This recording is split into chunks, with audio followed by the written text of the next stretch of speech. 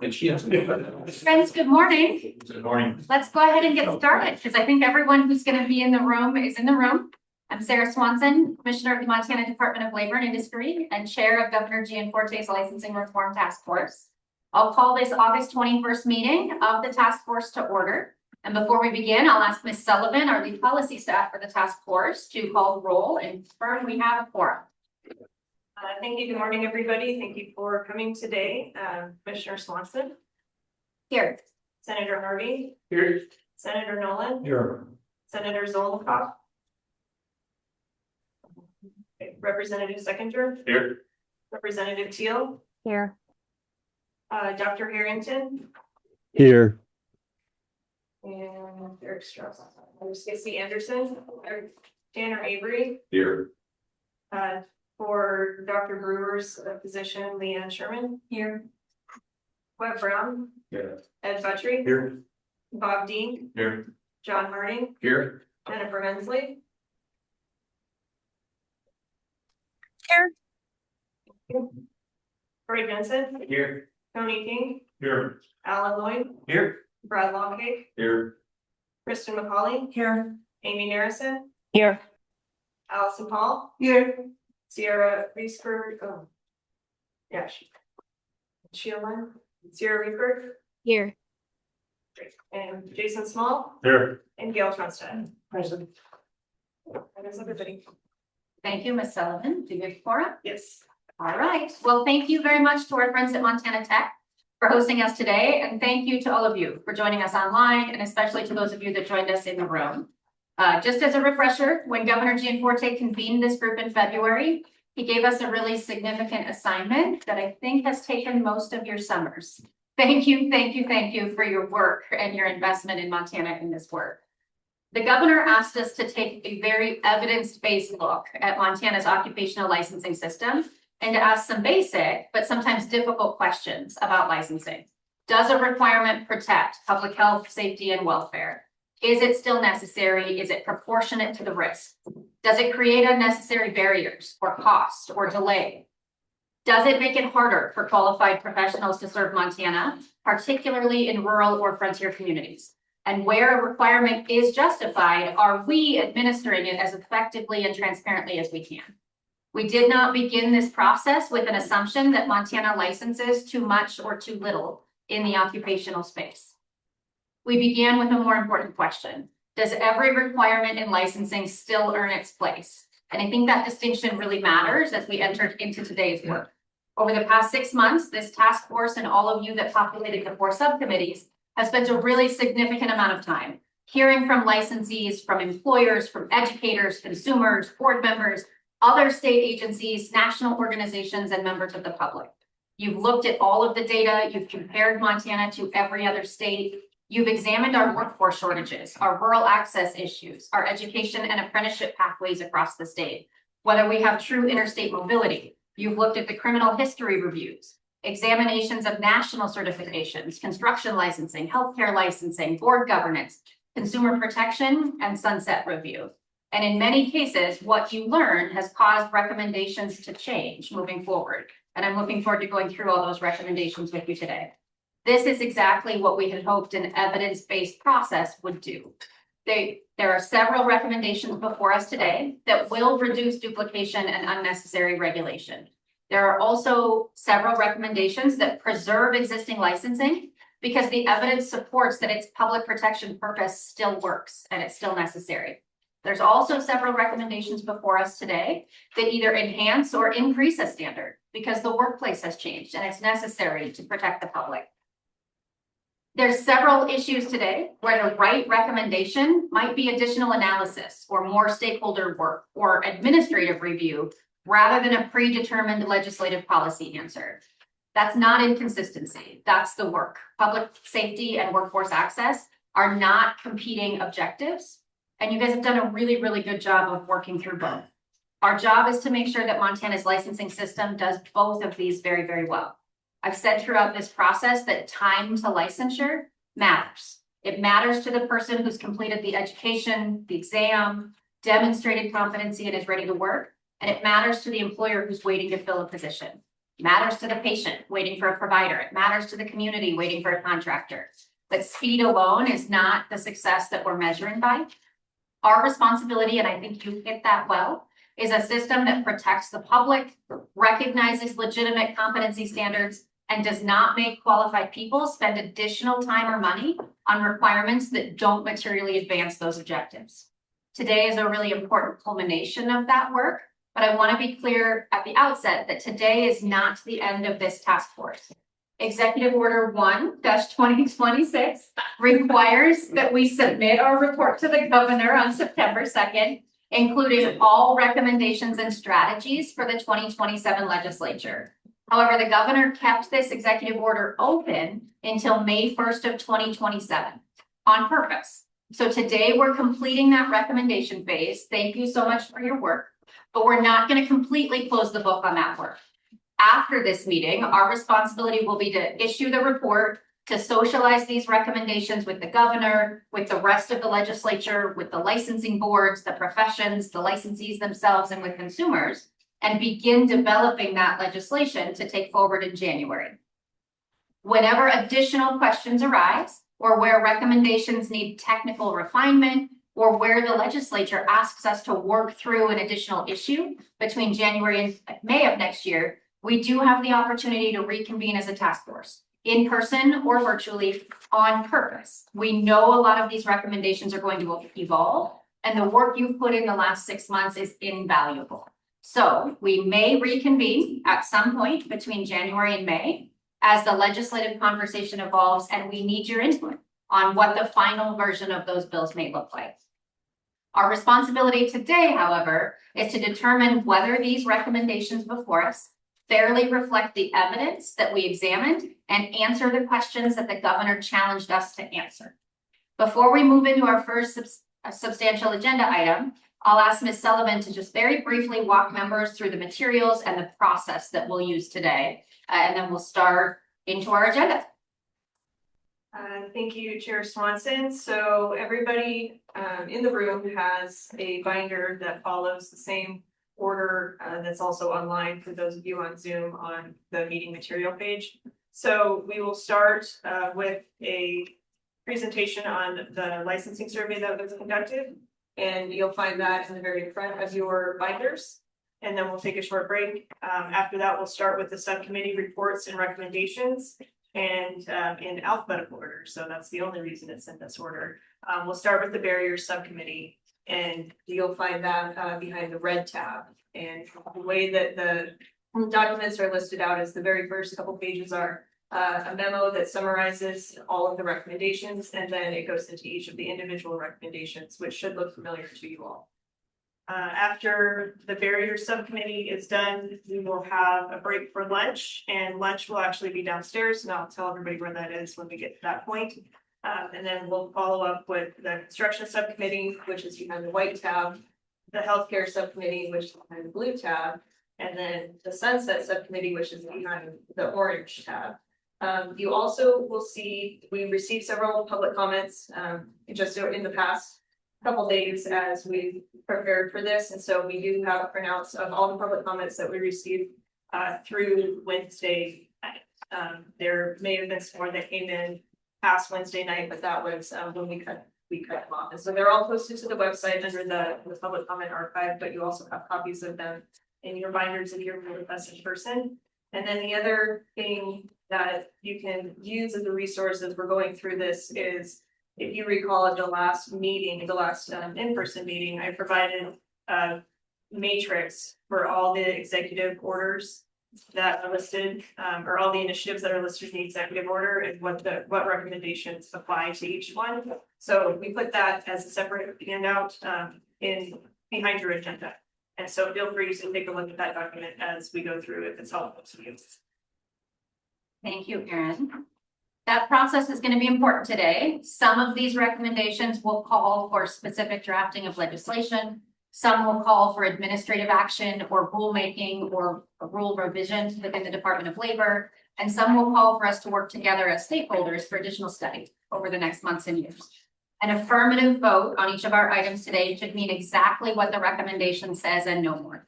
So if it's a recommendation for additional study or for administrative rulemaking, that is what we are voting on, not voting on potential legislation. Stick to the wording of each recommendation today. So with that, let's get started. Our first item is the statewide public licensing survey.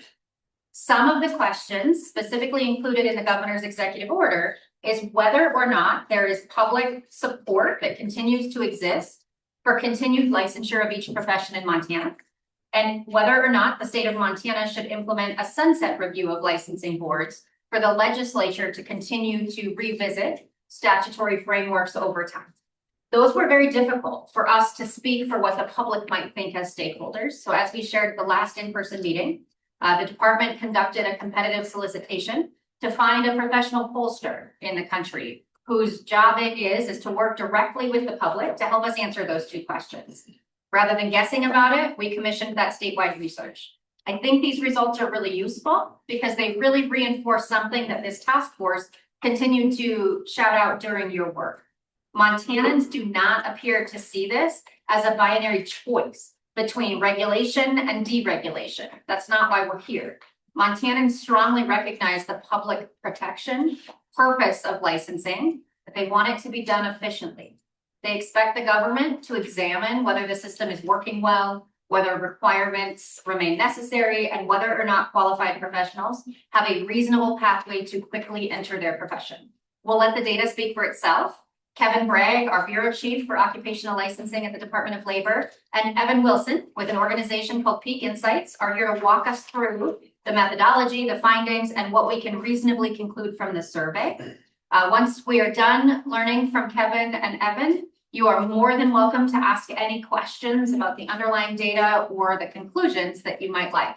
We've got plenty of time for this section, so I'm looking forward to it. With that, Kevin, Evan, I'll turn it over to you.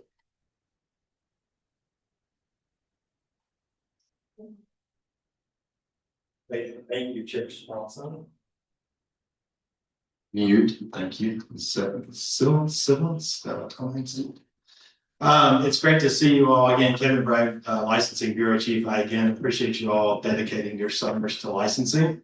It's not because it's broken, it actually works quite well. But what we want it to do is work as best as it possibly can. So we really appreciate all the time that you've dedicated to us.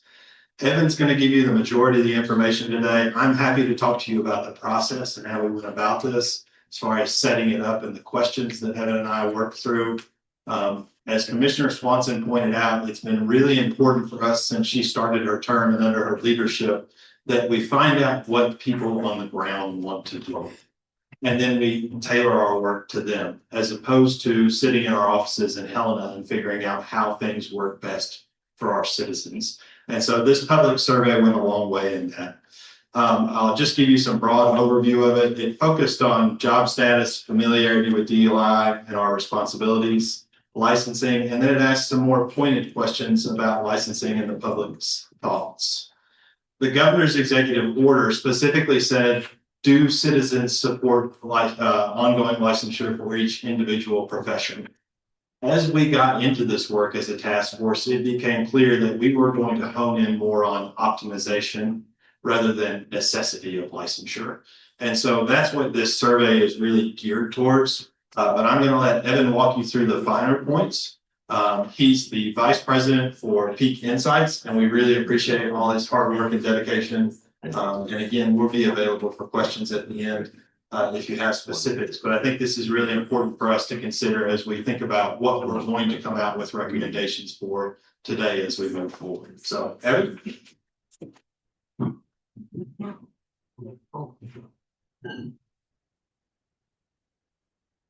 Thank you, Kevin. Thank you to Task Force and Commissioner Swanson for having me here today.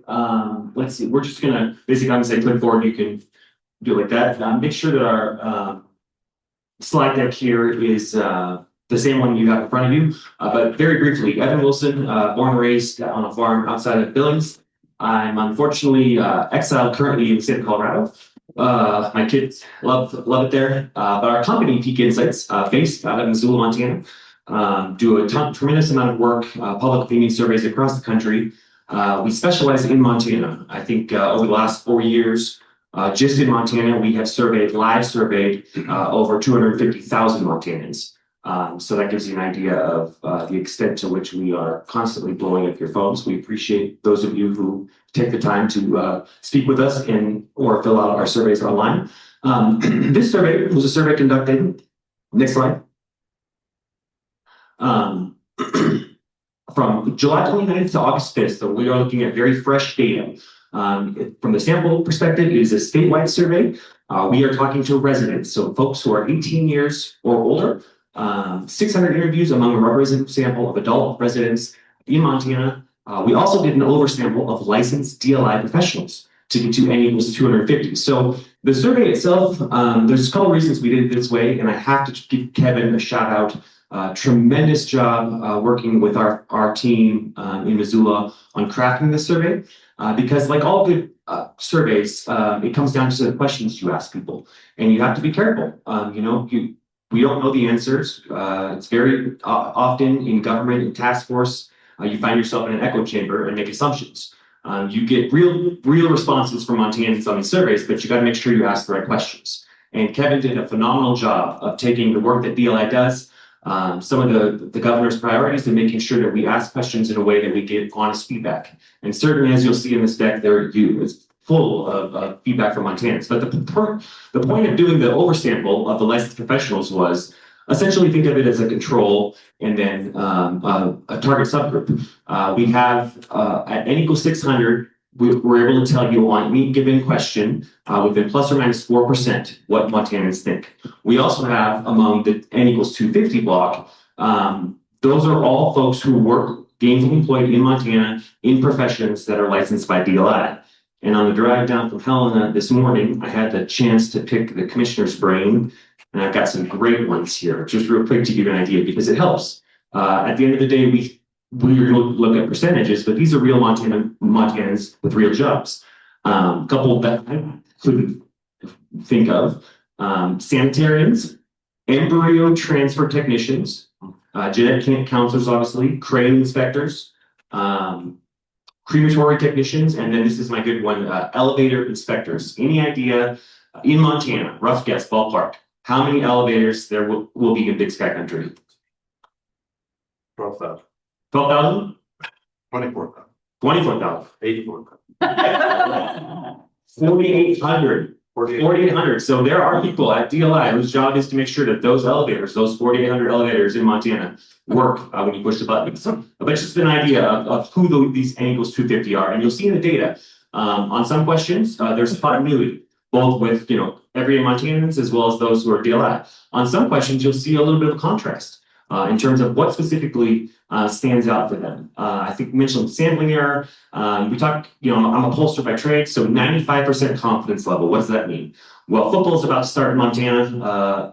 95% confidence level means that I can take football on the goal line, and 19 out of 20 times I can throw that ball, and in this survey universe, that ball will hit the logo on the 50-yard line 19 of 20 times. It's just to try not to seem overly nerdy on the data. Next slide, we'll get into demographics. Again, you're talking to resident Montanans, not voters. You can see we split the state out regionally by media market. Missoula, which includes counties like Lincoln and Lake and Flathead. Missoula is roughly 3 in 10 adult Montanans live in the Missoula media market.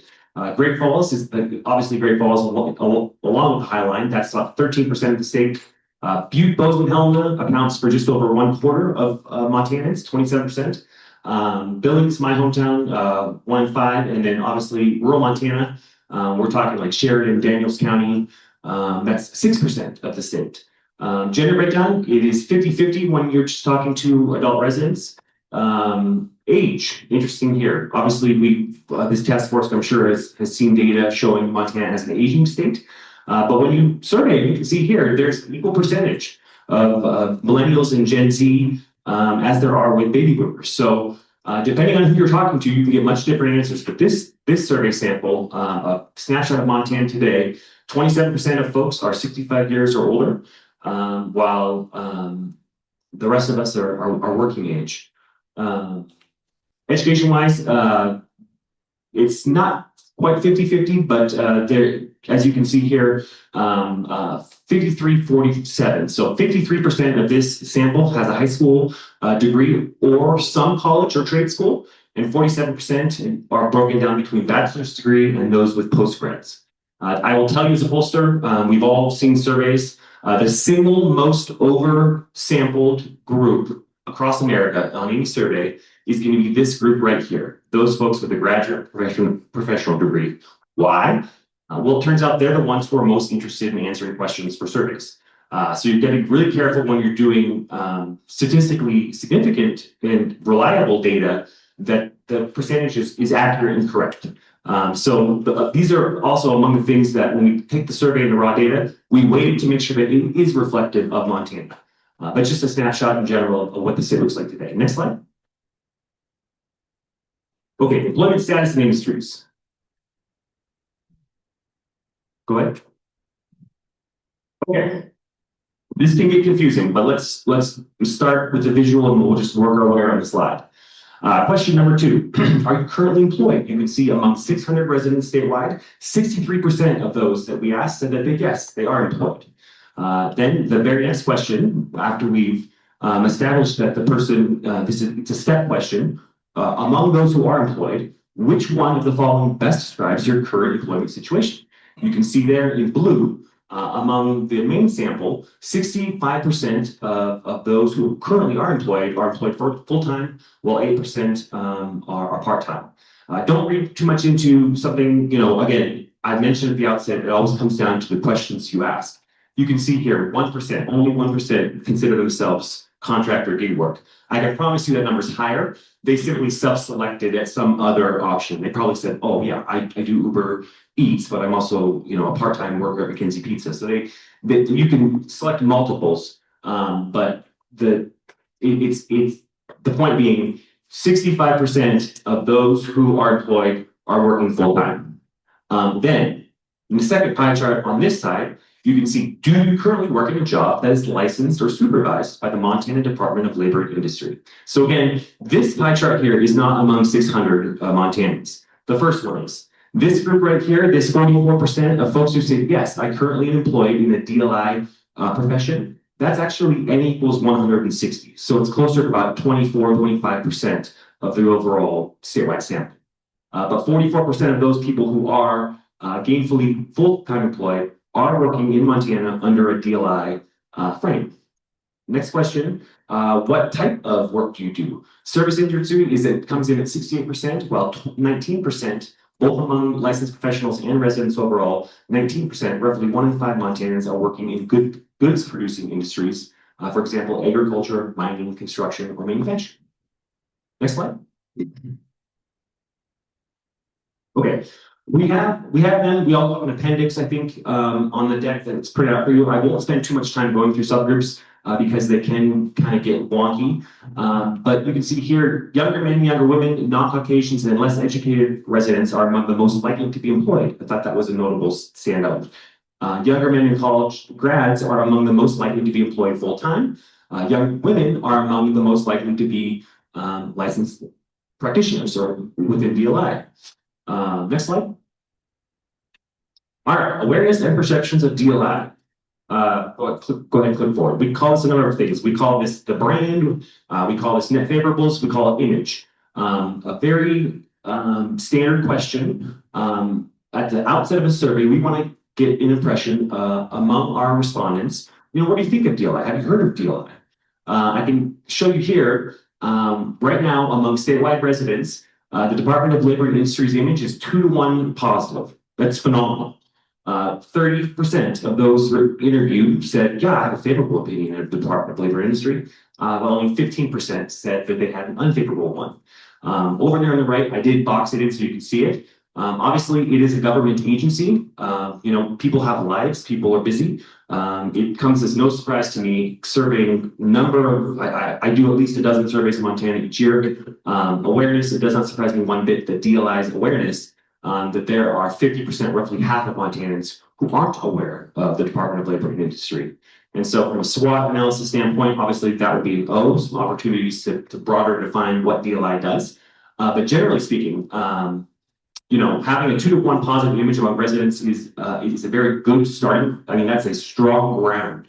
There are any number of statewide current elected officials in Montana who would love to have their image or net favorables be at 2-to-1 positive. None of them are.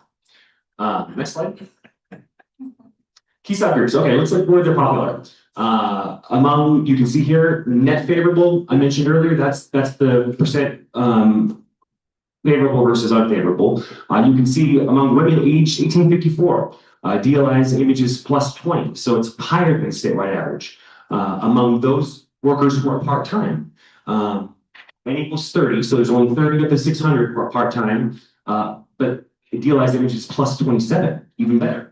A little bit of actionable juice here too, you can see within industry, and part of the reason we ask questions on these surveys is so you can go back and you can cross-reference and see, well, among this special block, what did they say?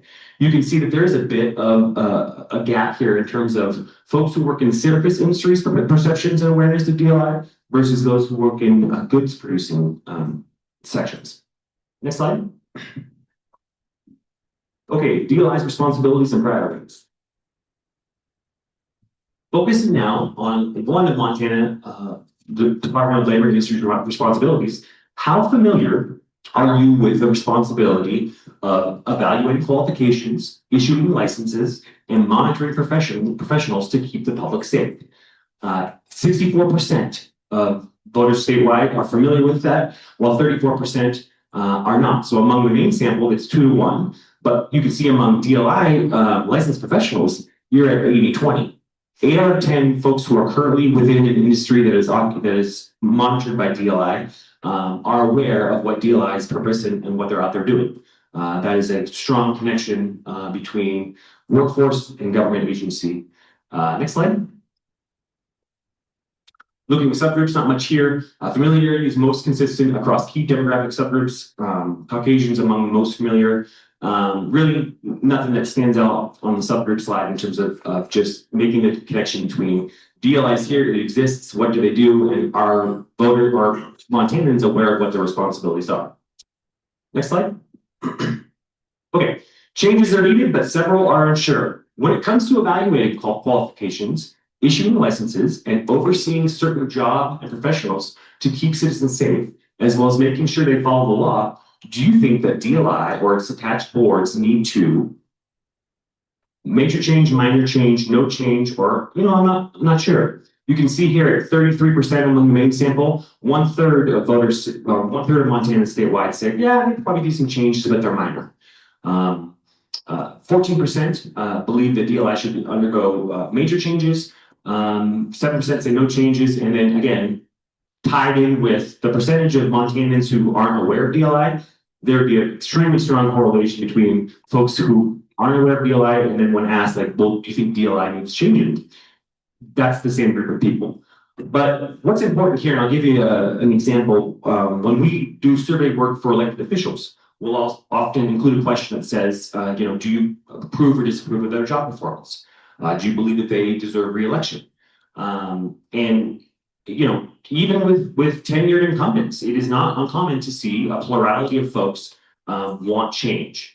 Yes, you see here that 42% of licensed professionals, LPs, want changes, but the fact that they're minor changes is at least anecdotally from pollsters' perspective, that's a good number, right? If you had red flag fires burning problems, DLI's was big, having tomatoes thrown at the building. You would see this number much higher. The fact that it's in the low teens of folks who think that DLI needs major changes,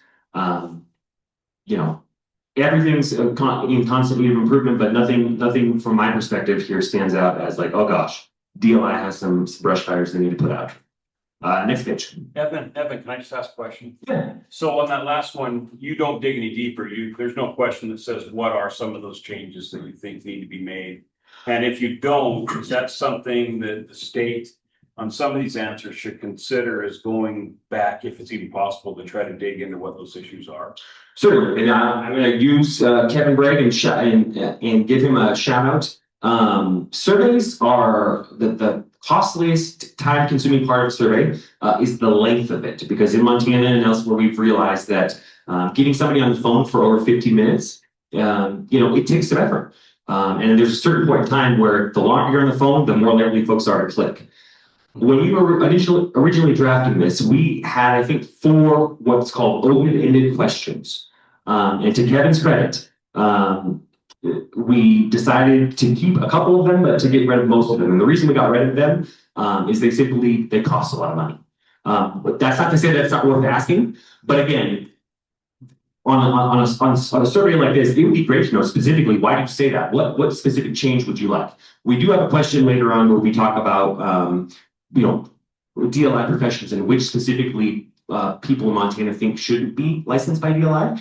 But as much as I would have loved to on every single question, dig deeper and get feedback about what specifically needs to be changed, you end up with a 25-minute survey, and then you're looking at the cost of the survey in Montana, which this was thankfully not.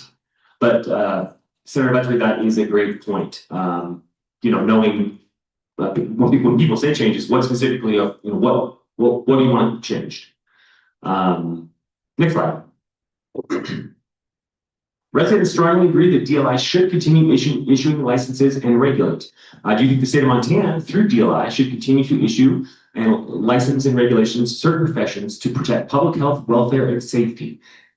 Very little deviation here between the main sample and LPs. 88 and 91. One of the things we always do on these questions is a sentiment gauge. So it's not just yes, no, agree, disagree. We will have strongly yes, somewhat yes. You can see here, 54% of licensed professionals strongly agree that DLI should continue to issue licenses and regulate certain professions in the protection of public health, welfare, and safety. So again, wide majority of all key demographic subgroups are in agreement on this.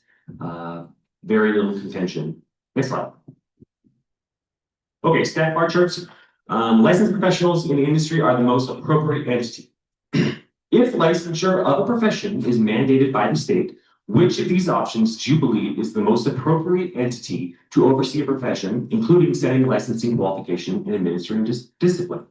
62% of Montanans believe that licensed professionals within their industry are the right entity for that.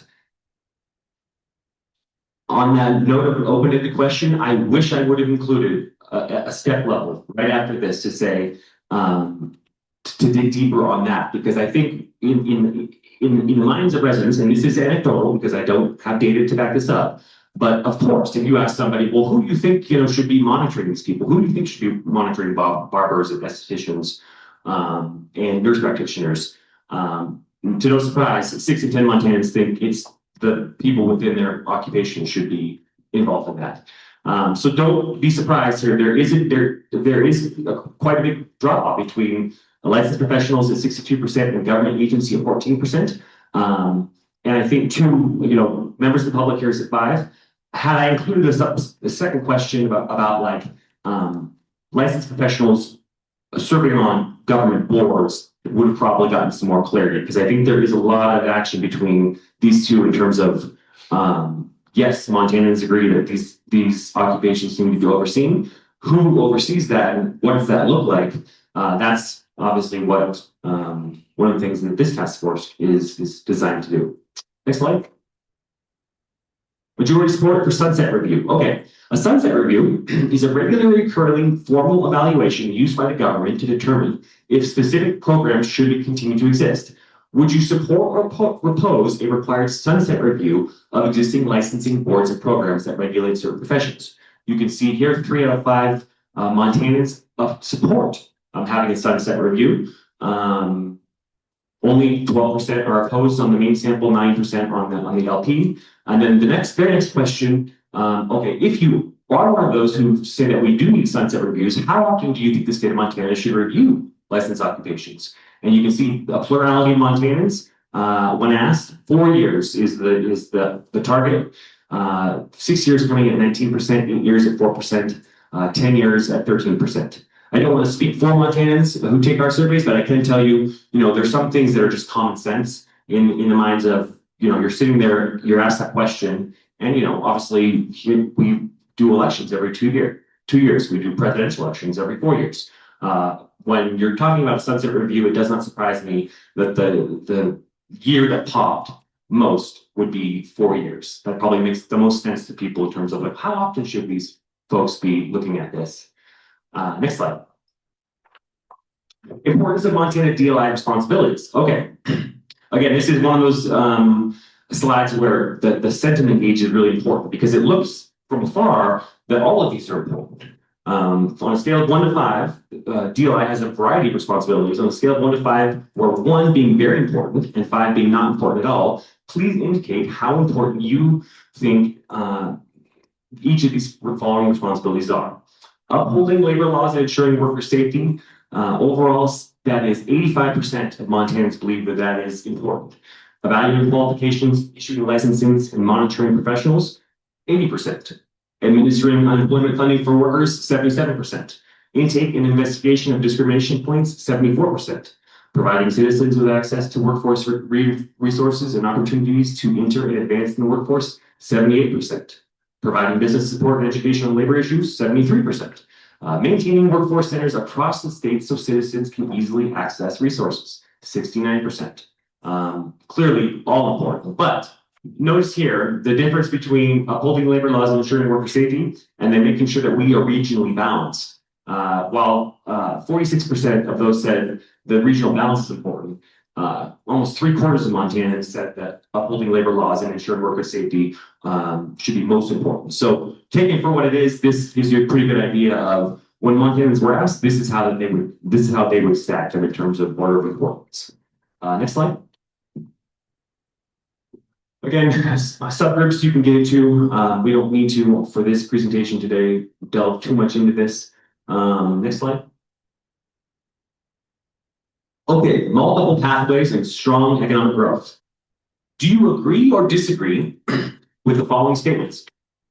Strong economic growth is essential to ensuring our residents can find good paying jobs and continue to raise their families here in Montana. 89% of Montanans agree with that, including 59%, 6 in 10 who strongly agree. Citizens should have multiple pathways to enter a licensed profession or job, not only in the traditional route. These pathways can include education, apprenticeship, or a combination of both. 90%, 9 out of 10 Montanans agree with that, including over half, 55%, who strongly agree. You can see it there for folks maybe who are listening on the phone.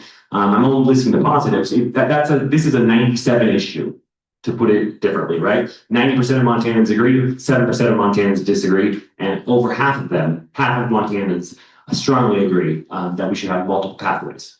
Next, Montana citizens and professionals are required to spend too much time and resources trying to understand government regulations. 56% agree, 33% disagree.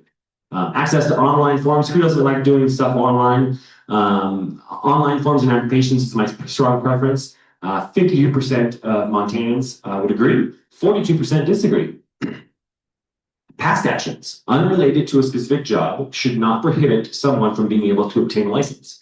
51% of the Montanans surveyed agree, while 41% disagree. And then lastly, access to services is important to me. Access to services is more important to me than whether a provider is located in the state of Montana. 49-41. So you can see there. I would say that is close to a Montanan split on that issue. Next slide. Subgroups, we don't need to spend much time on that. Other issues, okay, let's click forward. Willingness to pay more for services. As a consumer, are you willing to pay more for services to ensure that a professional meets minimum qualification and abides by the law? 48% of the control sample, the N equals 600, 48% of residents said yes, while 38%, well, it depends, and 12% said no. Among the most likely to be willing to pay more on the main sample are Missoula residents, women, residents aged 18 to 34, college graduates, and non-Caucasians. Interestingly, those who pay the fees, the LPs themselves, 56% of licensed professionals in Montana willing to pay more for services to ensure that their professional meets minimum qualification and abides by the law. Only 7% say no. 1 in 3 says it depends. 2% are unsure. So from a pie chart perspective, the good news is, folks are aware that it costs money to have for DLI's work, but the good news is it doesn't appear you're charging too much. If you were, you would see that number would be much smaller. People would be clamoring for lower fees. Next slide. Okay, it's a bit confusing until I'm allowed to explain it. Let's just look above the red line. We're going to ask the question, is there a profession, and this is an example of an open-ended question, is there a profession you are aware that you think should not require a DLI license? 85% of Montanans said, I can't think of any. But 15% could. So among the 15% who could think of a profession that needs to be non-licensed, this is how they come out. You can see topping out at 23%, skilled trades, construction, property maintenance, 22% personal care, beauty and appearance services, at 11% healthcare support, medical caregiving services, retail food service at 7%. But generally speaking, the top two that pop most would be construction trades, property maintenance, and then cosmetic stuff. Majority Excuse me. Yes. I'm so sorry. I forgot to ask earlier, what's the overall N? What's the sample size overall? The overall N is N equals 850. 600 of those are the control, and then 250 are licensed professionals. Okay, and so the 15% is of the 850. 15% is up to 600. But the person who's asking that question, is that Jen? Hi, Jen. Yep. That's a very good question. Very good question. And the reason we list N here is I want you to see here, right here, N equals 92. At N equals 92, your margin of error is going to be astronomically higher than it would from the statewide sample. So I mentioned at the outset. Right, and then I just want to follow up really quickly. The 23% is of that smaller size of the 15%. Yes, absolutely. So how many actual digits are the 23% of the 15%? 23% of 92, you're looking at probably that's roughly Montanans. 20, and then 15, but it's 15% of the 92, right? Yes. And then of those 15%, 23% said skilled trade, 22% said personal care. That's correct. Okay, so roughly like 2 people. No, it would be higher than 2. To get to Am I reading that right? I mean, so 15% of 92. So here's how I'd say it's 11. You would do 15% of 600, and then you take 22% of that. Okay, I'm sorry. I thought you were saying the 15% was 92. Can anybody help me? Am I missing something? No. Jen, I think she got it. The total, under the red line, every single response here adds up to 92. So among these 92 people, 22% of those 92 people selected skilled trades. I'm absolutely with you now. Thank you so much for the clarification. Of course. And yeah, it's always important when you're looking at survey data. Part of the reason that we do these larger sample sizes is because margin of error is a big deal, right? I mean, N equals 50, your margin of error is 14%. Next slide, please. That's the last one I did ask. Can you throw up that one I sent you? It's not in the deck, but this just to give you an example. I think go ahead and throw it up. It's since 2016.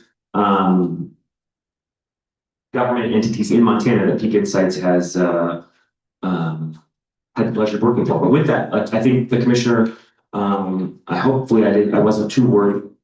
You got lots of time.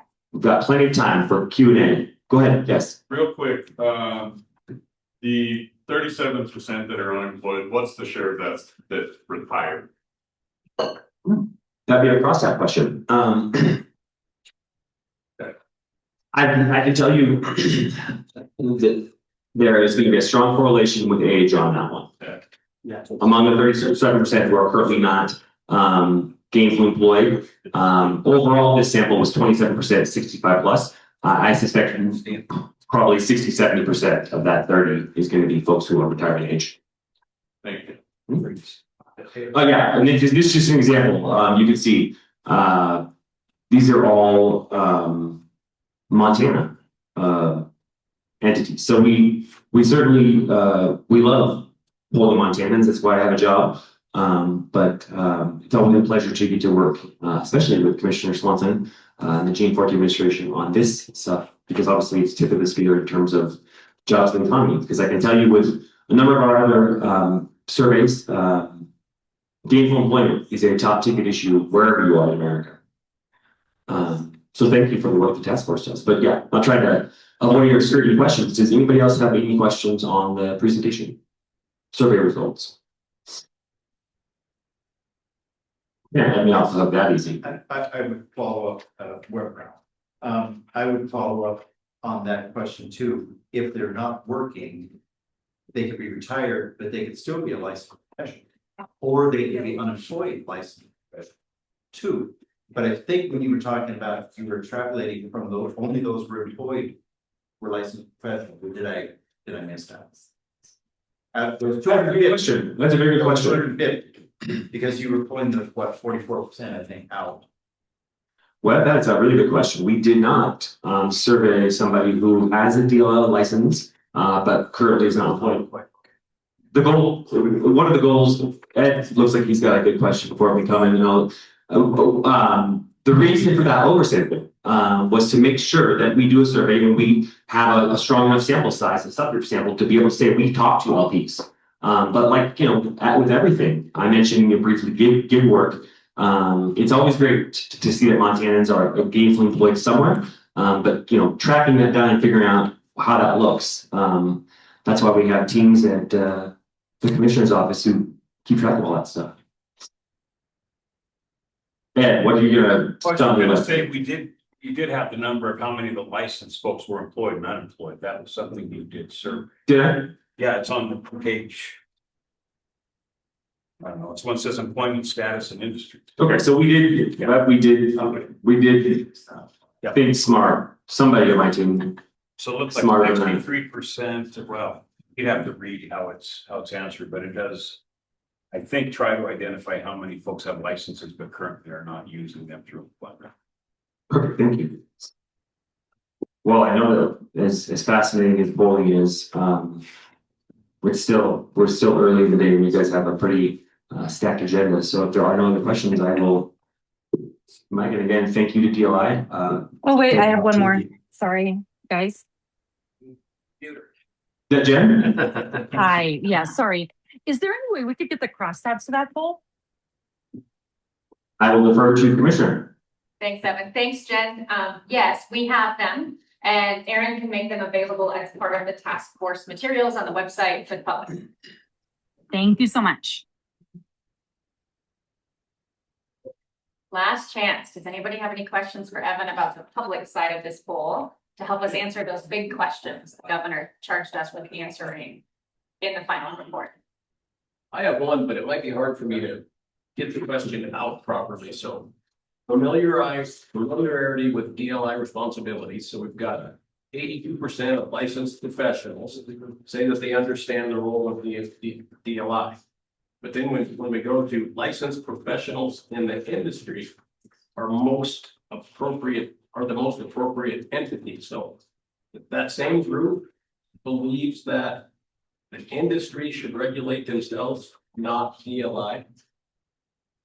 Yes. Right, so, but 82% understand the role of DLI. So I'm saying it feels like. I think there's a lot of play in who do you want regulating you? Folks saying, well, I want somebody in my profession regulating me, or so I want a board that people want regulation closer to home, right? I think had I known the results beforehand, we would have had an open opportunity on that to specifically see. Well, you mentioned you wanted folks within your profession to be, as part of the process. Like use lawyers, for example. We want a bar association, right? That consists of lawyers. But how does that look? Well, is that a government appointed board? Is that public meetings? We didn't ask that, didn't get into the weeds on it, but the one area I wish we would have, done a follow. Evan, I don't think it's necessarily saying they don't want the state involved. I think if the state has a licensing board, they want to make sure that folks that are licensed in that occupation are represented. Yes. The one question I have on this chart is, there are cases as legislators, we really want the department handling the licensing rather than a board, so we prefer a program over a board. And this to me is saying, maybe we have to consider what the public's thinking, because a board may not have those types of licensed professionals or as many versus an actual board full of licensees. Does that make sense? Yeah, I suspect the commissioner's got tons of good talking points to address that during the legislative hearing. Yeah, I mean, it is the question, right? And had we known the outcome of this particular question, I too would like a lot of sub questions of what does that mean? Does that mean 203 boards? I doubt that it does. Does it mean industry cluster boards where there's a representative from each, sector of that trade? I think this is a bigger conversation that I'd love to have with the task force about kind of the future of some public interest work related to licensing. It is so personal and so connected to the economic livelihood of the people who are licensed. Now that we've seen what a poll can do to, share some more information related to our decision making, is this something the department should make occasionally part of our how we do business? Should we be talking to the public, especially licensed professionals like this more often, so we can dig into those kind of subcategory questions? I don't know. This was really eye-opening for me to see that a lot of folks, even those who aren't licensed, are deeply engaged in the conversation of licensing, and maybe we should ask them more. Well, I might add that people that aren't in the licensed industry don't necessarily have the understanding of the composition of the boards and the process of the role of government. And so they may not have the understanding of when I look at these first two, that 62% we want overseen by licensed professionals in the industry, and then 14 is government agency. Well, as a board of nursing member, I'm a licensed professional, and I am the licensed professional in my government agency that's doing this. And so the two are really the same when you know it from the licensing standpoint. And so the general public may not understand that the government agency is putting the professionals in that role for that purpose. And so I think we're needing that. Maybe we're not selling it properly. That's a good point. One of the questions I had that we just can't unpack the way the questions were answered is what the public is asking for is a licensed member of the profession to be regulating the board. The example I'll give you is our Board of Nursing. Missy Portanga, who many of you know, who runs the Board of Nursing as a Department of Labor employee, is an APRN, duly licensed in good standing by the state. Does that mean that the person administratively running the executive officer function of the Board of Professional Engineers and Land Surveyors should be a professional engineer or land surveyor? I think there were lots of sub questions that we learned in these results we could have and maybe should have asked. But the data is the data for now. And I'd love a bigger conversation with the task force as we go through today of, should this be part of how we do business? Should we ask the public more often about the business of licensing?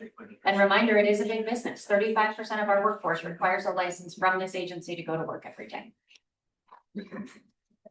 So some of the questions, and I think I said this on the ongoing months and months ago. Some of the good folks are saying, just leave us alone. We don't want government involved. We don't want this. So when Governor Gianforte saw, hey, this is an issue, puts forth this task force. Now we can say, as a legislator, I won't speak for all legislators, but I'll speak for myself. This gives me some good tools and good ammunition. We listened. We had a task force. The governor saw that. We're asking you, we're fine tuning it through you. And guess what? We're listening to what you want to do because we're trying to get it right too. So I really appreciate the effort and the insight to hire these people and to get some good information. For those of you that haven't had the privilege of testifying in the Good Senators Committee, he starts every single presentation with, stop, who did you talk to? So now, be prepared. We're going to tell you, we talked to 850 Montana. I just want their name. We'll just bring that back. All right, with that, is there any more questions or input or just observations about the poll, the data it revealed, or polling in general to inform our work today? Well, Commissioner, I would say that I think it's pretty obvious that you should continue these type of periodic polls. And of course, every time you do it, you're gonna learn some things and have more questions so you can refine what you're asking. But I don't know how we formally make that request of the executive in the department, but I think these polls should be ongoing. I think it's just by that, we just made a statement. Yeah. Now the governor knows. At least it's on the record. It's on the record, and I agree, Senator, or Representative and all my other colleagues, you guys, good job. Appreciate that. That's good.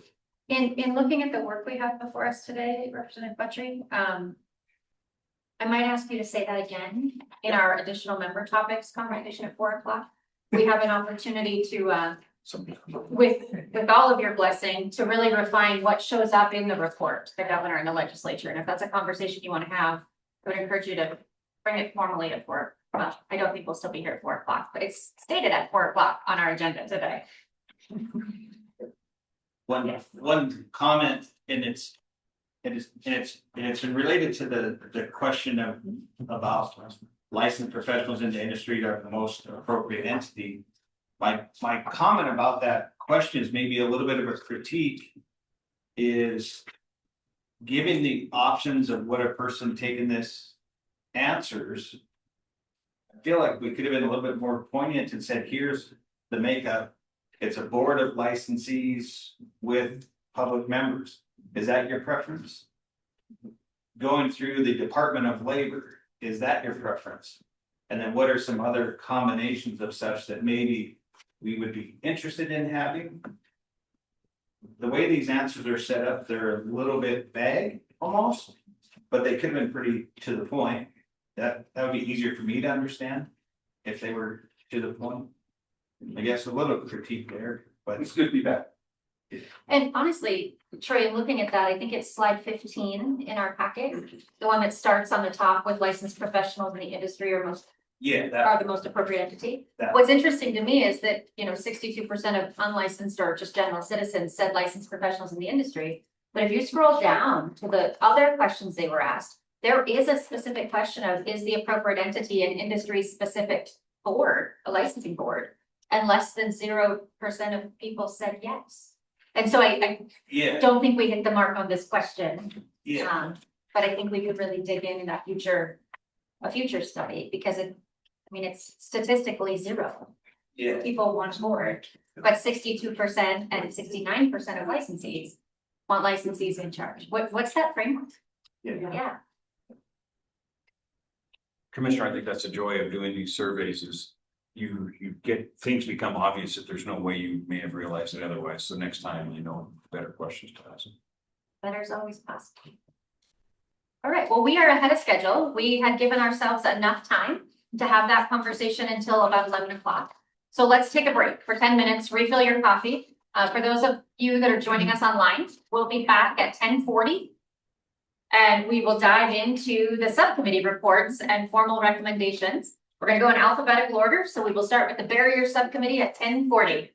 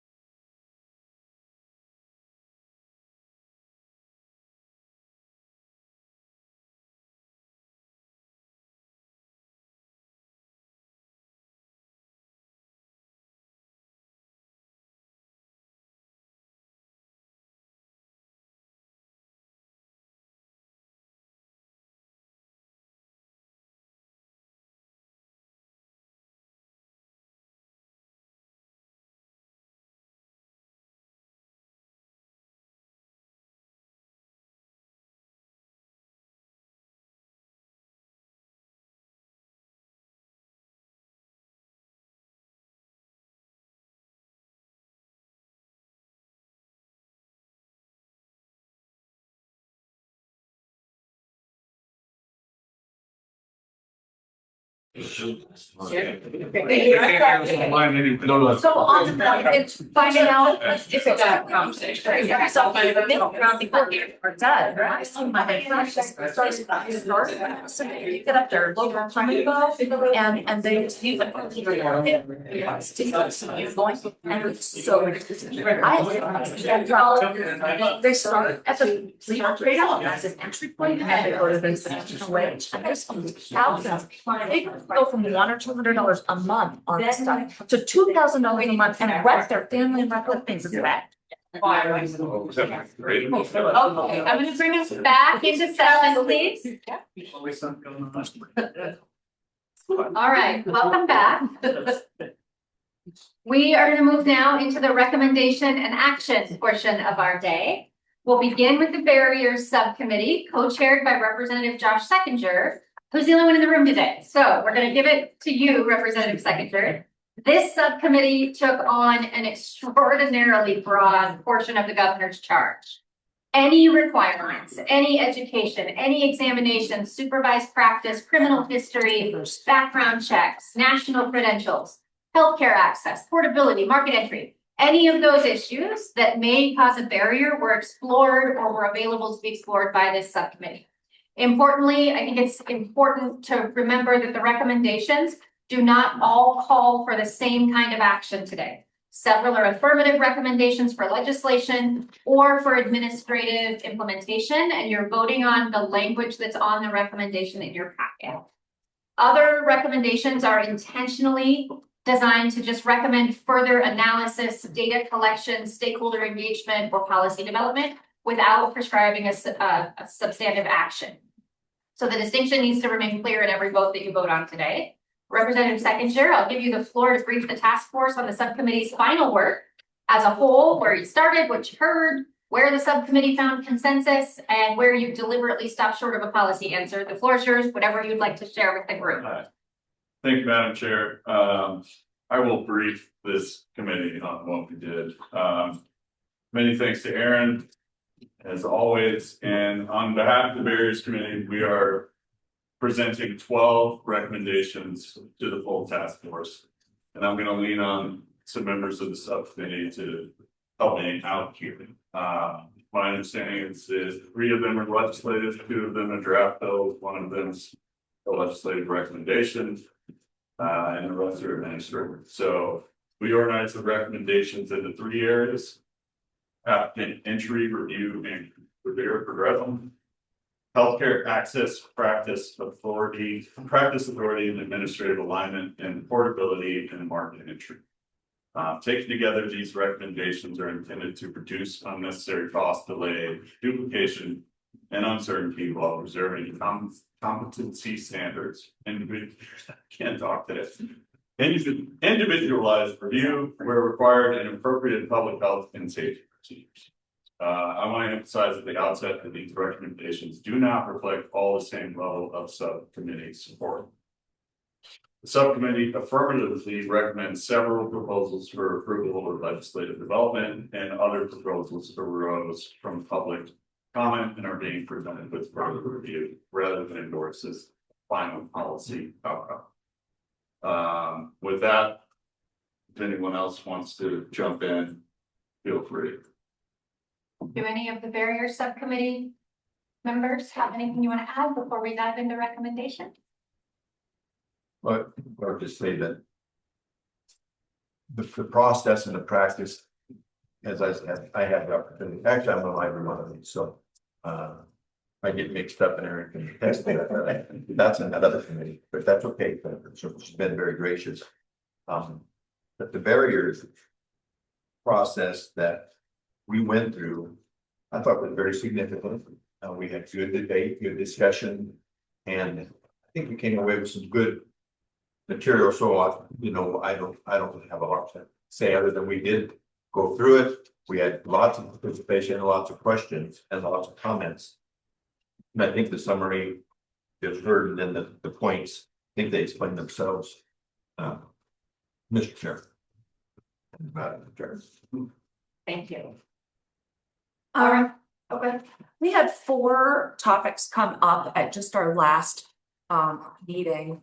that we didn't really have time to bear out and discuss. And Aaron, they're at the very end of the section here. And it looks like there's written recommendations here that we haven't borne out at all in our committee. And some of these I don't know anything about, like the Class D motor carrier market entry reform. This has a recommendation and a whole statement. We didn't have any conversation really other than to discuss it in the open full task force today. And so there's a motion on that hasn't been discussed at all, as well as the cosmetology compact, the PMHMP administrative alignment and Medicaid review, and the license performance and medication authority. I thought there was 4. This one doesn't make sense to me. Okay. So there's a 4th one, and so I don't know if we should open it up to the full task force for the conversation of those 3 things, because there are motions on here that were not discussed at all. So as we go through, we're gonna break these down one recommendation at a time. This is why each of the recommendations are specifically on the agenda, so that the public and all of you knew what we talked about. Every item that was discussed by the task force member, whether there was full consensus or not, but a task force member proposed a solution, is in your packet today. That does not mean we have to move it forward, but in the interest of submitting a complete report in response to Executive Order 1/2026, we do have to finalize what are the shared recommendations of this task force today. So you are correct, not everything in this binder today had unanimous support of its subcommittee. There was at least one member of the subcommittee that wanted the conversation with the full task force. And that is why we're here today, is to decide which of these recommendations are moving forward into the official report of the task force to the governor and Governor Gianforte. In the interest of time and the 6 months that you all dedicated to this, we did not get through full consensus on every item. So there are things in here that were not fully decided on by each subcommittee, and that's okay. The motions are prepared and proposed as a sample and a starting point, simply because I despise drafting motions live in public by group. So they're a starting point. Any motion that's made by any of you on any recommendation today can be amended. That is your starting point, and you are the task force members that get to make your motion. Does that help? Thank you. Yes. Okay, so with that, co-chair Sechinger, please, if you wouldn't mind, briefly state recommendation number 1, which is the training and education requirement. And anything that you'd like to share about your opinion or the subcommittee's rationale, and we'll move forward into recommendation number 1. I'll start by saying the various subcommittee is presenting, not endorsing this option, so the workforce access review of education and training requirements is the first piece in packet here. How time sensitive are we gonna be here? Just out of curiosity. You have all the time that you want. We're about an hour ahead of schedule for today. Okay, so this particular recommendation should evaluate as applicable required education, experience hours, degree pathway requirements, so on and so forth. Again, we have not endorsed this option. We're just presenting it to the task force. I think I'll leave it at that because we have not endorsed it. But then anyone wants to read through it, have a discussion about it, I suppose the floor is open if that's okay with you, Madam Chair. Yeah, thank you, Representative Sechinger. And so as I understand it, this is a recommendation for a targeted review of the education and training requirements that could propose or impose unnecessary costs, delay travel, or access barriers. It's not a recommendation today to reduce a particular education or training standard for any of our 200+ license types. It does not presume the outcome of that review. This is one of those recommendations directing the Department of Labor, once the report is issued, to do a deep analysis on that and be prepared come January to present that analysis as part of the legislative process. With that said, I would entertain a motion on the recommendation or any conversation you would all like to put into this. But this is not a recommendation to change education and training standards. It's a recommendation for the department to do a deep review over the next few months and have that ready to present come January. I do see we've got a hand raised online, and forgive me, I can't see who you are. Sorry, I had my hand up, but it was a more general question before we got to this, but I can wait to ask it. Okay, thank you, Amy. We will come back to you. On this topic, the training and education requirements recommendation for further study. Is there any input from the task force? Questions, comments, concerns? Mr. If Hardy. I might, so not being on the barrier subcommittee, what was the general consensus of the members on this item? Commissioner, I can answer that. So, we talked a lot about all sorts of occupations, but especially focusing on the high need occupations.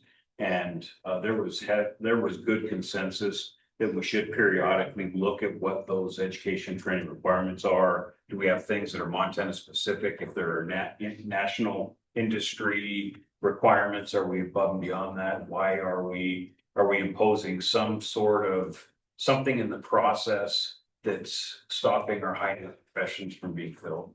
So I think if I remember right, this was generally accepted by everyone. Yep, we all. Yeah. Have no problem. And Commissioner, did somebody else have, I'm happy making a motion if you want. Let's see what Ms. Hensley has to add. In case there's a question.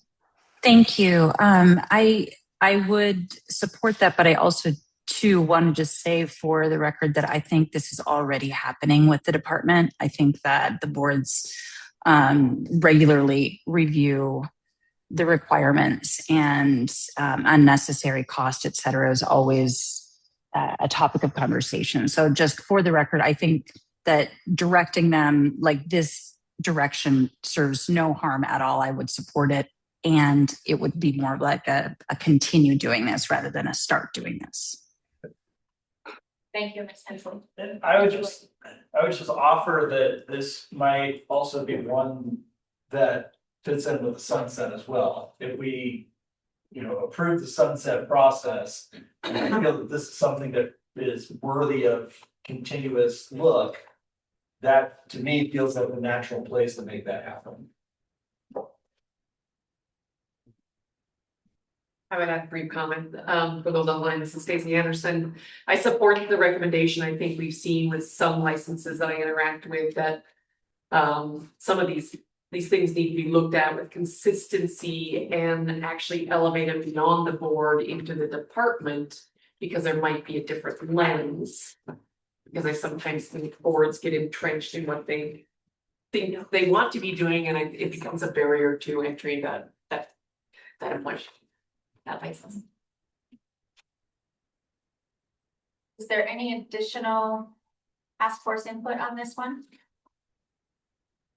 I would add one more thing, and I don't know if it's appropriate, but I worry a little bit, certainly with healthcare related positions, that we're focusing on the cost of education, the cost of licensing, the cost of supervision, and is there any role for the Department of Labor with the data you have to look on the back end?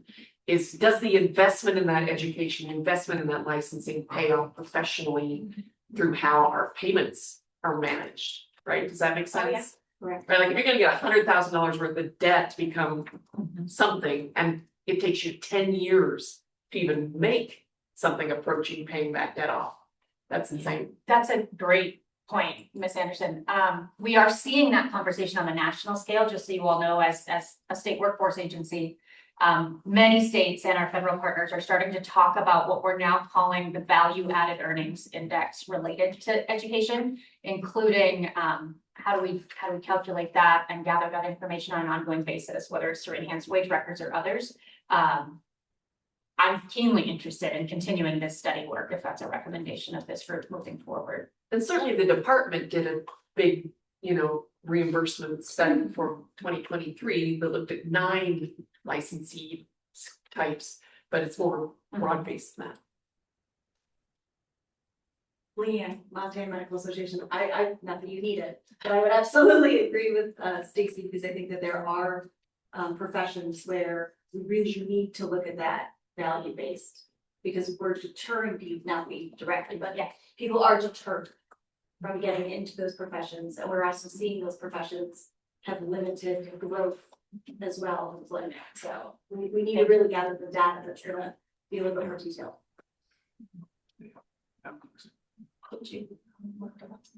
Yes. Okay, I see Ms. Hensley has her hand raised one more time. Just piling on to the support and pointing out that not only is it a barrier to entry, it's an encouragement of exodus. Physical therapists, occupational therapists, and private practice speech language pathologists have already significantly decreased their Medicaid caseload because they can't afford to serve those patients any longer, both with the veto this last session and with the loss of the 3% rate increase. They just can't make business sense. So it's actually encouraging people to leave the state. For the record, thank you so much. Thank you, Ms. Hensley. I'm going to pause us for just a moment, and I'll do this at each of our recommendations today to open this topic up for public comment. If there are members in the room or online that want to weigh into this before we entertain a motion from any of our task force members, is there any public comment in the room? If there is, I will ask you to join us at the podium at the front of the room and share your input on this topic. Okay. Do we have any public comment online? If so, please raise your hand. Lisa will watch for you and will promote you if so.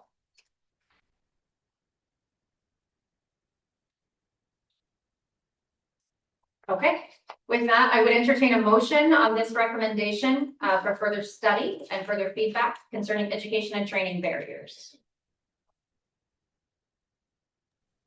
Commissioner, I would move, the barrier subcommittee moves that licensing reform task force advance. Oh, I'm right. Yes, yes. Oh, I am, all right. And to direct the Department of Labor and Industry and relevant professional and occupational licensing boards to conduct a workforce access review of education and training requirements that may unnecessarily limit entry into high need occupations. And I know we got a little broad in our discussion, but this motion is simply to look at that education and training for this part of our work. To clarify, Representative Buttry, are you making simply the first half of the motion as recommended? I would like to continue, Commissioner, to say that the review should determine whether identical requirements are necessary, evidence-based, proportionate to occupational risk, and reasonably accessible to qualified applicants, distinguish Montana licensing requirements from external standards and constraints, preserve education, training, competence, and public protection safeguards, and identify any statutory, administrative, rule guidance, policy, partnership, or operational changes for consideration in advance of the 2027 Montana legislative session. Thank you, Representative Buttry. Is there a second? Second. Thank you, Stacy. Is there any discussion from the task force members on this motion before you? Senator North. Thank you. I am going to support this, but I just want us all to be aware. Kind of know how legislation works, because you've all probably watched it. When there's money involved, and it depends on how much we're sending and recommending, and if we don't know, some of us are a little optimistic and a little concerned. Let me rephrase that, little concerned on an open-ended spending on education. We love education. I just don't want you to think. My other comment was going to be a little bit different, but we need it, but we got to live it. And we probably, if you keep, when this passes, it comes to us, the governor decides to do that, and it comes to us, just so you know, we're concerned. Thank you. Thank you, Senator. Ms. McCullough. I just wanted to recognize what you said about that, and I too am in support of this. And I do acknowledge and appreciate your comment that there comes a point when education super valuable, and then there's a time when you have to look at the cost benefit of what you're getting out of that. So thank you. Is there any other input from the task force on the motion on the floor? Okay, let's try a voice vote. All in favor, those of you online, please unmute yourselves. All in favor of the motion made by Mr. Buttery, please say aye. Aye. Any same sign? All right, we're off to the races. First one unanimously. Let's move on to recommendation number 2, Representative Seconder, which is behavioral health license examination. Thank you, Madam Chair. The barriers subcommittee recommends. There is a small turn off his phone.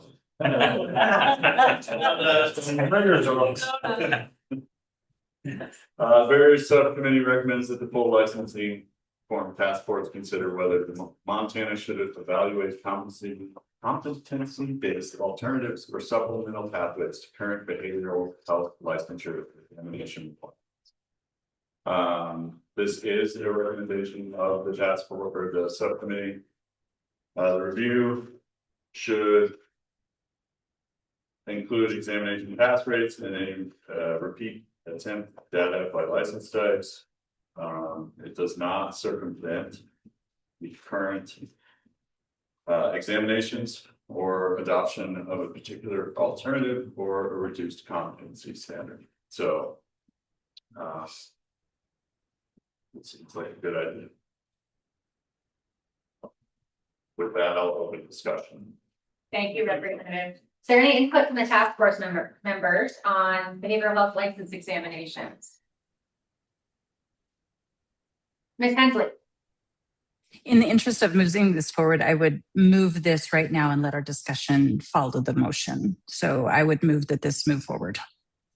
Thank you. And in the interest of time, one of my favorite lawyers in the room has informed me that you don't have to read the motion word for word as proposed. If you're making the motion as written, just simply make the motion as written and you don't have to read it to us. Is that As written, I wouldn't have read it as written. Didn't want to read anyway. Thank you, Ms. Hensley. Is there a second? Second. Thank you, Stacy. All right, discussion of the committee. Madam Chair, I would just recommend, I would just endorse this strongly, just some data we've seen, especially around behavioral health licensing, that competency is more important than testability. So finding an alternative pathway and looking at that, the data is important. Thank you. This is Kristen. Just ask for an example. Absolutely, Mr. King. So if you look at social worker licensing, they're showing at the national level that the national examinations required for social workers, the pass-fail rate is dramatically different across ethnic groups. So Caucasian testers are passing at a far higher rate than American Indian testers or African American testers. So there's something inherently considered biased in the testing. So other states have been looking at additional supervision and patient care experience as a substitute. This is Kristen McCauley. I want to offer my endorsement and support of this motion as well, publicly and openly. I think it goes along with our largely recognized plan to reduce barriers. And recognizing that we are wanting competency-based services and qualified individuals and that can be brought forward in many ways. So I support this. Thank you, Ms. McCauley. Any other task force input, Senator? So does anybody remember some of the public comments that we had? I don't, I'm trying to read it, I don't. I don't. Was it one of written comment? Which one was it? I can speak to that if that's okay. Oh, please. Chair and members of the committee. So this did come from a public comment. The social work example was the one. Okay. And so rather than do just social work, it got expanded to why don't we look at all of behavioral health, because it could play it. Yes, it came from written public comment. Thank you. Is there any other task force member input on the motion on the floor? This is Sierra Reese with the Behavioral Health Alliance of Montana. I just want on the record that we strongly support this recommendation. Thank you. Thank you, Ms. Reesberg. I'm going to pause us to give the public a chance to weigh in on this motion. Is there any public comment in the room? If so, please join us at the podium. And similarly, if you are online and have public comment related to this, please raise your hand and Lisa will promote you.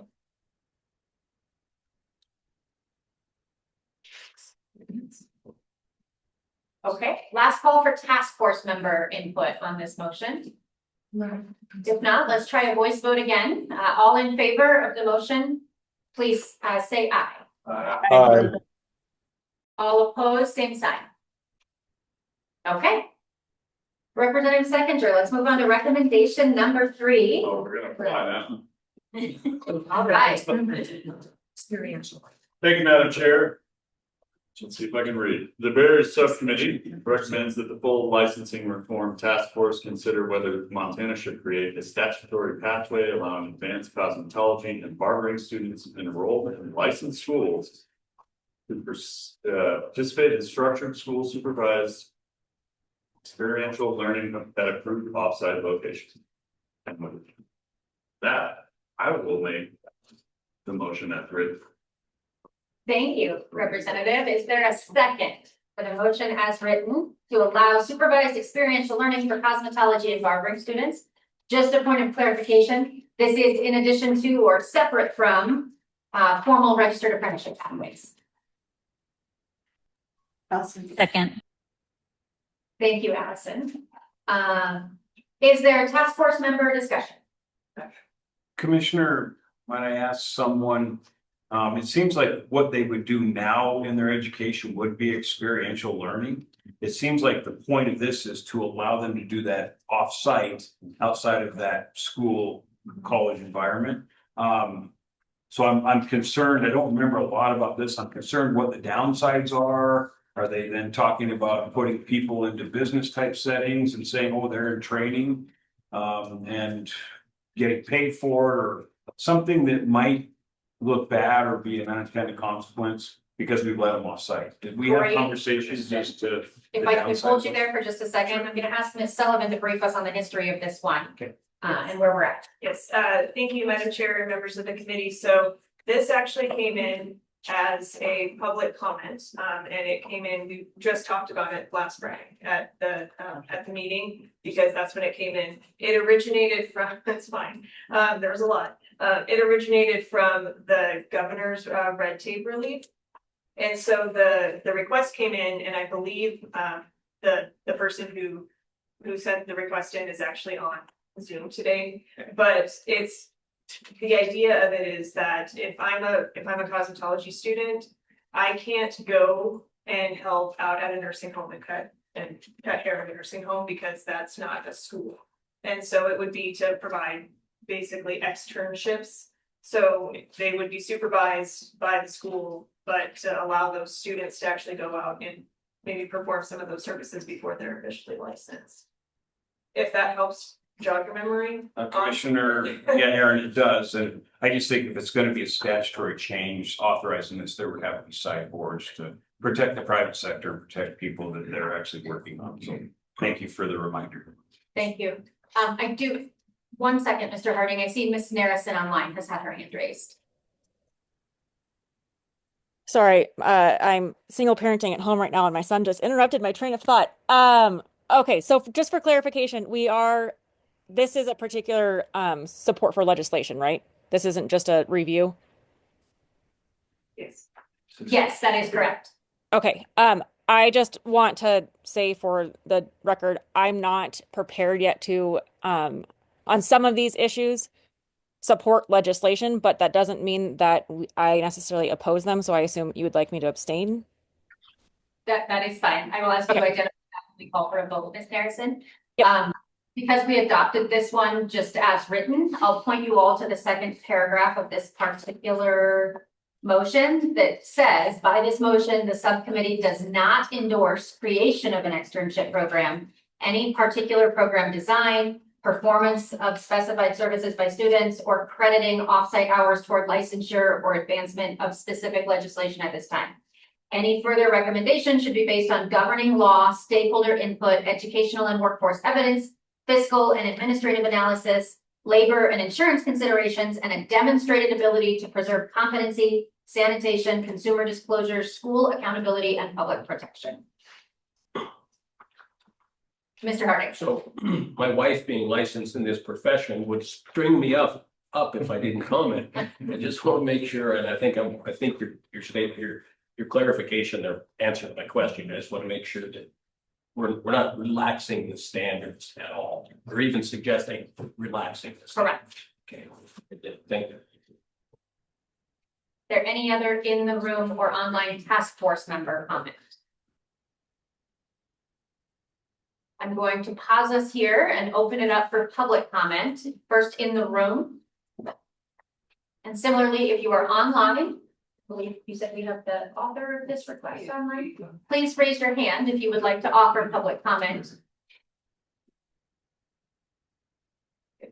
Miss Anderson. Hello, thank you for letting me speak. I actually worked in another state that allowed this in the school system. And so what I'm proposing is modeling after Washington State's statute that allows for students who are enrolled in a licensed school to earn credit and hours off-site as long as they are supervised. And of course, there is stipulations that would need to be put in place to ensure public safety around this. Currently, Montana does not allow any education hours credited off-site of a school. Thank you, Ms. Anderson. Is there any additional online public comment on this topic?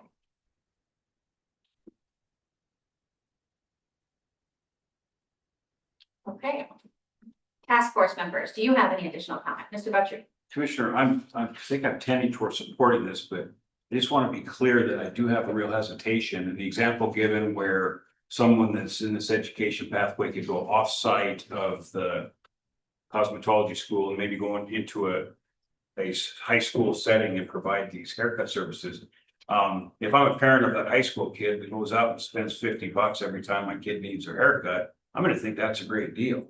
But I'm not necessarily doing a good service for the person that's licensed and already educated, that I'm now taking their consumer away because somebody could provide it for free or reduced. I'm concerned about the people that already have their licenses, that we could be harming them if we don't do this correctly. Thank you, Representative. I'm going to take us back, even though I said we weren't going to read everyone. I'm now going to read you the first paragraph of this motion, All right. which is the subcommittee moving that the task force receive and consider the public comment proposal concerning supervised experiential learning for cosmetology and barbering students, and determine whether to direct the Department of Labor and Industry, the Board of Barbers and Cosmetologists, and staff to develop and analyze potential legislation consistent with this recommendation. So to be clear, what we're voting on now is a recommendation that the department, the board, and the related staff further flesh this out and begin developing what could be a legislative proposal. You are not voting on the legislative proposal. And this is the magic of why I said what I said at the beginning of the meeting that gave the good senator a heart attack. We are not done with our work today. We are making a recommendation report to the governor on or before September 1st. The work of these will continue, and we will convene virtually as needed to present to you the findings of this analysis and see what the group thinks before January 4th, when our legislative friends reconvene in Helena. So the motion today is to direct the department, the board, and staff to analyze this and begin drafting legislation. That's the recommendation. It will come back to you again before legislation is introduced. Senator. Thank you.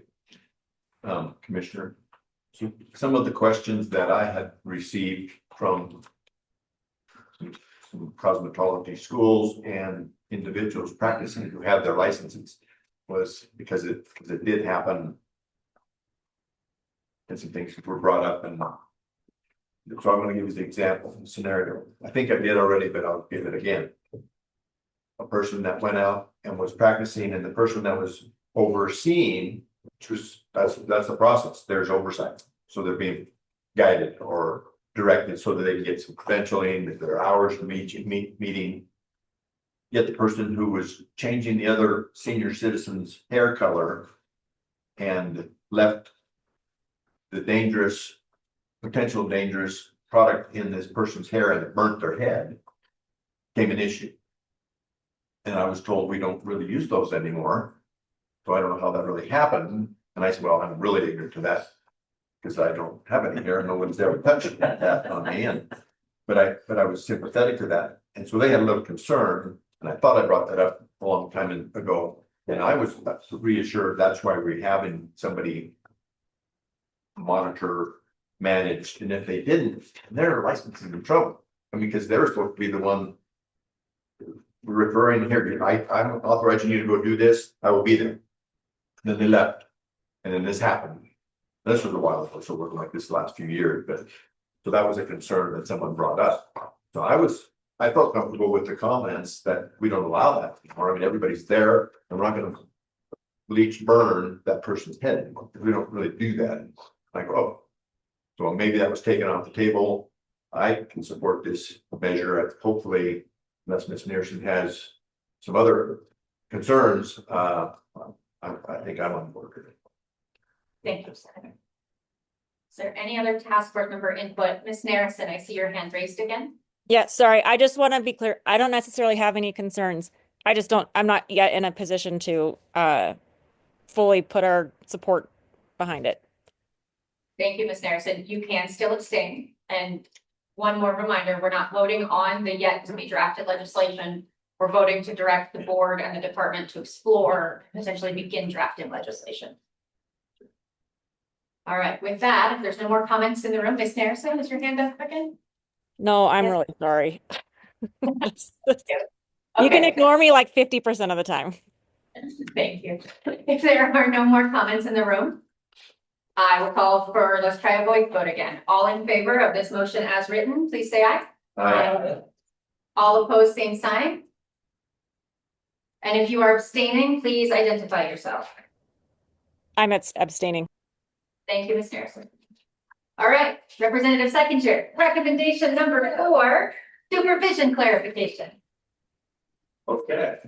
Barriers Subcommittee recommends that the full licensing reform task force direct the Department of Labor and Industry and relevant professional occupational licensing boards to review and clarify supervision requirements affecting candidate, licensed trainee, assistant, apprentice, provisional, and other supervised practice areas.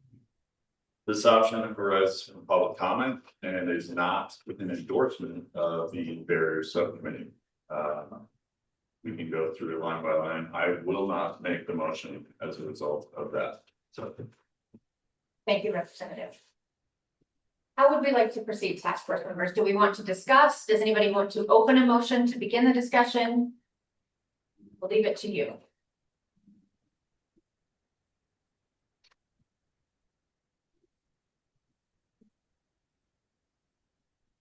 I'll provide just some context around the implementation considerations. You'll see this in the near center of page 3. This is initially a department and a board guidance recommendation.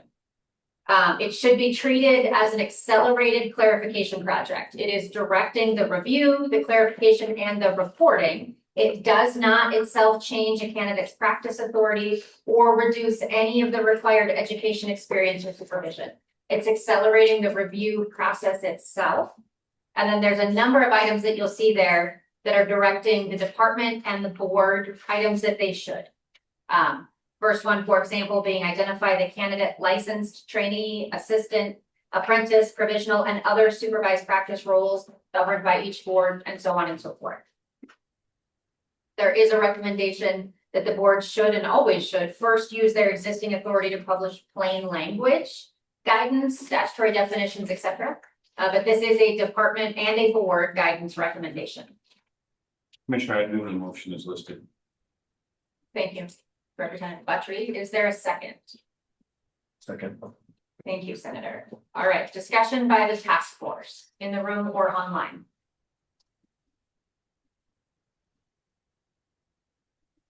Ms. Narrison. I actually did mean to raise my hand. So just for clarification, this is to not change any of the supervision. It's just to clarify where there may be confusion. Ms. Sullivan. Yes, thank you, Madam Chair and Ms. Narrison, that is correct. Thank you.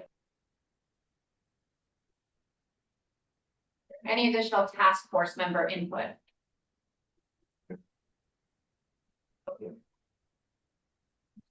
All right, we're gonna pause and open for public comment on this issue. If there's any public input in the room, please join us at the podium. Similarly, online, if you have public input, please raise your hand.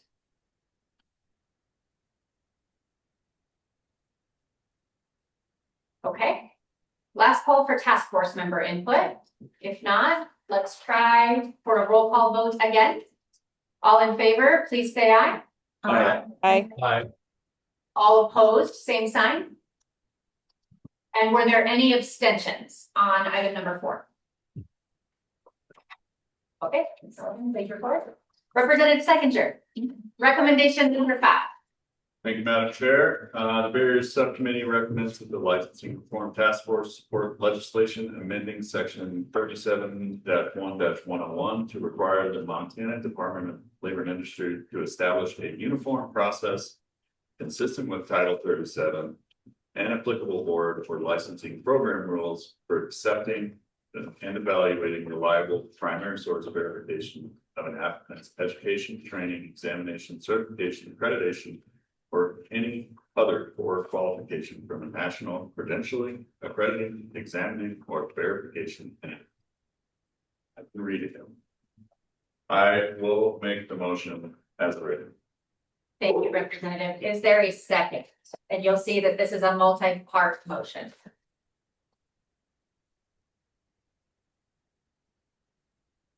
I'll second. Thank you, Senator Noland. Is there any task force member discussion in the room? Senator. Well, I should be able to go last.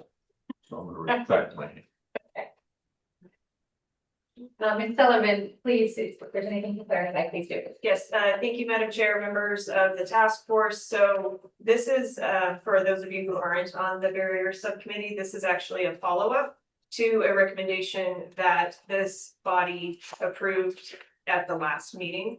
So we, at the June meeting, we had a kind of a general idea, and there were some directives in there for staff to do a little bit more research. So again, this is a follow-up and more of a, I guess, more of a pinpoint version of the recommendation that you have already agreed to move forward. And for the record, there is a copy of the draft legislation in your binders and online in the packets. And this draft was presented to the barrier subcommittee and approved at the meeting we had last Friday. Thank you. Is there any additional task force member input on this item? Senator. Thank you. Madam Chair, the process and the reason we're going through all this, everybody, I think, understands, and those listening. We're trying to make things less burdensome. So if someone came in, we heard lots of testimony, they had credentials in other states that matched ours, we knew that, but yet we didn't allow, which is what we're addressing here. We're not allowing it because no, it's Montana and you have to do our. We want to make sure you know what the heck you're doing. If it's credentialed, then we can see that. We need to restrict that barrier. That's why we're doing this. Actually, on all those things. So we heard that, we saw it, it was proven. Some of these things are like, of course, we should have done that a long time ago. It gets people in the workforce. When we talk to some of the folks, very few, I might add, very few, they're safeguarding their niche. And that's good. I mean, we have to, and I know that. But if we want to have people that want to move here and want to do this, why the heck are we restricting them? If they met our criteria, and I agree, we have to make sure they did. But when we find out that they've done it for 10 years, they've been doing it, and their regulations are as good as ours. Most aren't, because we're pretty darn. Montana gets it right almost every time, 100%. And other states need to follow our lead. And I'll just put that out there for the world to hear. But when they do, let's let them in. And I think that's some of the stuff that we're hearing, we're talking about. And we need to just move that forward from my standpoint, Madam Chair. Thank you, Senator. Ms. McCullough. I want to offer my support for this and just without sounding like a broken record, reiterate what the good Senator said about when, we have people that want to work and they're skilled and capable, they've been trained, they know what they're doing. We need to, support them in the ability to work safely and, welcome them in. So I wanted to reiterate that. Thank you. Thank you, Ms. McCully. Is there any other task force member input? Commissioner, just a process question. So Ms. Sullivan said this is drafted, but this is drafted in DLI. So is this something you'll bring to Economic Affairs next month in your review and you'll request the authority to have legislation drafted? Yes, Okay. that's a really good clarification, Representative. So for those of you familiar with the ongoing legislative review process of agency pre-introduced bills, we asked for permission from the chairman of the Economic Affairs Interim Committee, which is the oversight committee for the Department of Labor and all administratively attached boards, to take a pass. Most agencies presented those proposals this month, last week, in fact. We did not. We have the full agenda for an entire day in September to bring forward all of the department, this task force, and our related board proposals. So yes, anything decided today will be presented to Economic Affairs and discussed there with members of that. Ms. Anderson. Oh, Madam Chair, I have a quick question possibly for Erin. I know that in some of our other motions around barriers, we're looking at some of the state specific requirements under licensing as being a barrier to licensing. And then this one specifically in the fourth bullet says we're preserving Montana specific licensing. Is it, how's that work in your mind? So, thank you, Madam Chair and Ms. Anderson. So this bill has to do with national entities, national certifications, and making sure that if it's a national certification that is substantially equivalent, that it is accepted. But when it says preserving Montana specific licensing, if there is a Montana specific requirement, we're not eliminating that. We're just, so it would remain. So if there's a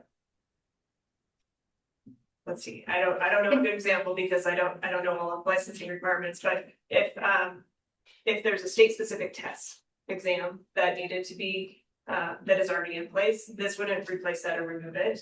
It's just saying that if it's a national certification or a national accrediting organization, that it is accepted here in Montana. So I just want to clarify that we're not making a policy statement though through some of our other motions where we may look at those Montana specific components that are a barrier to licensing, that we would not consider removing those barriers. Does that make sense? Like it feels like a little bit of tension. Well, it could, so if you look up at the implementation section, so this bill is twofold. And so the first one is, the first section in the bill is adding in some guidelines about national certifications to our duties of the department statute. And then the second section is actually an implementation and a review. And what that would look at is it over the next interim. So by July 1st, 2028, the department will do this review and identify. So at that point, it would look at the Montana specific ones to see if they are still necessary to preserve. So it's a two-step process. To clarify, if I could, Ms. Anderson, on page 4 of the draft bill in new section 2, you'll see that this is not just a department that functions. When there is a board administratively attached to the agency, this requires that the department shall, in consultation with that board, review the statutes, rules, application forms, etc. So it's not an end run around boards. Where there is a board, boards are consultative in this process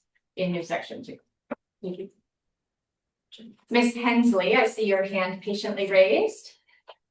Hi, yeah, it was along the same lines of the questions that have just been discussed. I'm seeing on the second bullet, the language prohibits duplicative documentation, blah, blah, blah, subject to stated legal and public protection exceptions. And then the next bullet preserves. So that seems to set up a potential for conflict within itself. And I'm wondering if, I'm wondering if prohibits maybe we could find a softer word than prohibit, maybe discourage.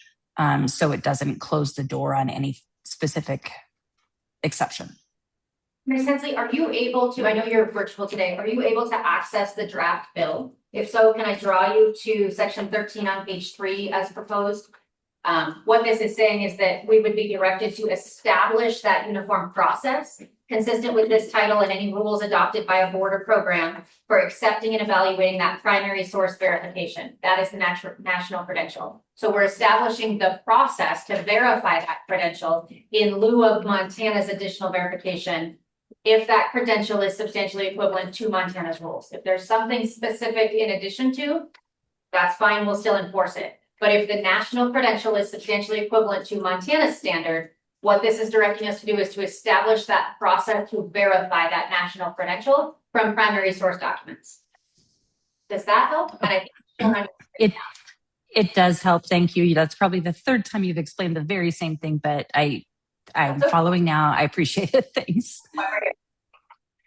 Senator Miller. I'd like to read on page 4, number D, because I think people are still a little up in the air on that. So this subsection 13 does not limit the authority of the department or the board to require information concerning Montana law. Scope of practice, supervision, professional discipline, criminal history, complaints, continuing education, insurance, or any other requirement necessary to administer or enforce Montana law. That answers and took away most of the concerns that some people that question me or ask me, and I go, oh, I hadn't seen that prior to just recently. Here it is, and we kind of label it out there, and it's right there. So I think we're good. Thank you, Senator. Mr. Denson. All right, I have a question on that same page 4. It says internal references. Yeah, okay, thank you, Madam Chair and Mr. Jensen. I'm happy to explain that. So we have a little word program with some macros built in when we draft bills. And what that does is it pulls in all of the references within the entire MCA to whatever this section is, 37.1.101. So part of the role of a bill drafter is to go through and check each one of those references just to make sure that by adding something or more importantly, deleting something, you're not also messing up another section. So this is just a technical bill drafting thing. I wouldn't worry about it. We're just not allowed to delete it. So a follow-up question on that. Okay.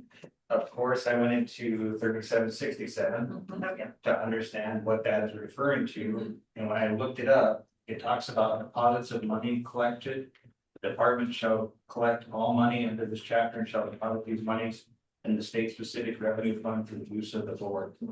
So I'm confused how this has anything to do with deposits of money.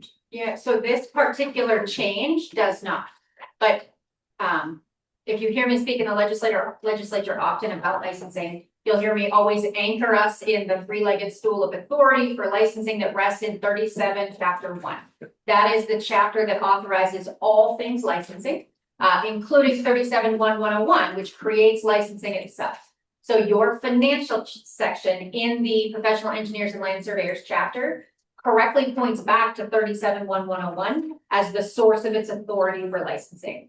Adding in this recognition of national credentials does not change the financial collection or management of it, but your section of code does point to 37.1.101 as its root in law, and so we do have to check it when we make a change like this. So if I could just add on to that, if, for example, we were to be doing a bill that would strike number 6, subsection 6 on page 2, which says assess the costs of the department for programs on an equitable basis as determined by the department, then it might be appropriate to look at 3767, whatever it was, because that has to do with fees and whatnot. But we're adding something, we're not taking anything away. And so there should be no need to do with the internal reference. I don't see this proposed legislation as being affecting fees or at least. Correct. I don't understand why it's even referenced. But because this statute is being amended. And so the bill drafting system doesn't look into it and say, is it relevant? It just says, hey, take a look at every single one of these sections because 37.1.1 is Reference. referenced in it, and make sure that there's no conflict, all conflict check. Is there additional task force member input on the motion on the floor? For the national certification streamlining motion. I'm going to pause this here then and open up for public comment. If there are any members in the room, please join us at the podium, or if there's anyone online that has input into this item, please raise your hand.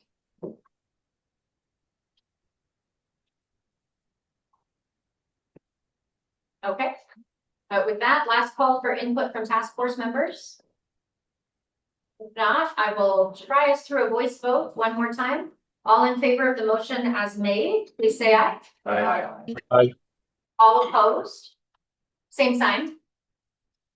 And if there were any abstentions, please identify yourself. Amy Narrison. Thank you, Amy. All right, Representative Seconder, moving on to the recommendation of the subcommittee related to reentry and criminal history review. Thank you, Madam Chair. Barriers Subcommittee recommends that the full task force directing Montana Department of Labor and Industries, working with the occupational licensing boards and programs and supports to begin an administrative consistency and applicant access package for criminal history and non-routine license packages. And I will just go ahead and make the motion as written.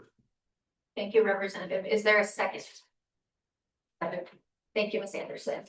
To clarify before we get started on task force member input on this one, this is an affirmative recommendation for administrative work. This does not have legislation attached to it. This is an administrative recommendation. With that, is there any input questions from the task force?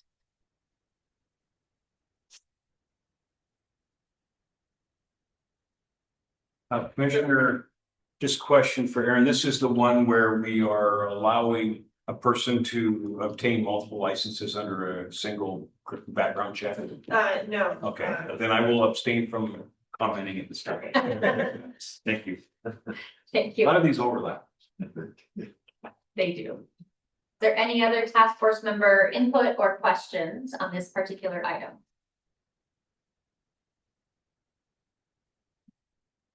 Okay, I'm going to pause us there and see if there is any public comment on this agenda item, either in the room, please join us at the podium, or online. Please raise your hand if you have input into the reentry and criminal history review administrative recommendation. Okay, let's try a voice vote again. All in favor of Representative Seconder's motion as written, please say aye. Aye. All opposed, please say no, or same sign. And if there were any abstentions, please identify yourself. Okay, moving along, the next recommendation, Representative Seconder, regarding centralized background checks. You're up, Representative. Thank you, Madam Chair. This is Citizen Butcher's. Not quite yet. Not quite. The Barriers Subcommittee recommends that the licensing reform task force approve legislation creating a centralized Title 37 criminal history background check framework for licenses, certification, registrations, permits, and endorsements administered by the Department of Labor and Industry that are specified in the legislation. I'm just going to skip to the end and make the motion as written. Thank you, Representative. Is there a second? Second. Thank you, Representative Buckley. Just to clarify for the task force members, this is a recommendation for legislation. This will establish a centralized Title 37 framework for specified DLI administered credentials, including limited reuse of a qualified fingerprint-based background check when statutory conditions are met. The proposal preserves new check requirements where law, federal standards, intervening history, or public protection needs require them. This is a recommendation for legislation. With that, I'll open it up to task force member input. Commissioner, this was one that was really important to me. Senator Nolan and I have seen this before in a different industry, basically with liquor and gaming, and it makes no sense for someone to come in to try to obtain a license and then come back in a very recent period of time or a short period of time, have to go through the entire background check again. It's ridiculous, and we want to talk about a waste of everyone's time and money and a barrier, that's it. So I had asked the subcommittee to look at bringing the same type of ability to use a prior background check from that alcohol law into licensing, and everyone was very supportive, and I think we have a great solution for this, so I really appreciate the hard work. Thank you, Representative. Is there any task force member input or questions? Senator, But I asked the good representative a question. you may. And he and I've had lots of discussions about different things. Where does it, because it says 5 years, go back 5 years. Yeah, is that all, is it always been that? No, Senator, the 5 years would be, now you could, as long as you've had one within 5 years, you wouldn't have to get another one. Right now, it's that every time you apply for a different license, you'd have to get one. And we did the exact same thing in the other industries. Thank you. Ms. McCullough. Thank you, Chair. I think that, in recognition of the 406 jobs and the stackable licensures and all the potential more licenses that are to come in this stackable plan, I think this is imperative and I think it's a great one to move forward. Thank you, Ms. McCullough. Is there any other task force member input? If I could, one question for Ed is, in the construction industry, it's not uncommon for us to be working in a number of government buildings potentially and schools. And each one of those projects requires background check from our employees, along with $150 or whatever that number is. Airport, for example, same thing. We worked at Great Falls International about 8 months ago, background checks for all of our guys. And then we have another project there, background checks again. Would that do anything with the construction industry, or is it just? No, this is going to be licensing from the state. So not, okay. Yeah, I think. If I could, Representative, to add there, I believe construction contractor licensing currently lives in chapter 45, title 37. And there are no licensing related background check requirements for construction contractors. So while your trade may have other background check requirements for specific work or other uses, it is not related to licensing. So the Department of Labor in doing construction contractor licensing will not apply background check requirements to construction contractors at this time. You know, I suspect that that's probably, I'm thinking the right way, but I'm just hoping to be included. Oh. All right, is there any other task force member input on item number 7? If not, I will pause us. Okay, I will pause us and do public comment. If anyone in the room has input into item number 7, centralized background checks in title 37.1, please join us at the podium or online. Please raise your hand if you have public comment on this item. With that, last call for task force member input or questions. And if not, let's try a voice vote again. All in favor of recommendation number 7 as written, please say aye. Aye. All opposed, same sign. And if there are any abstentions, please identify yourself.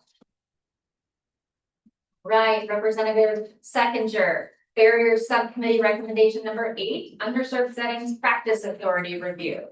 Thank you, Madam Chair. The Barriers Subcommittee recommends that the full licensing reform task force director department, Labor and Industry, relevant professional and occupational licensing board and other appropriate programs to conduct a targeted review of practice authority, delegation, supervision, and clinical oversight eligible in rural, frontier, correctional, congregate care, and other limited access settings. I'll add before I shut up that this is not an endorsement of the Barriers Subcommittee. It came from public comment, and as a result, I will not make the motion.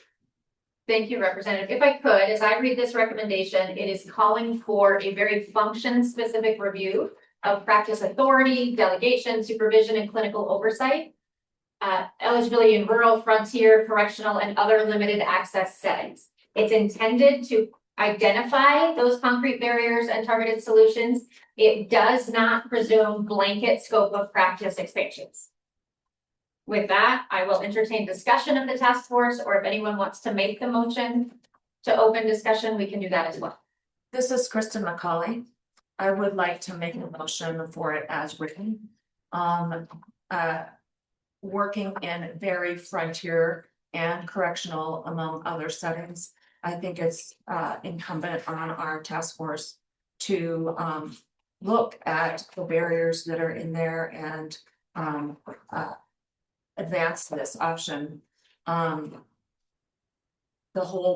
We've had a long discussion on other motions and other recommendations to look at competency-based, letting people do what they're trying to do and capable of doing. And I think that this supports that initiative. Thank you, Ms. McCauley. Is there any other task force member input on recommendation number 8? Commissioner, I want to support this too. I think it's incredibly important that we allow practice authority up to the scope of training. I would caution the department that this may sound like it's a no-brainer and it's easy. You do get into people's sandboxes on this. I've carried some legislation and helped dealing with this on PAs this last session, optometrists. You tend to get folks that you're infringing someone else. Some of their license is now going to be able to do something that they've traditionally done. It can be a challenge, but to overcome a barrier and allow people to practice to their full extent of training, I think is an important undertaking. So I'll support this. Thank you, Representative. Is there any other task force member input on recommendation number 8? We do not yet have a second for the motion. Would anyone like to provide that? Thank you, Representative Butcher. Thank you. I just wanted to say, I know that nobody ever tries to pull one over on the Senate or the House. Because everything is always above board and we understand, and we get it. We understand everything all 100%. So there's not an issue because we'll catch whatever you guys did wrong or you proposed in the bill. I'm just kidding, obviously, right? This is a good oversight, I think, and it's needed, but I appreciate your direction for watching out. Thank you. Thank you, Senator. If there's no more task force member input, I'll pause us here and invite members of the public, if they have input, onto recommendation number 8, underserved settings practice authority review. If you're in the room, please join us at the podium. If you're online, please raise your hand. With that, let's try a voice vote again. All in favor of motion number 8, please signify by saying aye. Aye. All opposed, same sign. And if you have abstained from voting, please identify yourself. Amy Narrison. Thank you, Ms. Harrison. All right, Representative Seconder, Task Force Subcommittee Recommendation number 9, Medication Administration Considerations. Thank you, Madam Chair. The Barriers Subcommittee recommends that the Licensing Reform Task Force direct the department to undertake 2 coordinated administrative projects. 1, establish a limited set of performance measures for licensing steps that affect an applicant's time to work. And 2, coordinate with appropriate agencies and stakeholders to inventory medication administration authority in correctional facilities, jails, group homes, congregate care settings, and similar non-traditional care settings. You may be seeing a pattern here. This was not endorsed by the subcommittee. As a result, I will not make the motion. Thank you, Representative. I would like to add to this one that this recommendation very specifically calls for strong interagency work in state government to better understand medication administration authority in those non-traditional care settings and to identify whether state-controlled licensing or supervision structures create avoidable access barriers. I will tell you that as a member of the governor's cabinet, the single hardest part of my job is interagency coordination. I appreciate the challenge from all of you that we must do this better, but that is really at the heart of this recommendation. And for that reason, I think it's a good one. This recommendation is for an inventory and analysis recommendation, not an across the board expansion of medication administration authority. This is you directing government to get better at getting along to do real analysis for the people of Montana. I'm excited to take it on and I hope you will give us that authority to do so. With that, I'll entertain a motion from any members of the committee to start discussion on this topic. Senator. Well, I know I had a question. Oh, great. Okay, we can start with questions before a motion if you would prefer. Well, I'm gonna motion if you would like first, Certainly. as laid out here.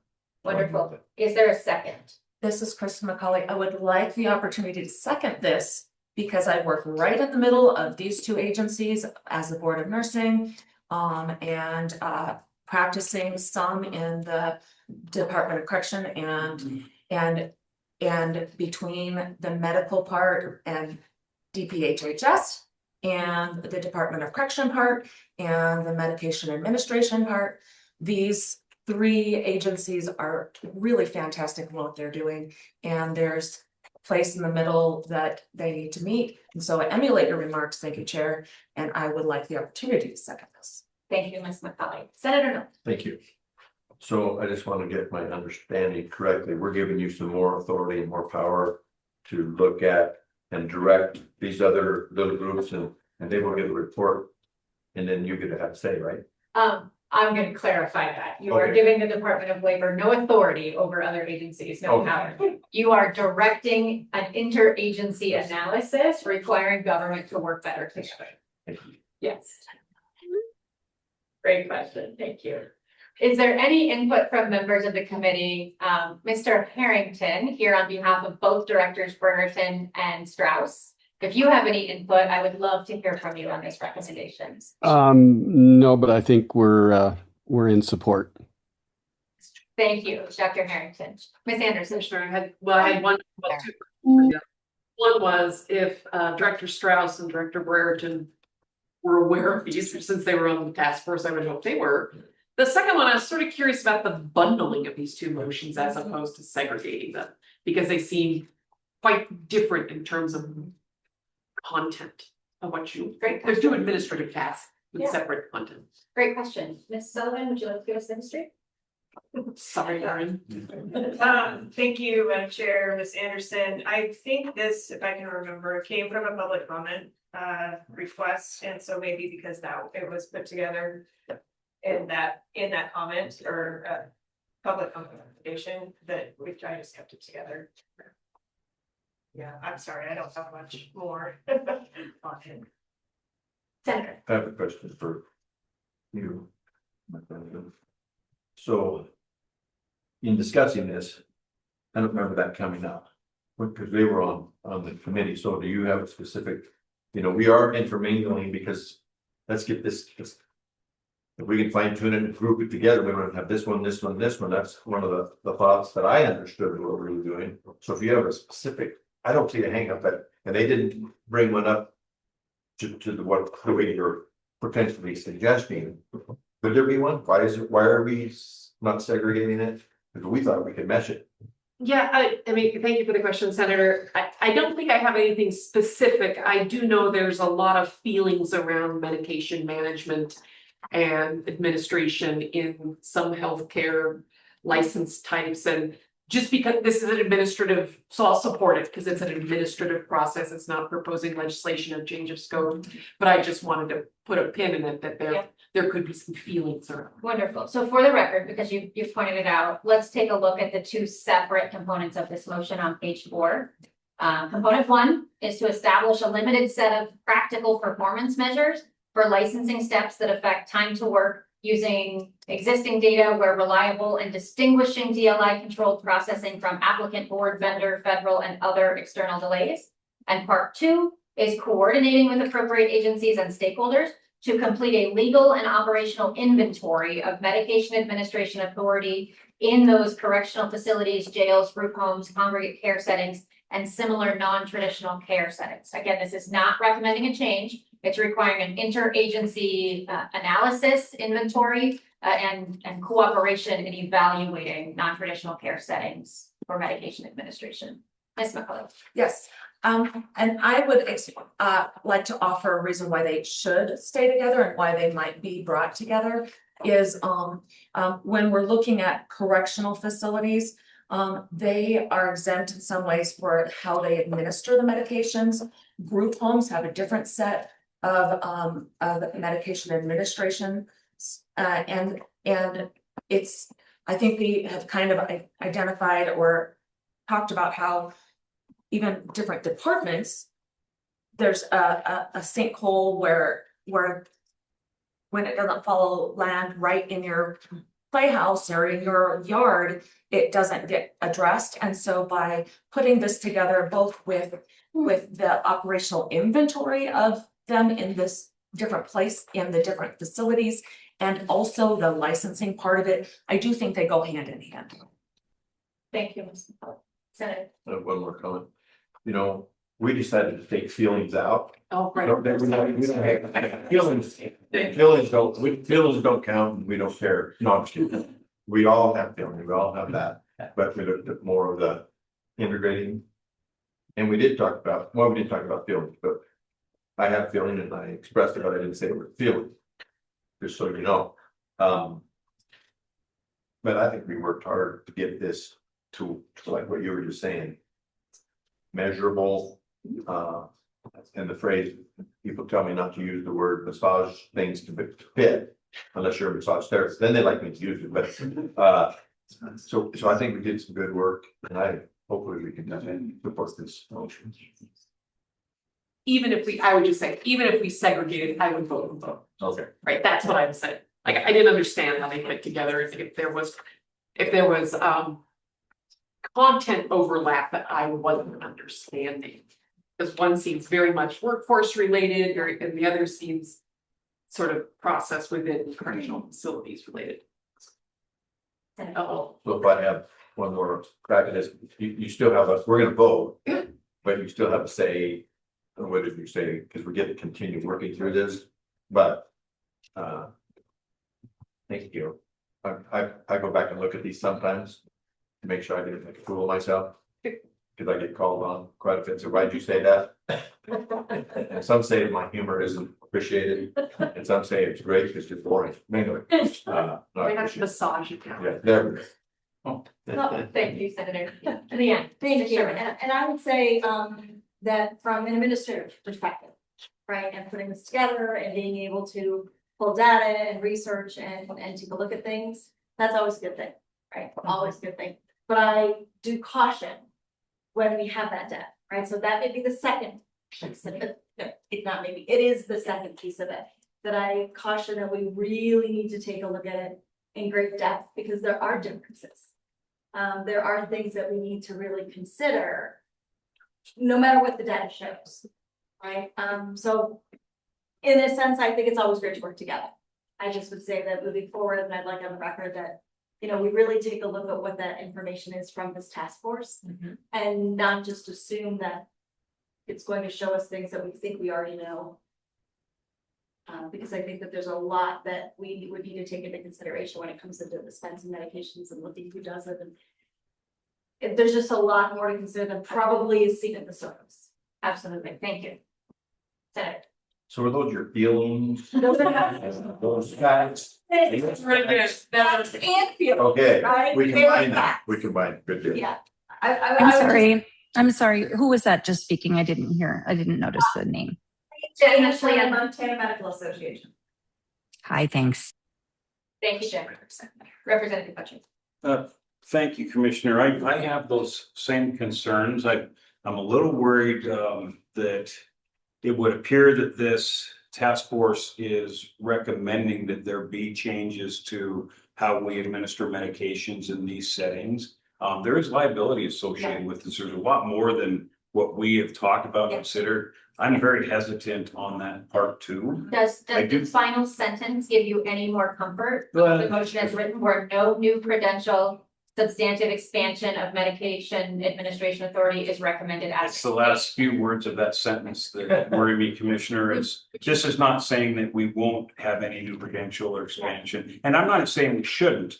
I'm just saying we don't know that yet. But out of this, it appears the task force is saying, hey, we really need to look at this hard as sort of an endorsement, and that we start expanding medication administration. That just certainly, maybe it's good. I just don't know. Yeah. You know, I was taught in Glasgow High School that we never end a sentence with a preposition, so I would entertain a motion to strike those 3 words if they give you great pause. But with that, Senator Nolan. If we have any legal concern with what you just addressed. I'm sorry, I missed it. Quinlan, at this stage, last word of this motion as written on page 4 of recommendation number 9. Yeah. They're concerned about scope creep. Quinlan, it's, I don't think there's any way you can put language together saying that we're not gonna change credentials and do anything based on this. It's like, we're not recommending that, but it still could happen. So if we took the last part of that sentence out, says at this stage, I don't know, it makes me feel a lot better, but. Me too. I have no heartburn one way or the other about the at this stage being included or excluded. At the end of the day, there are many more conversations that will happen if there's going to be legislation proposed, and that will require all of the extensive stakeholder output to get a condition. So, Dr. Harrington, I see your hand raised online. Yeah, this might be peripheral, but one of the challenges we have in Montana is that the most common reason for readmission to mental health facilities is inadequate medication, or the patient wasn't able to find somebody that could help them. And a lot of times that occurs in jails and Department of Corrections facilities. And I'm hoping that this would generate some data, because one of the outcomes might be that primary care doctors and APRNs could be trained on some of the medications that would be required for that, which would decrease the readmission rates that we experience. So it's just a sidebar, but I think it's potentially something that would be useful. Okay. Thank you, Dr. Harrington. Ms. McCullough. In discussion of amending the motion, if we were going to strike anything, I would say the whole sentence and not at the stage. Because if we leave out at the stage, it makes that sound like we're not making the recommendation. So if I would propose that we leave the motion as is, or if there's considerable heartburn over that we would strike that whole last sentence and leave it open-ended. Correct me if I'm wrong, Ms. Sullivan, but I think the appropriate next step is either to leave the motion as is or for someone to make a substitute motion. Is there a substitute motion to be made? Okay, with that, I'm going to pause us here and invite any public comment that may be in the room. Please join us at the podium, or public comment online. Please raise your hand. If you have any input into task force recommendation number 9, medication administration considerations. Okay, task force members, final call for any input or comment you may have. Let's try a voice vote again. All in favor of motion for recommendation number 9 as written in your packet, please say aye. Aye. All opposed, same sign. Hey, Who was the second? Thank you, Ms. Sherman. Were there any abstentions? Amy Narrison. Thank you, Ms. Narrison. All right, with that, Representative Seconder, recommendation number 10. PMHNP administrative alignment, and in the interest of hating acronyms, what is a PMHNP? Thank you. Good job, team. I don't have to boo anyone today. All right, Representative, please brief us on this recommendation. Thank you, Madam Chair. The Barriers Subcommittee recommends that the Licensing Reform Task Force consider whether Montana should undertake a coordinated interagency review of administrative practices affecting psychiatric mental health nurse practitioners, or PMHNPs. The Barriers Subcommittee is not specifically endorsing reimbursement parity, extension of PHNP scope of practice, revision of TMS coverage, or the commentator's characterization of each identified practice. As a result, if this is not an endorsement, I will not make the motion and open the floor to discussion. Ms. McCullough. Hi, thank you, Chair. This is one thing that came at the end, and we did not have a discussion openly within the barriers committee, so it hasn't been borne out completely. And despite that, I would like to bring it to the floor for that conversation, because it's a very important measure, and I think that the writer of this, who is a PMHNP and practices in Billings, based on the brief that she gave all of us, I don't know, is very well written and substantiated with facts and data, and I have subsequently asked for the full white paper that is that does have her resources, and they're well founded and recent. And I think that the proposal she brought is in line with every one of the other barrier recommendations that came out of our barriers committee. It speaks to competency-based effective treatment, competency-based services across it recommends the desire to work and allowing people to work where they're skilled and trained. It looks at cost effectiveness. We just passed and seconded by Mr. Betry here about the practice authority review and the scope of training. And so it's largely, incredibly, actually in line with many of the other recommendations that we've already passed. It is specific to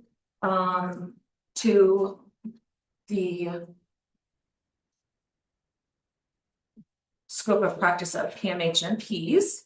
And it speaks specifically to TMS provider qualifications and taxonomy, which is something that we haven't had a chance to discuss out in our barriers subcommittee.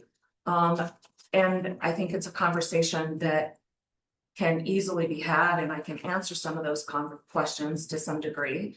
I think because it came so late, legal did an excellent job in the part of this motion that pulled out the concerns why we can't just blanket make it a legislative request or a recommendation, because we've got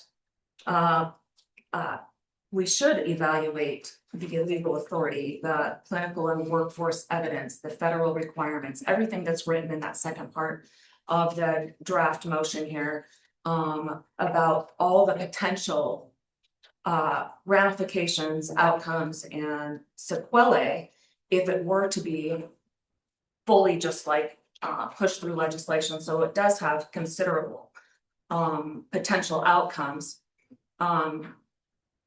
Early in our task force, DPHHS Director Brereton made a suggestion, or not just a comment about cost and payment, and that wasn't something that we really wanted to get into.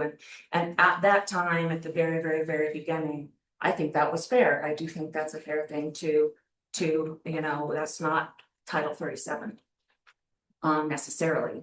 And if anybody's been watching the news, we all know what's going on with the Clancy trial, or you should be a little bit informed. This is a mom, postpartum depression, who murdered her 3 children and subsequently tried to commit suicide, and because of psychosis. And in the trial, she has 2 PMHNPs and a psychiatrist that were treating her. Now that goes to the fact that you shouldn't have a lot of people in the pot. There's way too many prescribers there. And the PMHNPs are as legally liable as a psychiatrist in this scenario. They are doing the job as the psychiatrist. And there's 2 points in this paper that in this proposal that this Diane brought to our committee is PMHNP administrative alignment. Right now, there's many situations in the state of Montana where the certification of need signatures are obligated by a physician Right now, there's something like 120 psychiatrists is all in all the state of Montana. Which there's only like one in all of the northeast corner of the state, of the most rural part of the state. And so when you've got PMHNPs doing the work and then you want to commit someone and you need a physician's signature, talk about a barrier. And then secondarily, the recommendation of the revision of the TMS provider qualifications. And the opportunity to provide that service. TMS is cranial magnetic stimulation of the brain, which is an alternative to medications for the treatment of severe depression. By all means, if we have someone, I'm not trained in it, which is why I had a hard time with the abbreviation. But if you have a PMHNP that knows how to do TMS and can offer an alternative to prescriptions for severe depression that can do it, I don't think this is something that we should table or not offer a consideration just because it came to us late. I think that the proposed motion spells out some very good concerns that need to be brought. And as a matter of discussion, I would like to bring a motion if that would be agreeable. We will entertain the motion, absolutely. Is there a second?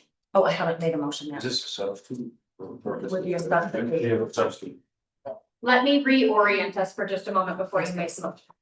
As written, this recommendation is an administrative recommendation that would direct DPHHS, DLI, and any affected state entities to conduct the analysis described in this recommendation. If you are swimming in public comment, the same way we all are, I'm going to reorient you back to where this came from. This was public comment submitted from Billings by a citizen named Diane Hurd that was attached to a policy briefing that I believe Ms. Hurd authored called The Workforce That Is Already Here. And so this recommendation comes from that policy brief that was submitted. And by this motion, the subcommittee or this task force is not endorsing any particular action. It is directing DPHHS, DLI, and all related or affected state entities to conduct the analysis recommended in that policy briefing. With that, Ms. McCauley, I would entertain a motion of your choosing. I would like to make a motion. And I'll read it because I'm not going to change the first paragraph. The Barriers Subcommittee moves that the License Reform Task Force receive and consider public comment proposal concerning PMHNP administrative alignment and Medicaid review and determine whether to direct DPHHS, DLS, and affected state entities to conduct the analysis described in this recommendation.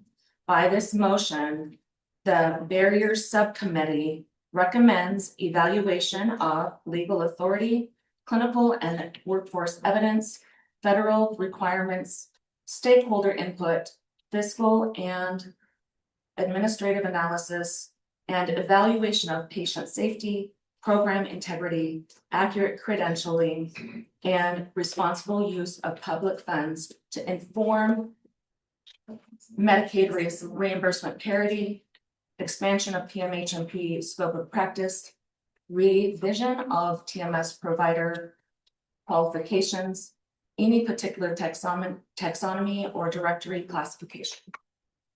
Thank you, Ms. McCauley. Is there a second to the alternate motion? And if you have that in writing, would you please give it to Ms. Sullivan?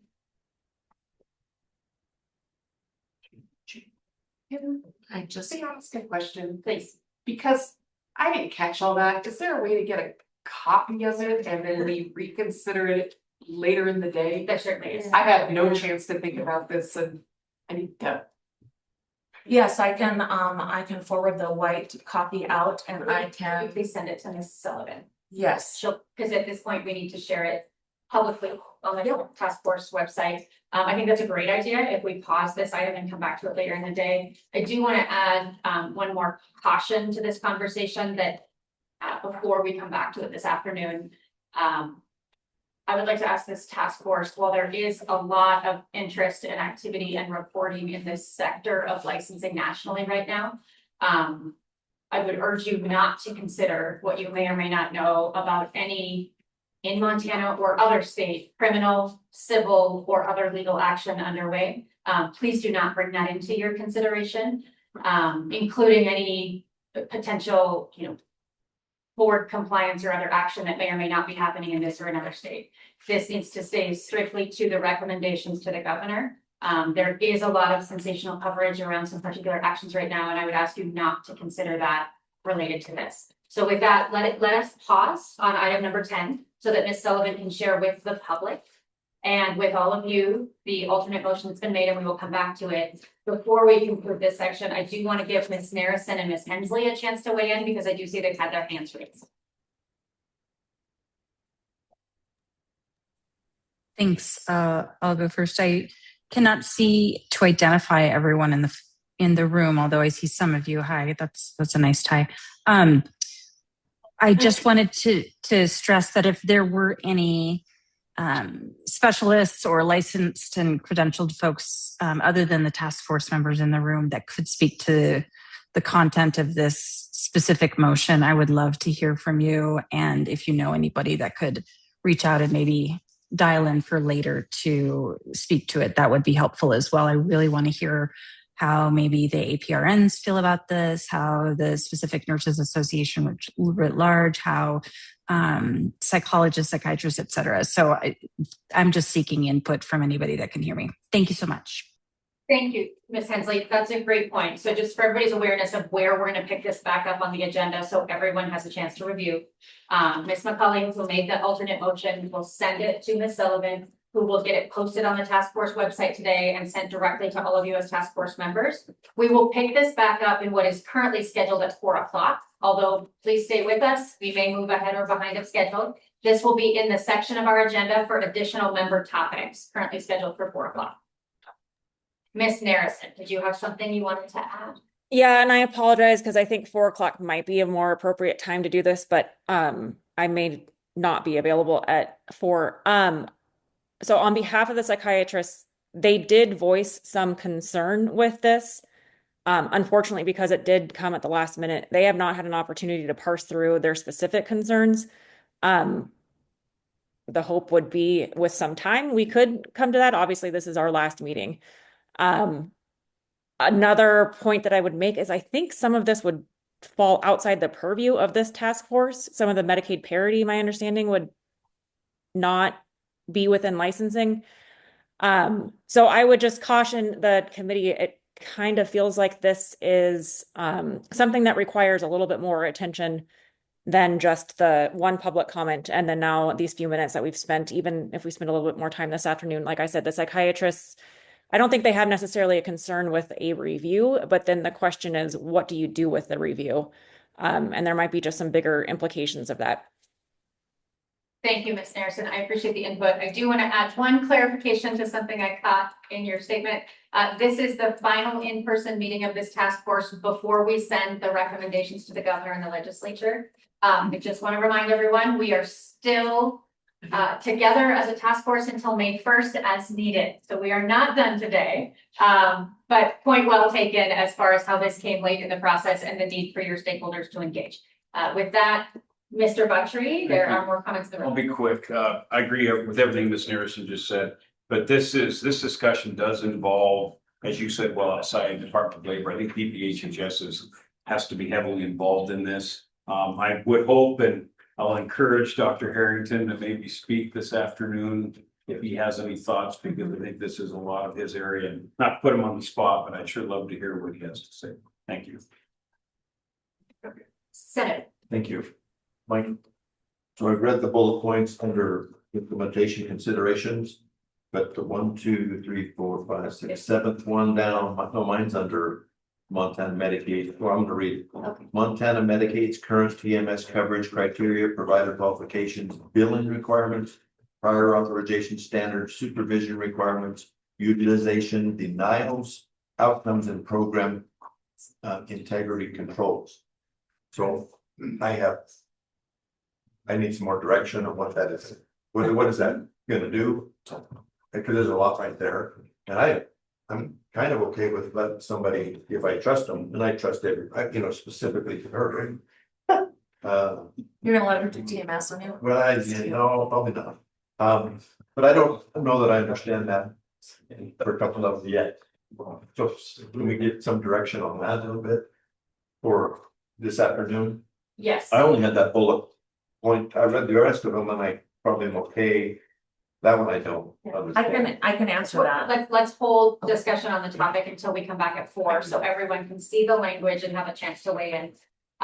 For our members of the public, I know that there's some folks in the room who may be interested in this topic, and I do see some hands raised online. I'm gonna ask you the same thing. Please monitor the task force website for the next little while. Ms. Sullivan is going to post the motion as, the alternate motion as made, and please rejoin us. What is currently scheduled for 4 o'clock, but on our agenda is the section titled, additional member topics. We will discuss this and I will make plenty of time for public comment. But for now, in the interest of time, we're going to pause on this one. And Representative Seconder, I would like to ask you to brief us on the barrier subcommittee topic number 11, which is the cosmetology multi-state licensure compact. Thank you, Madam Chair. I would ask you if it's appropriate if I can just combine the last two and make the motion together. The cosmetology license compact that's been introduced in the legislature previously. We're just asking for that to happen again. That's my understanding. And then this Class C motor carrier, it's not anything to do with the legislative process. It's administrative review. So if that's appropriate, get us back on schedule.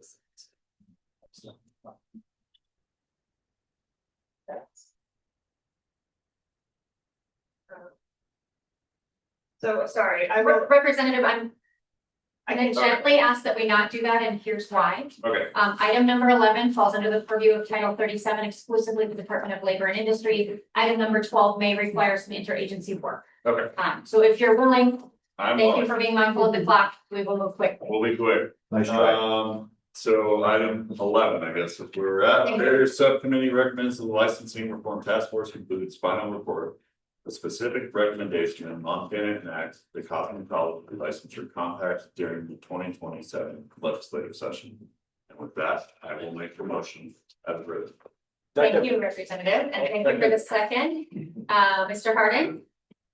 Task force members, do you have any input on the interstate licensing compact for cosmetology? Ms. Narrison. I just saw in the chat that we're going to hear public comment, so that might allay some of my concerns. But this is also something that came in late in the process. I don't work in this space at all, so I would really appreciate more public comment or input from the industry itself. Thank you, Ms. Narrison. Representative. Just a question for Senator Nolan, who as the chair of Senate Business and Labor. This was in front of you last session. Why didn't it come out of your committee? Would you like? I would. I have a different opinion perhaps. Go ahead. Yeah, Representative Seconder, yes, you are correct that Senator Purdy brought a motion a bill last legislative session to adopt the cosmetology interstate compact. On behalf of the administration, I testified against it because there was still work being done on the interstate compact language itself. And as written, it did not have any standards at all. And so we felt that as the licensing entity in Montana, it was a race to the bottom and would have negated the need for any cosmetology barber standards in Montana. I believe, I'm going to ask for a head nod from the lawyers in the room, that language has been corrected. The Compact Commission came back together. There are now standards in the compact. So I do not see any reason why the department or the administration would oppose at this time. Okay. So the direction after she came to the podium and addressed it, we just said, no, it's not ready. So that to answer your question, that's why. Not that you had a real good. Just to note, the House Business and Labor Committee only had good compact motions. Just right.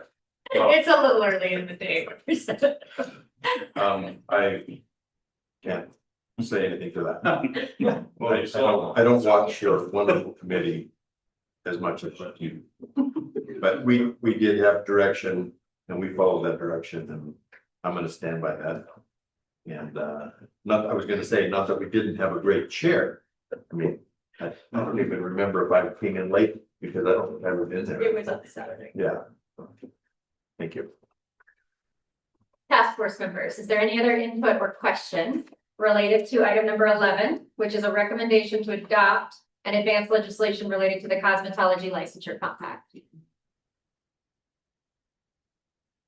I'm going to pause here and open for public comment. If there are any members in the room today or online, please raise your hand. If there's any input into this recommendation moving forward, Montana joining the cosmetology interstate licensure compact. Okay, with that, let's try a voice vote. All in favor, say aye. Aye. All opposed, same sign. Did anyone abstain? All right, Representative, bring us home. Recommendation number 12. Thank you, Madam Chair. The Barriers Subcommittee recommends the full licensing reform task force consider whether Montana should review and potentially revise the Class D motor carrier certificate of public convenience and necessity process to reduce unnecessary barriers to market entry while preserving legitimate public health, safety, service, and regulatory protections. I will make the motion as written. Thank you, Representative. Is there a second? Second. Thank you, Mr. Avery. There is cross-agency coordination on this, folks. Montana currently requires Class D carriers to operate under what is called a Certificate of Public Convenience and Necessity, which is issued by the Montana Public Service Commission. As we move this forward, you have my full commitment that we will work diligently with our sister agency. Is there any task force member input? Or- Promise or? Certainly. Okay. Ms. Narrison. Sorry to be redundant, but similarly to the last one, I'd like to hear more industry input. This feels pretty outside the purview of this task force, so I'm inclined to oppose this. Thank you, Ms. Narrison. Is there any other task force member input or inquiry?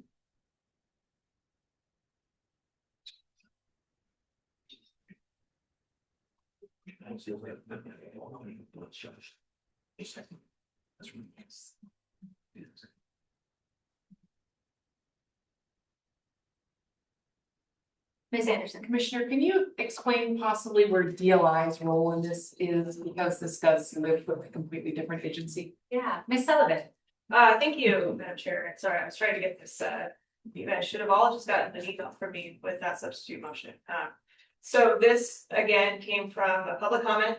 So what we're trying to do is address all of the public comments, and their suggestions as part of the participation process, for the task force. So it was combined with the cosmetology compact, some of these other ones that kind of came in last minute, so to say. And the barriers subcommittee chose to advance all of those public comments forward for consideration by the full task force. Last Sunday. I would just provide then some public comment because it's outside the purview of this task force. I'm hesitant to support it. That being said, I did weirdly go research this, and there are some significant barriers for light hauling, business formation, things like that. So I don't know where that lands us with this, but I do, maybe the legislature could look at it. So. Thank you, Ms. Anderson. Mr. Avery. Yeah, I have a couple thoughts here. I think that, we've gotten rid of a lot of the certificate of need stuff. This doesn't necessarily get rid of it, just kind of furthers the conversation about that. I mean, there's been a conversation about this for every session for like the last 5 years. So I think furthering that conversation is not necessarily gonna hurt. I understand the hesitation around it, especially the purview of what we're working on. I do think this is a significant barrier. So just having more conversation, I don't think it's gonna hurt anything. Thank you, Mr. Avery. Senator. So you're getting, Madam Chair, you're getting the opportunity to say something, even though it's not under your purview. And I know you like to have an opinion, even though you exclude feelings. But we have a broad group here that can give input of what they've heard, and if it goes anywhere, fine. If it doesn't, I actually missed that last meeting, so I would have probably put my comments in there, but I think it isn't a bad thing. Even though you and I only agree on 90% of our discussions, I will share the information of this task force and as we began curating the work assigned to subcommittees. I did reach out to each of the agencies in Montana statutes that has statutory authority related to licensing.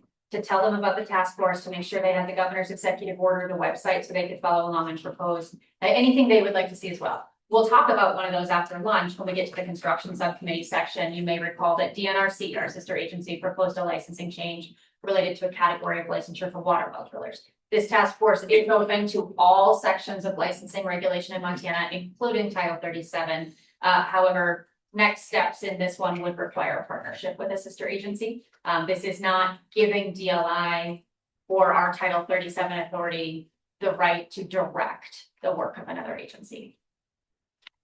With that, I'm going to pause us and ask for any public comment that might be in the room. Please join us at the podium, or online, please raise your hand.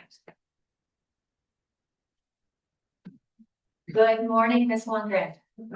Same as the legislative process, since you're new to the committee, would you please stay and spell your name and your affiliation for the record? My name is Marty Watkins, and UANPEN.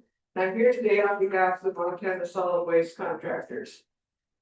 Now I have the mic. Would you like me to repeat that? I think we captured you with the room mic. Please continue. Our Class B certificates are PSC regulated, operating authority. They're not professional or occupational licenses. And this issue falls outside the stated purpose of this task force. The recommendation arose from a single public comment without PSC data or input from affected stakeholders. We respectfully ask that the Class B recommendation be dropped. Thank you. Thank you, Ms. Moore. Representative. Thank you, Madam Chair. I will rescind my motion based on public comment. Thank you, Mr. Your Representative Seconder. Is there any public comment online related to this topic? With that, is there any additional task force member participation, or would anybody else like to make the motion that Representative Seconder has now rescinded? I'll make the motion. Thank you, Mr. Avery. Is there a second among the task force? I'll second it. Thank you, Senator. All right, I will reopen discussion among the task force members on the new motion made by Mr. Avery and seconded by Senator Middleton. Well, Senator Hart. thank you, Madam Chair. Having served on energy for quite a few sessions, and this is where these bills typically tend to land. I've seen some bills around the issues with these Class B licenses. And it is a very complex system, and there's been lots of debate around this exact topic. And so in keeping with that, I feel that we should not pursue this further. I do feel that this belongs with the PSC mainly and those stakeholders. I hate to use what we've done in other industries when I was on business to labor, but to me, I really feel this is a spot where the stakeholders need to come together and come up with a better solution. I feel that even entering into this task force, they're asking us to pick winners and losers here. And so staying with that theme, I'm going to be opposed to moving forward with this. Thank you, Senator. As task force chair, I wonder, Mr. Avery, if you would entertain and consider it friendly an alternate motion from me. I'm going to take us back to the language of the motion itself. The first paragraph of the motion as written says, the barrier subcommittee moves that the licensing reform task force receive and consider the public comment proposal concerning Class D motor carrier market entry reform and determine whether to direct the Public Service Commission and staff to conduct the analysis described in this recommendation. My alternate, I hope friendly motion would be to change the word direct to request. Madam Commissioner, is that a substitute motion to a substitute motion? Because if it is, that does not really follow any of the rules. We would withdraw the first substitute motion and then put it in. He rescinded his first. Oh, he did, all right, Yeah, you rescinded. You Perfect. started. Thank you for holding me accountable to Robert.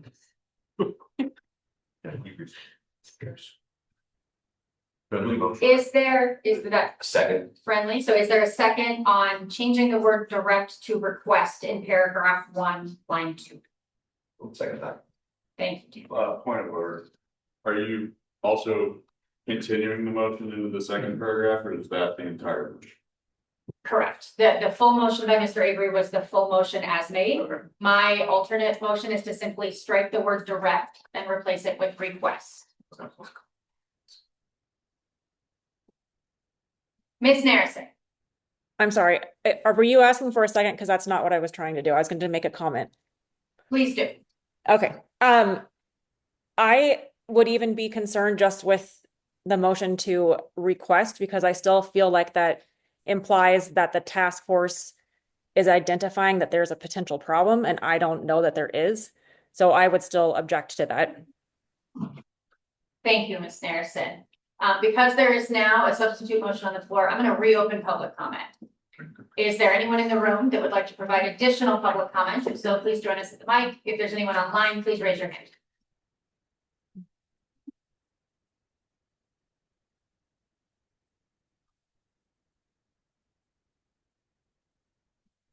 Marty Walken again. We appreciate Amy's comments and agree with him. I do believe that we had a member, Brian Sandback. And he had his hand raised at one time, so I'm wondering if he's still available. Okay. Mr. Sandback, in public comment, if your hand is raised, please, there you go. Yes, Madam Chair, members of the task force, I happen to be on the board for the Montana Solid Waste Contractors. And our position is, as Marty had stated, we don't feel that this is responsibility of the task force to direct the direction of the PSC. As one of the other members had stated, this has come up in legislature several times. And we also believe that that's where it should stay. So your consideration on this would be greatly appreciated. Thank you. Thank you. Is there any other public comment in the room or online? With that, I'll return to the task force members. Ms. McCullough. Thank you, Chair. I was going to ask if I could ask him a question. Sure. Your comment, Brandon, was that it wasn't a purview of the task force. Can you tell us your opinion or position on this? The PSC has established a procedure for applying for a Class D permit. And that procedure has worked for, I don't know how many years now, many. And the process may involve a protest. And I think the protest process serves a purpose as far as making sure that we have a safe, reliable, continuous operation. And I just feel that it's something that would be necessary to make sure that everybody's garbage is getting picked up. You know what I mean? Thank you. Is there any other task force member input? Okay. I suspect we need a voice vote on this one. Excuse me, a roll call. Ms. Sullivan, would you please call? Chair Swanson. Chair Swanson. Forgive me. Hey, Go ahead. everybody. I'm doing my best to follow. I just need to clarify. The last gentleman who spoke, he likes it or not? No. No. He does not. He doesn't like it. Got it. Okay. And before you start the voting, would you please read the motion again? I certainly will. Thank you. The Barriers Subcommittee moves that the Licensing Reform Task Force receive and consider the public comment proposal concerning Class D motor carrier market entry reform and determine whether to request the Public Service Commission and staff conduct the analysis described in this recommendation. By this motion, the Barriers Subcommittee does not endorse the repeal of the Certificate of Public Convenience and Necessity requirement, elimination of protester hearing rights, deregulation of garbage transportation, or advancement of specific legislation at this time. Any further recommendations should be based on commission data, governing law, stakeholder input, fiscal and administrative analysis, effects on competition and rural service, and a demonstrated ability to preserve public health, safety, environmental, and service protections. Does that answer your question, Ms. Hensley? It does. Would you allow me a comment? You sure may. Um, I think in different times, I wouldn't be so hesitant about forwarding a recommendation to look at something, but the entity to which we would be recommending doesn't instill a lot of confidence in me these days. I don't think that's a terrifically polarizing comment in this room. I am also of the opinion that any advice I ever give a legislator is if you don't know, vote no. And so I just am going to have to vote no on this one because I just don't have enough depth on the subject matter. And given those two confusions, I got to say no. So thank you for the time. Thank you, Ms. Hensley. So with that, I'm going to ask Ms. Sullivan. She has the roll here. Let's do a roll call vote. Thank you. Senator Harvey, No. Senator Nolan, Yes. Representative Etchell. Okay. Representative Sechinger, No. Representative Teal.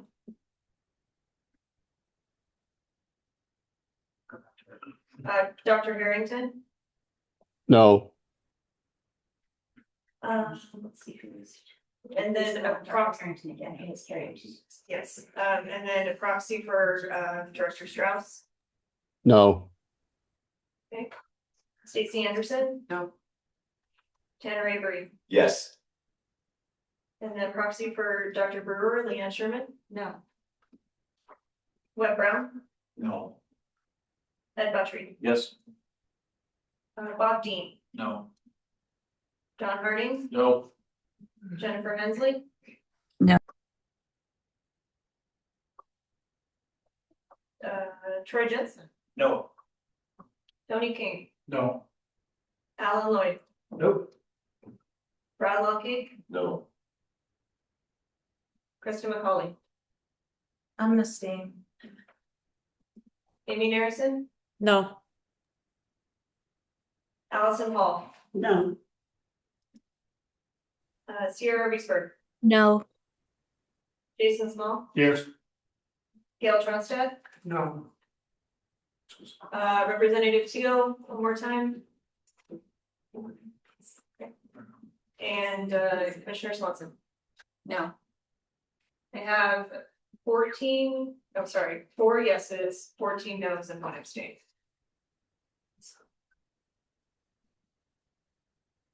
Okay. That almost concludes our barrier subcommittee section. Reminder, we will come back to item number 11 at 4 o'clock in the other section today. With that, we are going to take a break for lunch. I'll have Erin give us instructions in the room here in just a moment. We are slightly behind time, so we have a choice today. It is 12:45. We are scheduled to come back together and begin our construction subcommittee review in 15 minutes at 1 o'clock. Task force in the room, what would you like to do? Do you want to have a working lunch and be back at your seats in 15 minutes? I see lots of heads. Okay, so with that, members of the public online, we will be back with you in 15 minutes with our lunches in front of us. Erin, would you please explain lunch to those in the room? Yes, thank you, everybody. So the lunch is set up downstairs. So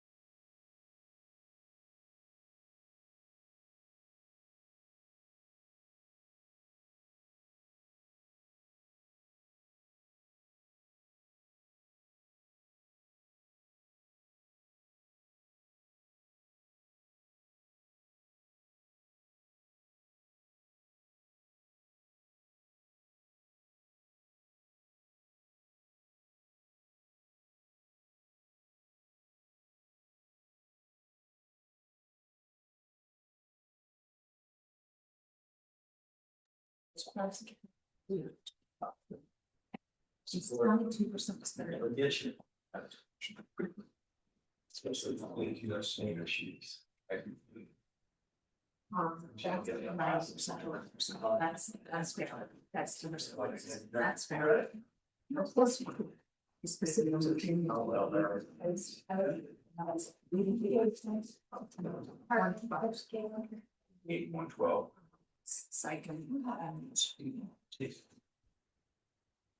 Reach out to Harrington.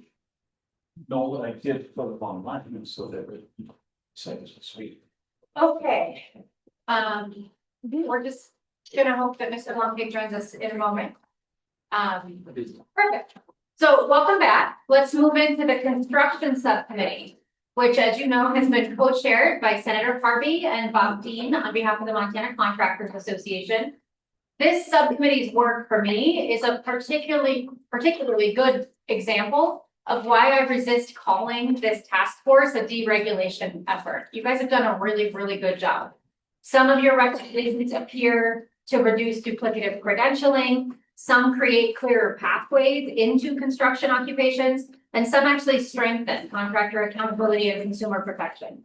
The common test is whether regulatory structures are accomplishing a legitimate public purpose without opposing an unnecessary burden. Senator Harvey and Mr. Dean, before we begin taking a look at the individual recommendations, please brief the task force on your work thus far. Yeah, thank you, Commissioner. It's truly been a pleasure to serve on the construction subcommittee. I've personally learned a lot, met some great people through this process. And I'm really proud of the work that our subcommittee's done. We all had a common theme of we needed public input to make sure that the decisions we were making were the right thing. And throughout that, there have been a couple of topics that have remained a constant throughout our work. One of those is consumer protections, and you'll see that in a couple of our recommendations moving forward today. Another thing is also holding bad actors accountable. That's another thing that has been brought up many times. And I will say that throughout this process, we've gone down several different loopholes. And another thing that became pretty glaring to our subcommittee is just overall education to the public on what licensure is versus what bad business is, what good business is. And there's been many times subcommittee members have brought this back into just focusing on the licensing aspect because there was lots of other great ideas that led us down different paths, but we came back to our central mission here. So with that, we'll have 8 recommendations for you today. A couple recommendations for legislation and a couple recommendations for further work by the department. With that, a last big thanks to Erin, as everybody knows the hard work that she puts in, and all of the staff for really helping guide us through this and come to some good results. So. Thank you, Senator. Dr. Dean, do you have anything to add before we dive in? Yeah, just a couple of things. So obviously the construction trade is, or the skilled trades, more than just construction, is a large portion of the people of Montana. And I think it's been a very good group effort, not only with this task force, but 406 Jobs in particular has done an amazing job of clearing a path for us, or making it almost easier for us in some aspects as far as what we've discussed, what they've already accomplished, that would have followed our scope of work with this task force as well. So I really think it's been a very good collaborative group effort with all those involved to move things forward, particularly in the aspect of an apprenticeship program, whether that be through the construction trades or maybe the new teacher apprenticeship program that's out there, or future ones that will be here. It's a great pathway. A lot of people see that, and a lot of people are working towards that. So, with that, I'm good, and we're ready to move on. We are. Please take us into recommendation number 1, prudential modernization.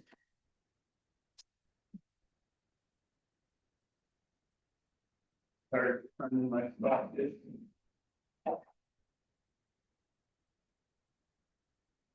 So our first recommendation here is support for national certifications, real access, online administration, and renewal cycle consolidations.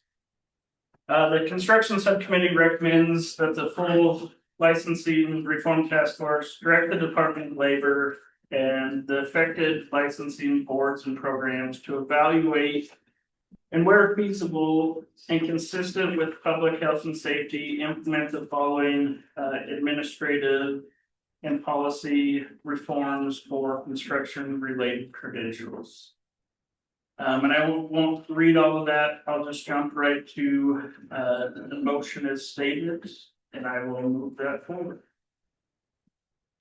Thank you, Senator. Is there a second? Second. Thank you, Mr. Harding. Is there any task force member discussion on the motion as written?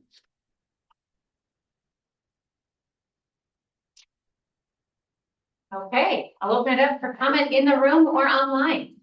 If you're in the room, join us at the podium. If you're online, please raise your hand.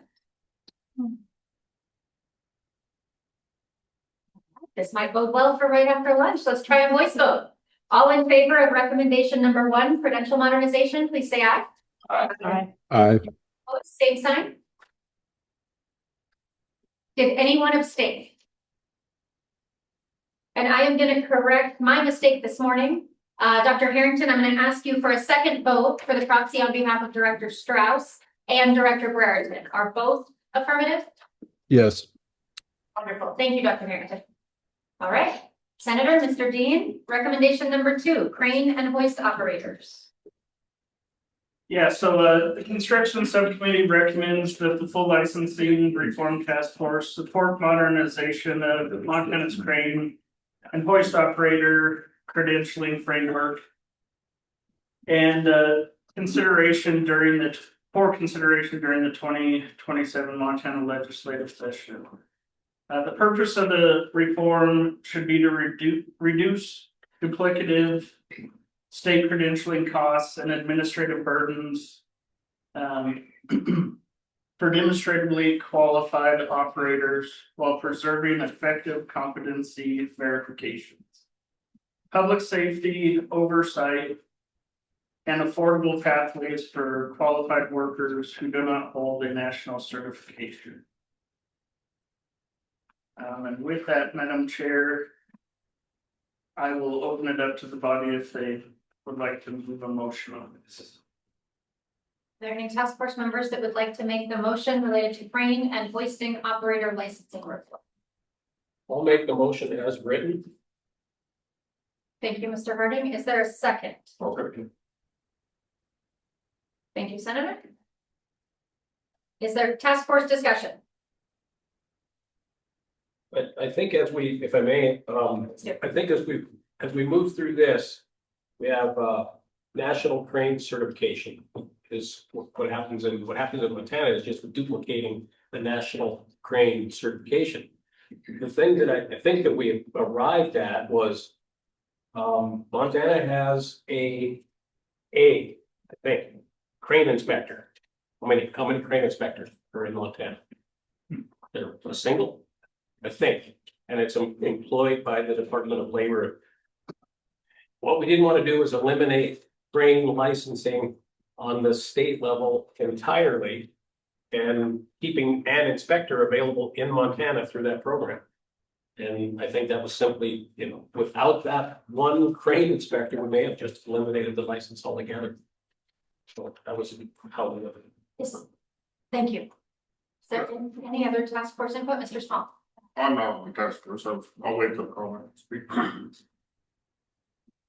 Or, You are. I am, sorry. That's why you're here.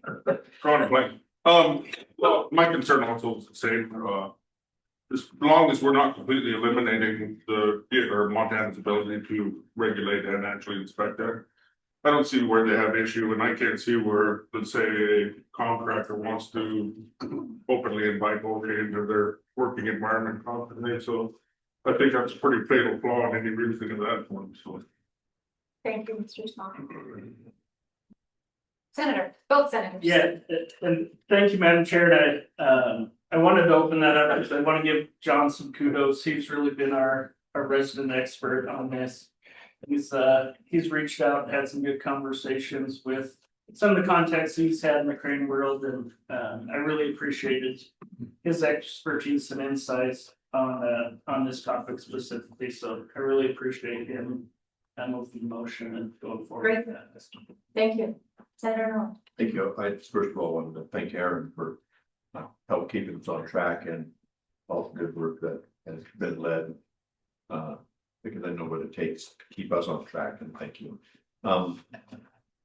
We have brought it so the public knows. So I asked some questions, and how many cranes are even we talking about? And we have 1,000 cranes, and we need this big thing, and we know it's small, but it's so important. And I brought up a scenario where one that tipped over. And I'm glad that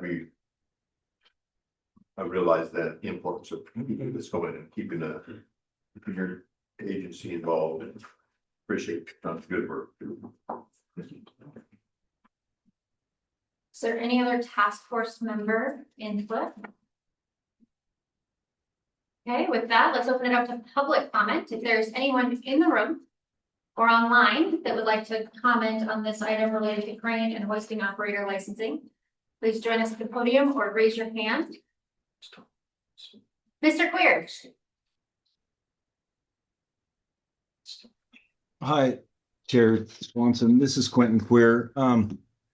Mike, I would just like to make a comment here of our current crane operator and hoisting program allows for anyone with one of these national certifications to come in and get a crane operator license, but it also has a second path for education and experience and testing to license through Montana. So my concern with going only, I'm not sure that's what the recommendation is, but going only to a national certification would eliminate a pathway that we currently have and keep only one. So we would be going to essentially only one pathway that becomes very expensive and difficult for someone within Montana to get the license, where if we kept both of them, we would have fewer barriers.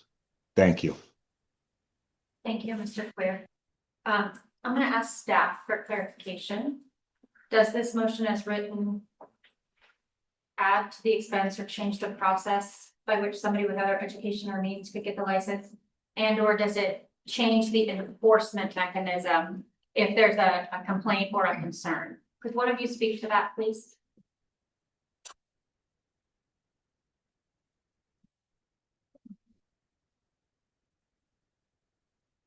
Thank you, Chair Swanson. This doesn't change any of the existing licensures as written. Just asks us to evaluate the national qualifications and identify any new pathways. So it currently keeps in place what's there, and we would continue to inspect as we currently require. Thank you. That's helpful. Is there any other public comment in the room or online? And finally, back to the task force. Does anyone have any additional questions or input? Okay, let's try a voice vote. All in favor of recommendation number 2, please say aye. Aye. All opposed, same sign. Were there any abstentions? And Dr. Harrington, would you please recognize both of your proxies separately? Yes. For Eric Strauss, affirmative. For Charlie Brereton, affirmative. Thank you, Dr. Harrington. Mm-hmm. All right, Senator Harvey, Mr. Dean, recommendation number 3, plumbing legislation. Thank you, Commissioner. The Construction Subcommittee recommends that the full licensing reform task force support the Board of Plumbing's proposed legislation for consideration during the 2007 Montana legislative session. The proposed legislation modernizes and clarifies the Plumbing Practice Act while preserving the board's authority to protect public health and safety. And then it'll list through the bullet points there. What this does is aligns us a little better with the national standards that are out there for hours. It also, we're mimicking, I guess, a shout out to the board, the electrical board. They have done this work already, in the previous year, and we're kind of following suit on the board of plumbers with this. So we're just backing this recommendation. And I would motion as written. Thank you, Mr. Dean. Is there a second? Second.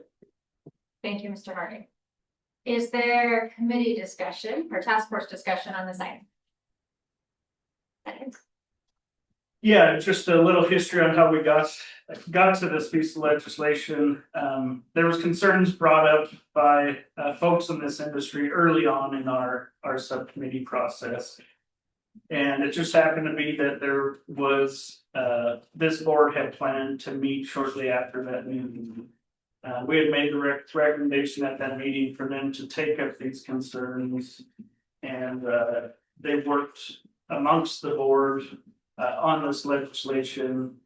They've fleshed it out amongst themselves, and through Aaron brought it back to us, and we stand in support of the work that they did. Thank you. Is there any other task force input or questions on this item? All right, let's go to public comment. Anyone in the room, please join us at the podium. Anyone online, please raise your hand.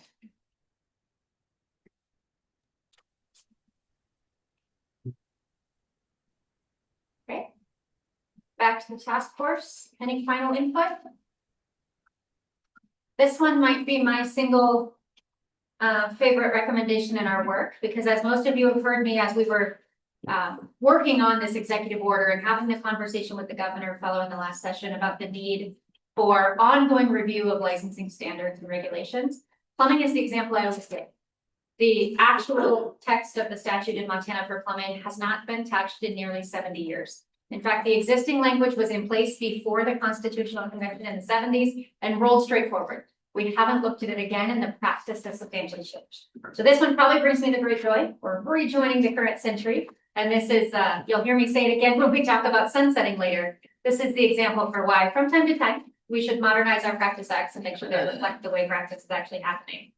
With that, let's try a voice vote again on recommendation number 3, plumbing legislation. All in favor, please say aye. Aye. Aye.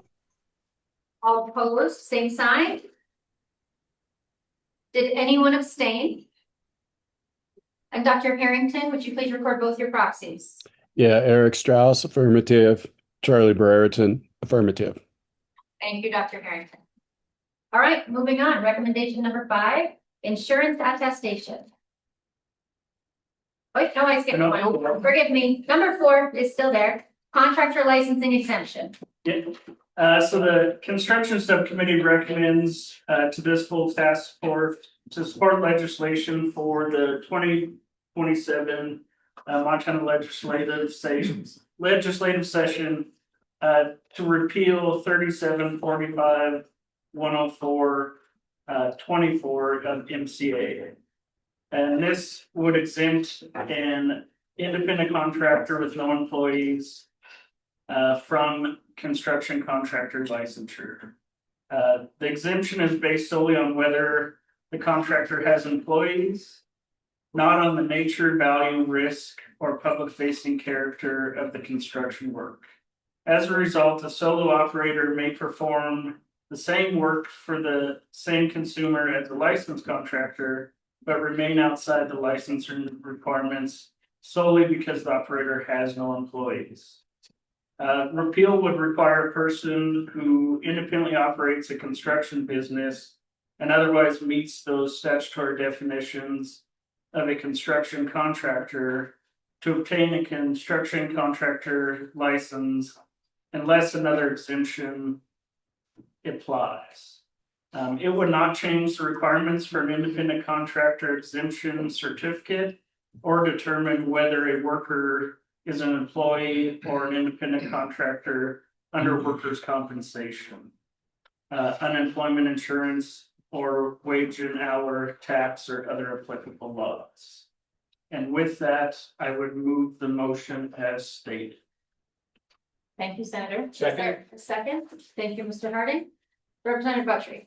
Thank you, Madam Chair. If I could just ask, I believe the governor is going to see this sort of presentation. When I initially read this, it says instruct the 2027 Montana legislative session to repeal 3745-104, which exempts an independent contractor. I read it to mean that section right now exists exempts, and we'd be getting rid of the exemption. So maybe it could say the 2027 Montana legislative session to repeal 3745-104-24 MCA, which then would exempt an independent contractor. Because it confused me for a while. I thought, why are we getting rid of an exemption that seems to make a lot of sense? So If So- I may, I'm sorry. So to make the record clear, I think it's really important to restate what the senator said with this.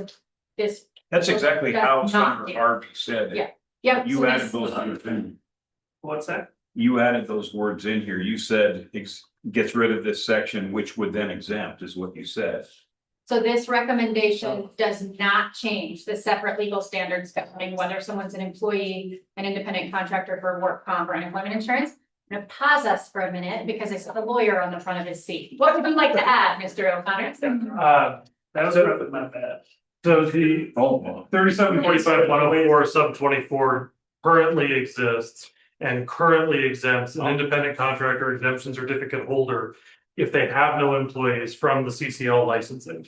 So what this proposal does is strike that exemption, which means that they would need to get a construction contractor license. ICEC and everything about the independent contractor exemption remains unchanged. So they still do whatever they do in terms of their business status. But it just says if you're doing construction, it doesn't matter whether you're an independent contractor or not an independent contractor, you need a construction contractor license.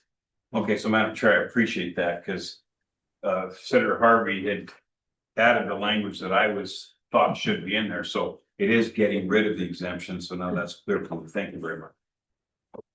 Thank you. Thank you, Mr. O'Connor. Not very often you see the lawyer get excited. Yeah. Is there any other task force input? Representative Teal, online. Thank you, Madam Chair. I just wanted to get a clarification, and maybe I should have asked this before now, but the previous program, the contractor registration program, independent contractors weren't required to go through the registration, were they, to also be an independent contractor? So is this just change coming because of the licensure change? Welcome back, Mr. O'Connor. Feels like legislature. That's correct, Representative Teal. So when this bill passed during the last session to make it into a licensing program rather than a registration where it had been, the legislation just moved all exemptions over. It was just a transfer provision within the bill. So we didn't make any changes to those exemptions. So you're correct. All of the exemptions that were there before, to include the independent contractor exemption, moved over to the new thing. This is the first change to what is exempt that's being proposed. Follow up, Madam Chair. Absolutely. So, and then just to clarify, so we said, it's not changing anything else really about the independent contractor exemption, just that one qualification that because you have no employees, it's not an automatic qualification for independent contractor status, right? Not quite. So in order to get an independent contractor exemption certificate, you have to apply to the department. You have to meet the points test, which basically is proving that you're in an independently established business to get an independent contractor exemption certificate. This is separate. And so what we're really identifying is that the exemption, I think I'll step back because it may make it clear. The reason that construction contractor registration existed over the last 20 or so years was really about a check on your workers' compensation status. It was making sure that people who had employees had a work comp policy. An exception to the work comp policy is an independent contractor with no employees, because you can exempt yourself with the ICEC from the work comp statutes. You have no employees, so you don't have anybody else who needs to be covered. So that's no longer what construction contractor licensing is about. Now we've added the unprofessional conduct, we've added a disciplinary process.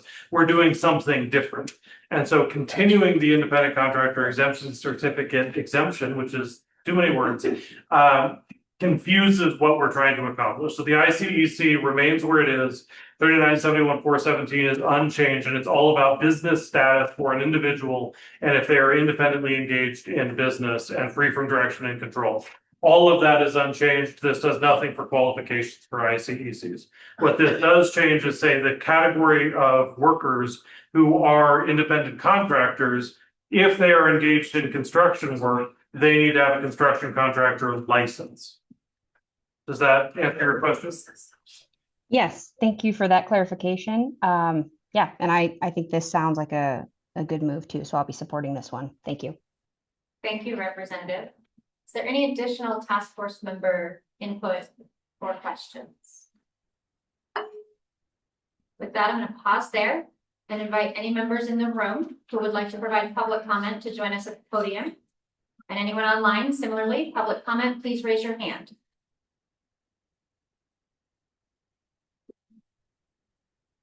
Okay, seeing none, back to the task force. Final thoughts? Let's try a voice vote again. All in favor, please say aye. Aye. Aye. Opposed, same sign. Were there any abstentions? And Dr. Harrington, would you please report your proxies? Yes, Eric Strauss, affirmative. Charlie Brereton, affirmative. Thank you, Dr. Harrington. Okay, now Senator, we'll move on to item number 5, insurance attestation. Oh, Mr. Dean. All right, the construction subcommittee recommends that the full licensing reform task force support legislation for the 2027 Montana legislative session requiring an applicant for issuance or renewal of a construction contractor license under Title 37, Chapter 45 of the MCA to attest by checkbox or equivalent electronic certification that the applicant maintains a commercial general liability insurance policy appropriate to the type and scope of construction work the applicant performs or holds itself out as performing. Thank you, Mr. Dean. Senator, do you have anything to add? No? All right, to the task force. Is there any input, questions?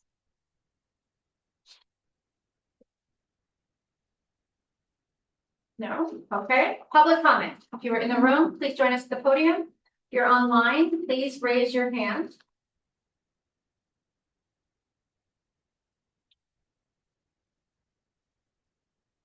Okay. Back to the task force. I do want to share how I think I read this and just make sure that we're clear. While the recommendation calls for contractors to attest at application and renewal that they do maintain appropriate commercial general liability insurance with limited verification and consequences for knowingly false attestations, this is not a continuous state of monitoring every policy. The department doesn't have those resources. We are not going to monitor. It is simply an attestation, and if found to be wrong, it is unprofessional conduct to not be accurate on your application. Therefore, we would discipline at that time. And this may, I'm looking at staff for an affirmative, this may require some random auditing by the department of the attestations. I recognize that doesn't say it in your proposal. However, I am a frequent flyer in front of the Legislative Audit Committee who has frequently told me that if we have a standard, we must audit it for compliance. So we will need to work with the industry and with stakeholders if this passes to have some sort of a process where we're verifying the attestations in some quantity. I don't have a recommendation for that number. Does that bring up any more questions or input from the task force?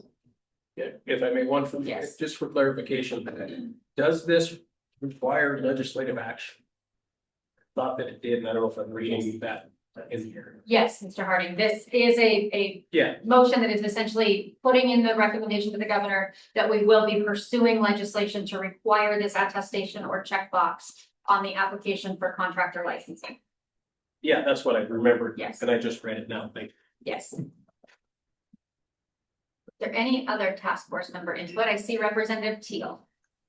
Yeah, thank you, Madam Chair. I just wanted to add, I like this idea. I think this is a good step forward in, continuing to improve consumer protection and just making information available to consumers when they're trying to learn more about the contractors they're hiring and, who has what they need and not. So I like this a lot. I think this is a good step forward in that area. Thank you. Thank you, Representative Teal. Senator Nolan. Thank you. I said it was gonna be minimal in my speaking out today, but trying to get the information out to the public on what we do and what is done has always been an issue.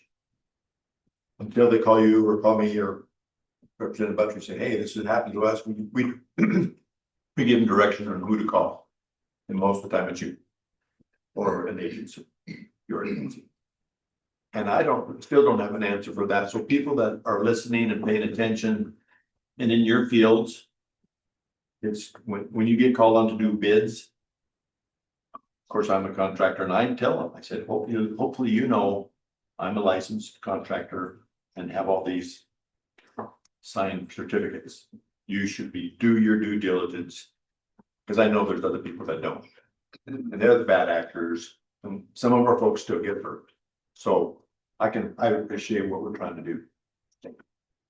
Thank you, Senator. Is there any additional, Senator? Yeah, just add a little background for the task force.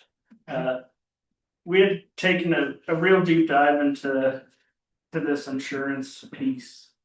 You know, we had the discussion of could we push for some type of trigger where the insurance company gives notification to the department, and that once we fleshed it out, that was super burdensome and really no clear path on how that could actually be attained. And so, you know, this self-attestation is the best we could come up after our kind of deep dive into that insurance world and how this interacts. Thank you, Senator. Go ahead, Representative. Thank you, Madam Chair. I'm just curious if this applies to the initial application or if it's just renewal. Both, as I read it. Is that correct? Yes, both initial application and renewals. I guess from my perspective, it seems a little odd to ask someone to get insurance before they have the license to operate. If you remember, we did something similar in the fishing world last year, and the governor's office really slapped down anything on initial application. That's a really good point, Representative. Without objection of the committee, I'm going to put us back in public comment because I do see a member of the public's hands raised. Mr. Dexter Teal.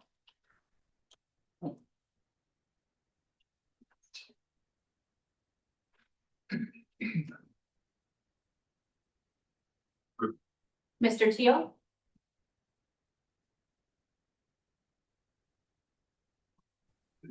Can you hear me now?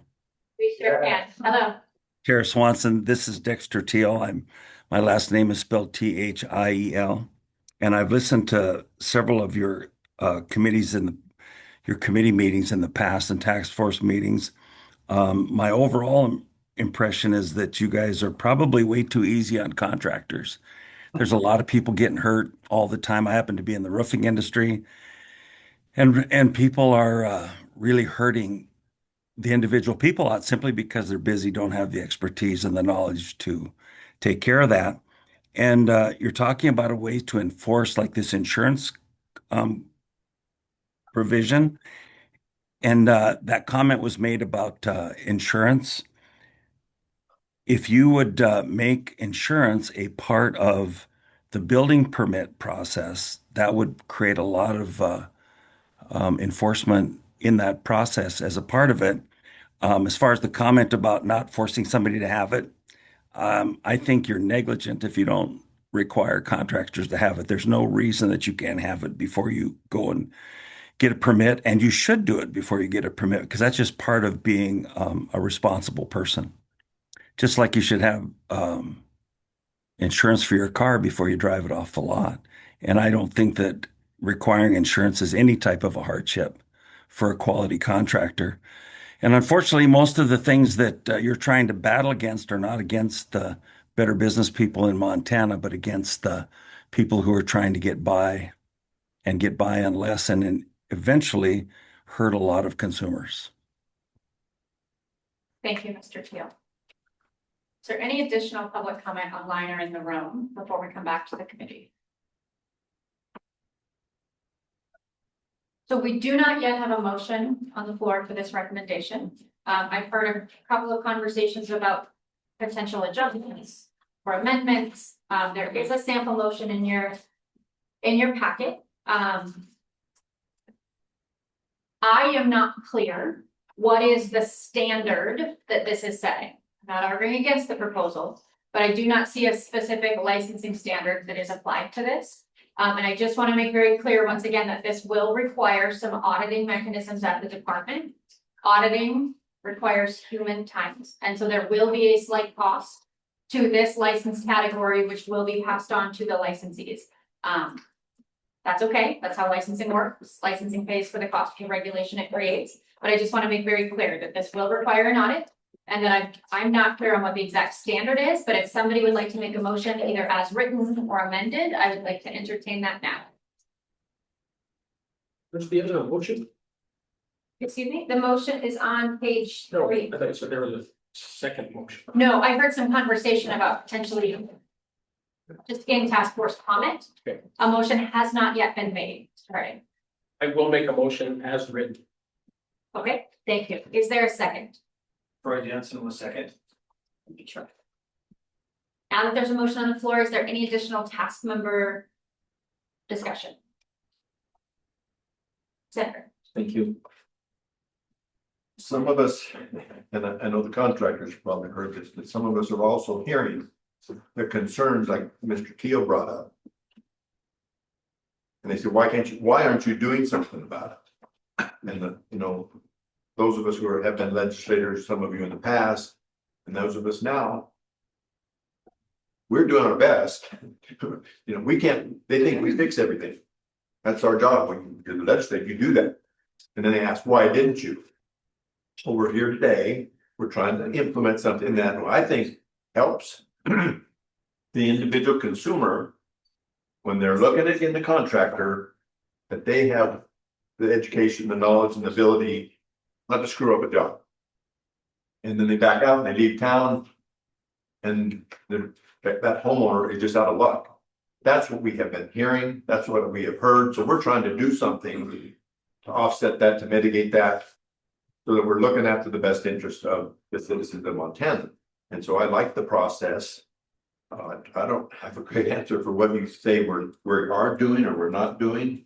I support the motion. I think if it's going to cost us, I guess, a smidgen, so be it. Understood. Thank you, Senator.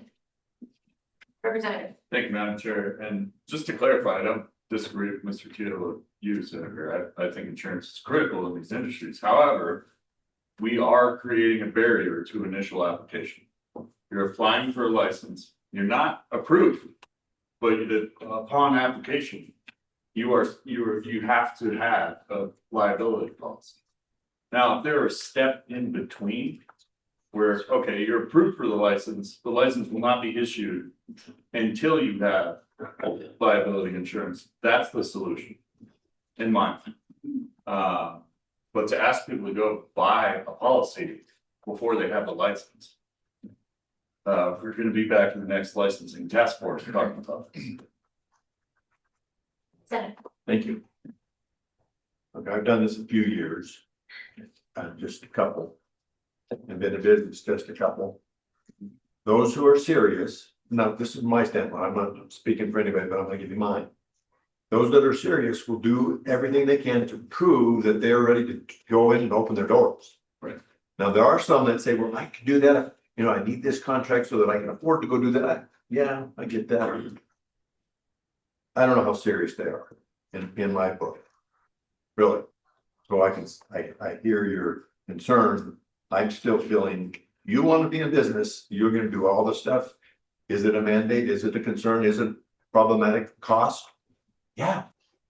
Because you're going to potentially help, hinder, hurt, or provide a great service to the citizens of the state of Montana. So that's what I'm thinking.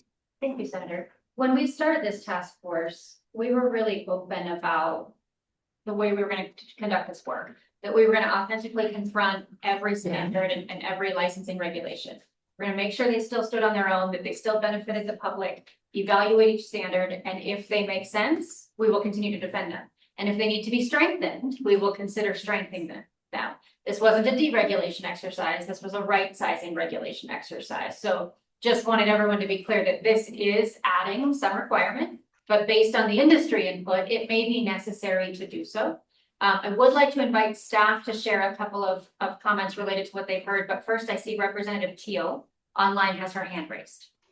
Yeah, thank you, Madam Chair. And so I guess I have two comments now. The first, I just wanted to get some clarification because I understood that this is not requiring anyone to have a liability insurance policy. It's just indicating yes or no if they do have one.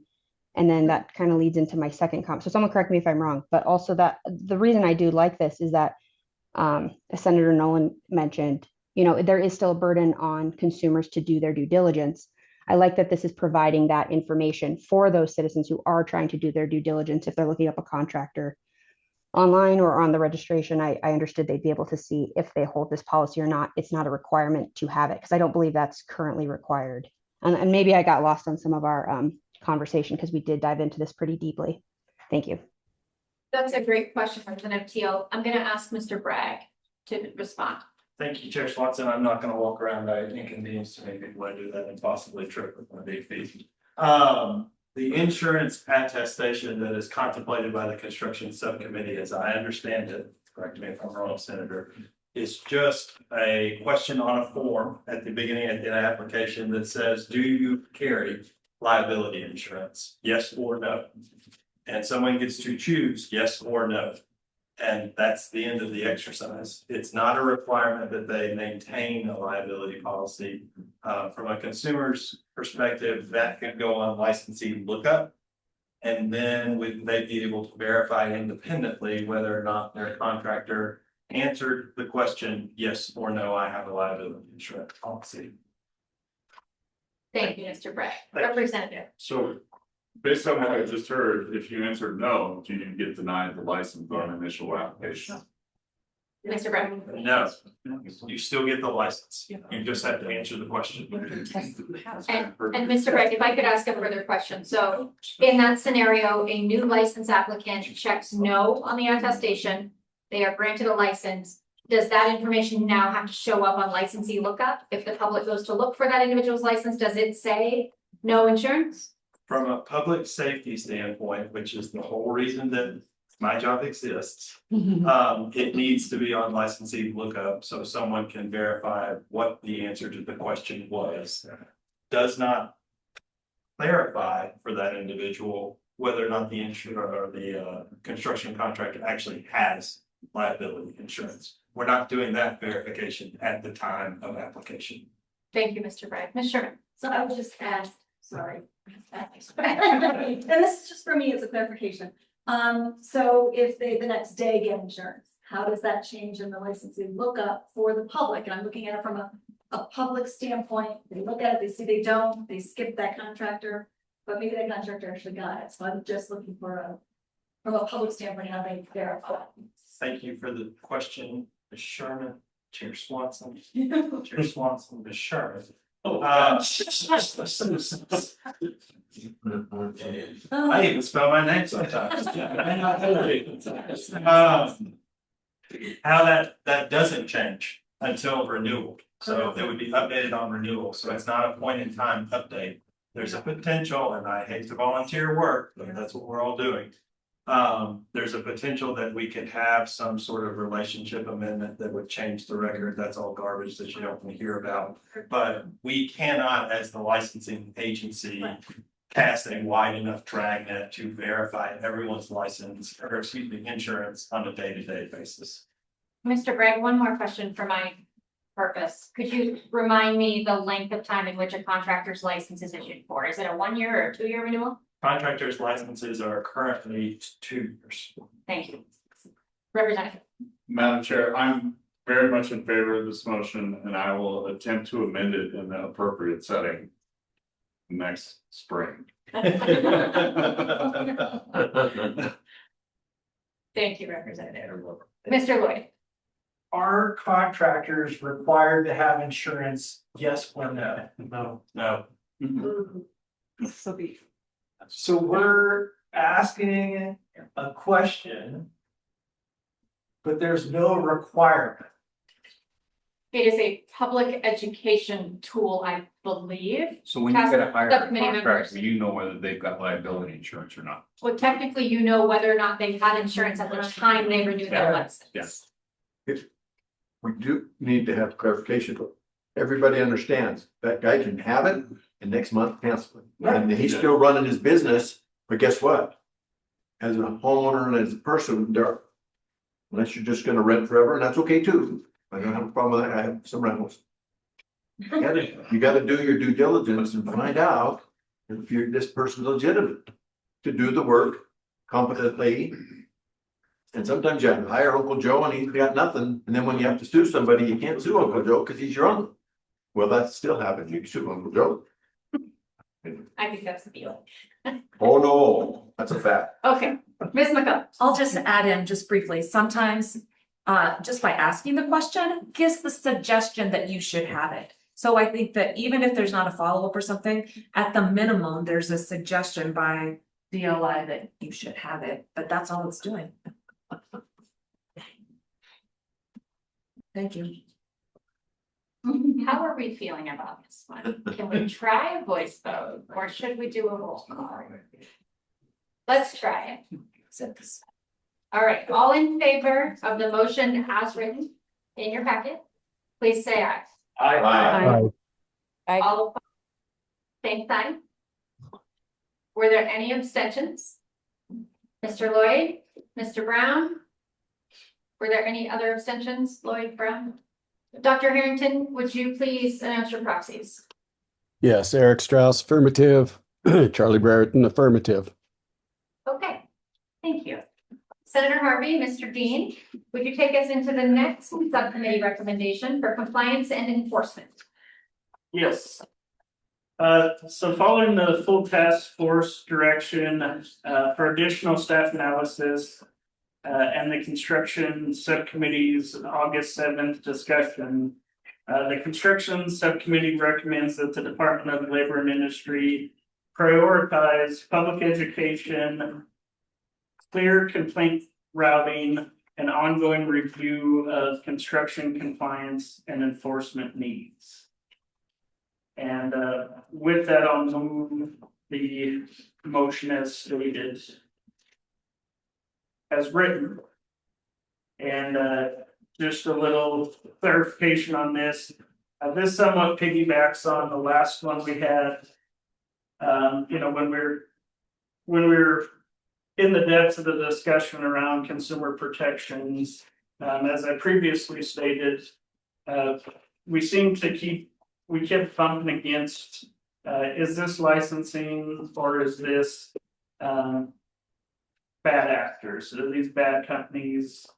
And how can we help the consumer instead of flooding the license complaint department? Can they be routed to consumer protection or you know, business standards folks in different agencies? And so what we're asking here of the Department of Labor is to help educate the public on those differences and through some internal work, possibly propping up a section on the webpage that says, did you have this issue happen in the course of your project? Call the Banking Standards Division, or did you have this pop up? You know, call, here's Consumer Protections number. Because it seems like, and through discussion we had with staff, and that's a lot of stuff that people think fall into licensure, but it actually doesn't. And so what we're asking DLI is to help us with the consumer education and help navigate and get people where they need to be. Thank you, Senator. And as I understand, you've made the motion as written, on page 4 of the packet. Is there a second on the motion as written? Second. Thank you, Mr. Harvey. Ms. Sullivan. Thank you, Madam Chair. So Senator Harvey, I believe the recommendation you just described is actually the next one in the packet. Whoops. So sorry about that. This one is the follow-up from the June meeting where the task force asked for some additional analysis on the current compliance process and investigations to see if there were any gaps. And so we had compliance give a presentation at the August meeting, and this was the result of that conversation. My apologies, just remember what I said.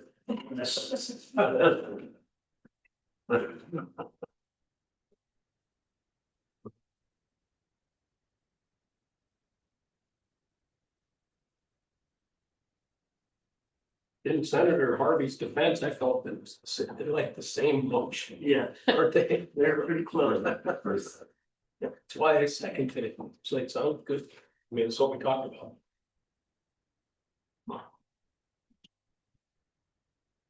So if I may, Senator?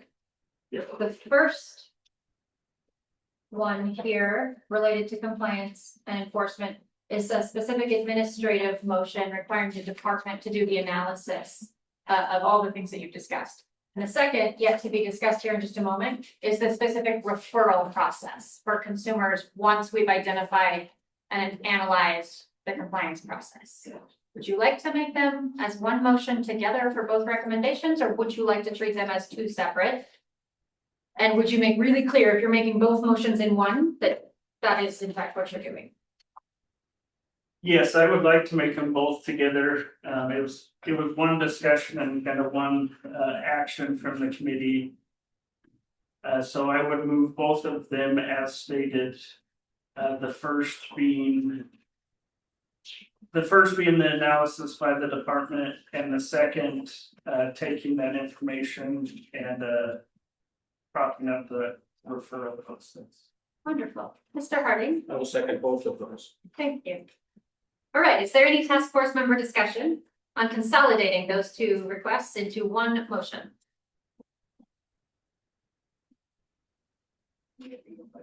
Okay, clear as mud. Would anybody in the room or online like to provide public comment? If you're in the room, please join us at the podium. If you are online, please raise your hand.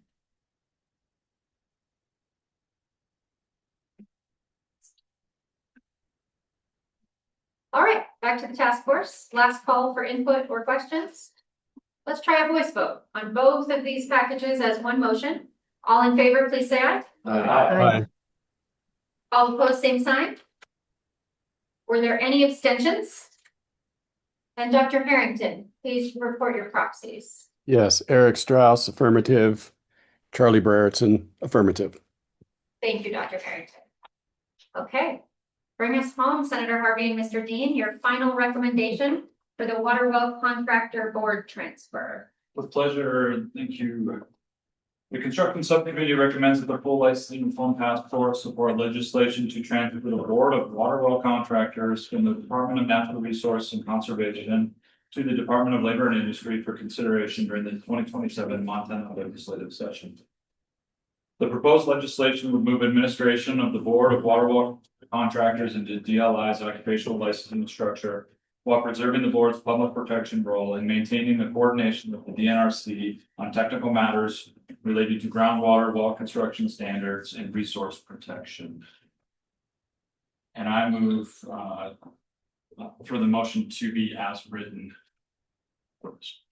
Thank you, Mr. Dean. Is there a second? Troy Jensen, second.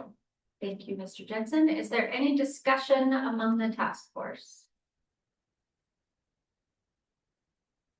Ms. Anderson. Commissioner, was there any discussion with DNRC about this move? Yeah, great question, Ms. Anderson. This was actually a public comment submitted to the task force by Director Castor of the DNRC, asking us to consider this as part of the task force's work.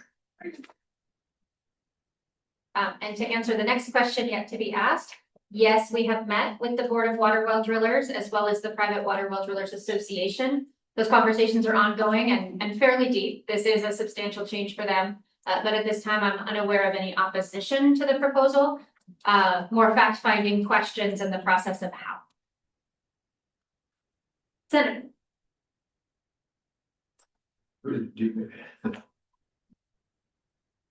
Who's this gonna go to? I mean, it's your department now going to be. We have staff, do we need to hire staff or is that? Yeah. Cause you talked to the director. I've been on DNRC in this one for all night. tenure.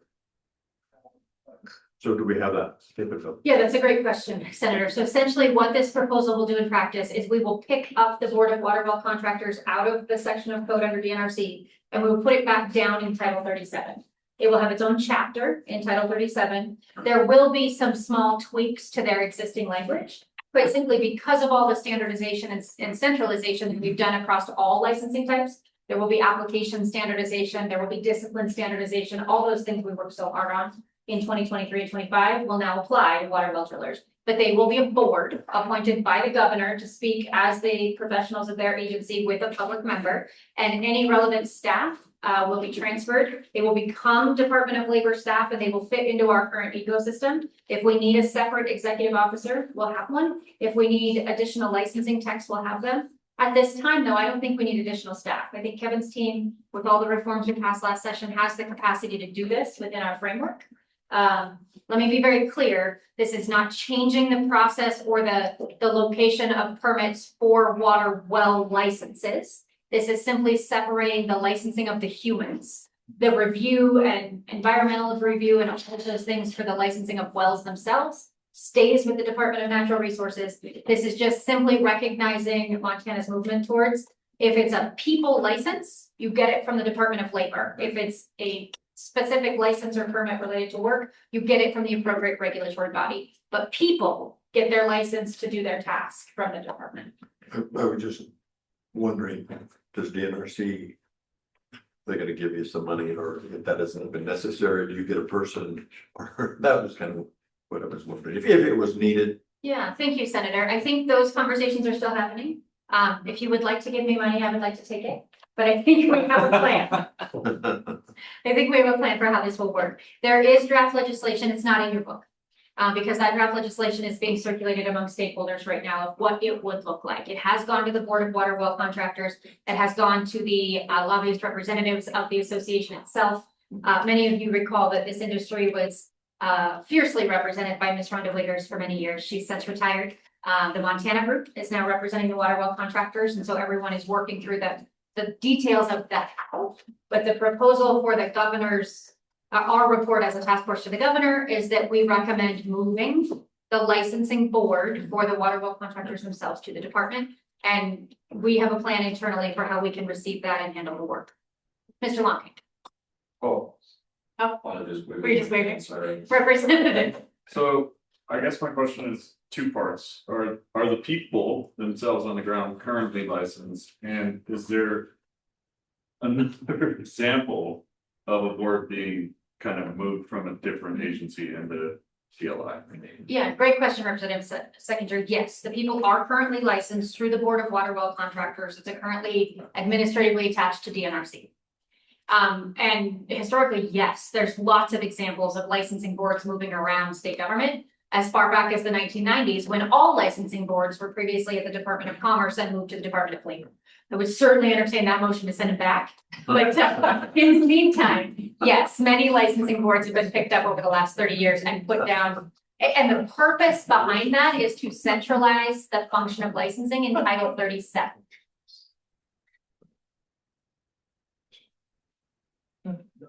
To be clear, that was not serious. Please don't do that. I got it. Yes. Is there any additional task force question or input on the movement of the water well contractors from DNRC to the Title 37 section of the Department of Labor and Industry? Senator. Just when you do this, because some legislators don't know this. That this is happening, and they're gonna go, what? So whoever's given that memo, be pretty specific. We're not changing this. You still do this. If you don't mind. Yeah, absolutely, Senator. That's a really good question. There are going to be lots of sections of the legislature interested in this work. I will share with you that Directors Casper, Nowakowski, and I did join WIPIC, the Water Policy Interim Committee, in person together to explain this legislative proposal. They have seen the draft legislation and did approve DNRC to introduce it as an agency bill. If necessary, we will also be presenting it to you at the Economic Affairs Interim Committee in September. If there's no additional task force questions or input, I would like to open it up for public comment. If anyone in the room would like to provide comment on this topic, please join us at the podium. Online, please raise your hand.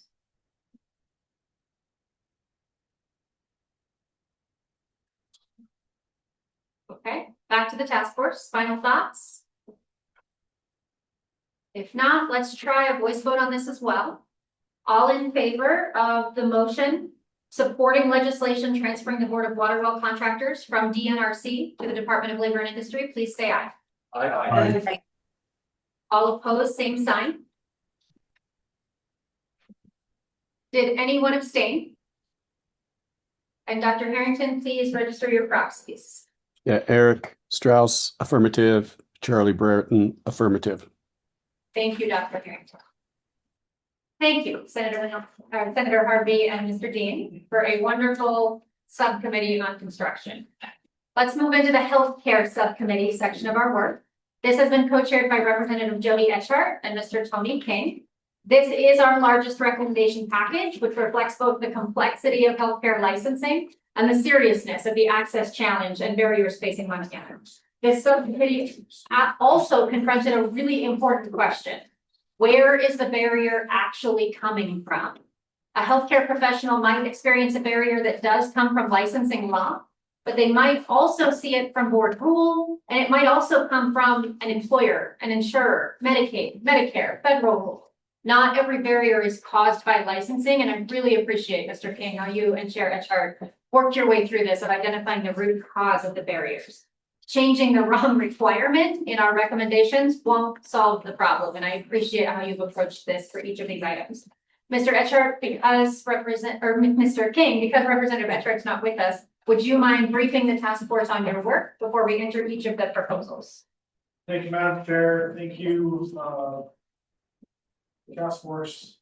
Appreciate the opportunity to give you a brief overview. I'm going to try to be as brief as possible. As promised in Billings, we brought forth myriad of recommendations. We only had 3 billings. We brought 18 here. A lot of work went into this, and a lot like some of the other subcommittees. The farther in we got, the more recommendations we were seeing. It seemed as though our work was being noticed, and people were coming up with ideas that came away. So, as I was conferring with Chair Swanson, I was asking her how excited she was to be done, and she reminded me our work is not done. It will be. So I have a feeling this will also continue. A lot of these recommendations will morph. I also want to remind folks that may have provided us a comment, and we've been working with them, that these are just recommendations. This isn't changing anything today. There will probably still be an opportunity, should a legislative change need or a rule change be needed, for you to provide that comment at that time to that body. So even though a lot of these were not unanimous, they did get the majority of our subcommittee votes. So we're excited to move it forward with consent number 2. Great thanks to Aaron for keeping us on task and providing a safe space for us to have those meetings and continue furthering our discussion. So we have 18 recommendations as summarized on page 1 into 4 subgroups: workforce entry, career pathways, and interstate mobility. 2 is preservation and modernization of licensing standards. 3 is administrative process and technology improvements. And 4 is licensing governance, credentialing structure. Great thanks to Kevin and his team at DLI for kind of working through us with the nuances of what is needed. And I should have practiced this with Representative Etchart. Apologize, she couldn't be here. She is in Billings for the air show with the governor, so she is on the advisory planning committee for that right now. So they have to make sure to go. With that, I think let's go. Yeah, let's go, Chair King. Please move us into recommendation number 1, interstate compacts. Thank you. As is consistent with probably the other committees as well, our subcommittee was enthusiastic about taking on any of the interstate compacts that were brought forward and recommended. And so the healthcare subcommittee recommends the licensing reform task force endorse legislation supporting consideration during the 2027 legislative session of the following interstate compacts: EMS compact, solar work compact, APRN compact, dentist and dental hygienist compact, and podiatry compact. And I move forward with the motion as written. Thank you, Mr. King. Is there a second? Well, thank you, Mr. Tronstedt. Is there discussion among the task force on compact?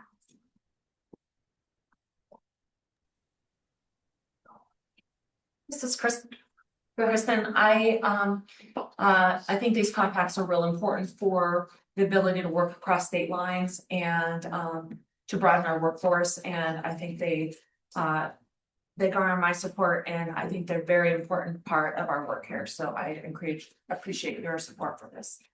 Thank you, Ms. McCauley. Is there any other task force member input? Seeing none, I'll entertain public comments on item 1, interstate compacts. If you're in the room, please join us at the podium. Good afternoon, my name is Marty Wangen, WANGEN. I'm here with the Montana Podiatric Medical Association. We just want to thank you for your work on this issue, and we would greatly appreciate the recommendation. Thank you. Thank you, Ms. Wangen. Podiatry. Is there any additional public comment online? If so, please raise your hand to be recognized.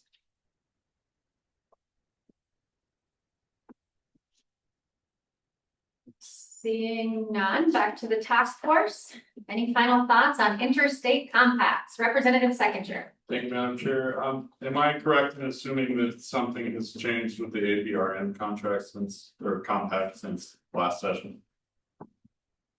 Has the language been updated or? Great question, Representative Seconder. Mr. Bragg, can you speak to that? I know the National APRN Association has been evolving through the Compact Commission, or Ms. Stallkamp. No. Can one of you provide an update? I believe that the APRN, the National Association, has addressed the issue that was the sticking point here in Montana, the independent practice of APRNs. It's still being circulated around nationally, the language, and so it may or may not be ready for introduction during the 2027 session. They're actively working on it. And just as a follow-up, all of these would be introduced separately, right? Not in one package? Okay, Correct, Representative. They would each be individual legislative bills. thank you. Can I put you down as carrying them all? No. They're a fishing guide comment. Thank you, Representative. Is there any additional task force member input on interstate licensing compact? Okay, with that, let's try a voice vote. All in favor of item number 1, interstate compacts, please say aye. Aye. Opposed, same sign. Did anyone abstain? And Dr. Harrington. Eric Strauss, affirmative. Charlie Brereton, affirmative. Thank you, Dr. Harrington. Mr. King, item number 2. Create an international physician licensure pathway. The healthcare subcommittee recommends licensing reform task force endorse development of a carefully blended pathway for internationally trained physicians to obtain Montana licensure without unnecessarily repeating U.S. residency, where the applicant's training, experience, examination history, and disciplinary record demonstrates substantial equivalency. Purpose of the pathway should each provide have a better, quicker process for evaluating qualified international trained physicians who offer service to patient safety, public protection, and the Board of Medical Examiners authority to deny, condition, restrict, or require remediation where equivalency is not substantiated. Thank you, Mr. King. Is there any task force member input on this topic? Just some discussion in the subcommittee is there was, I guess, a lack of understanding that didn't sort of already exist. And I know that they can become licensed. And we didn't understand how burdensome that it could be with most of the other medical profession licensures not having that restriction to duplicate that. So with that, I would like to move as it's presented. Thank you, Mr. King. Is there a second? Madam Chair, I'll second, and if I can comment. Absolutely. This has been an issue, whether it's an understanding of statutory requirements or rules need to be updated, but we have had the issue in Montana where foreign medical providers were unable to practice because the state was levying some repetitive requirements on them. So, you know, it's not that any hospital or any other facility is out trying to find foreign providers over domestic providers. A lot of cases, specialists and people where we just don't have access to folks. In the case that most recently happened in Montana, it was a Canadian doctor that couldn't come across the border and practice, even though he had been practicing in New York State. So there was some great opportunities to make some fixes. So this is a great output from the task force, and I would appreciate everyone supporting it. Thank you, Representative. Is there any other input on this particular item from the task force? If not, I will open it up to public comment. If you're in the room, please join us at the podium. If you're online, please raise your hand to be recognized.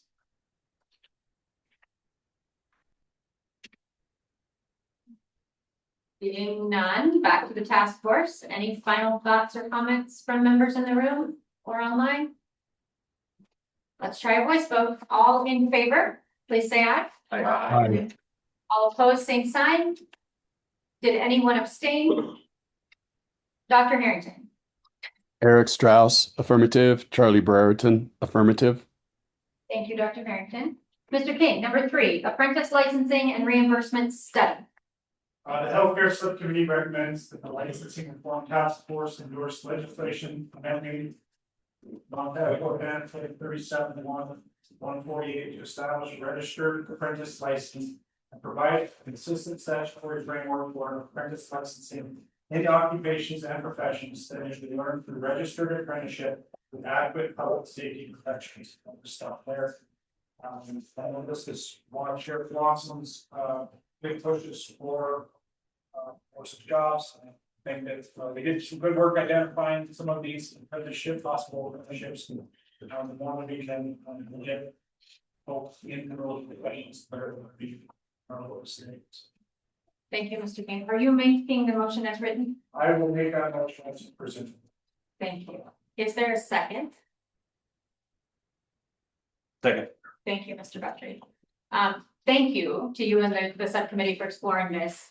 With a number of new registered apprenticeable pathways in Montana, and with the tremendous opportunity we have with Rural Health Transformation Program funding in Montana, funding those pathways, I think a recognition of and a structure to supervise appropriately those in that pathway is important. I want to make really clear what this doesn't do. This doesn't create apprenticeable pathways for healthcare licensees that are not already authorized in statute. This isn't creating apprenticeships for MDs, for example. This is those that are authorized in statutes and a category of licensure to appropriately supervise and regulate those while in their apprenticeship. Is there any task force input or questions on this item? Okay, let's move to public comment. If you're in the room, please join us at the podium. If you're online, please raise your hand.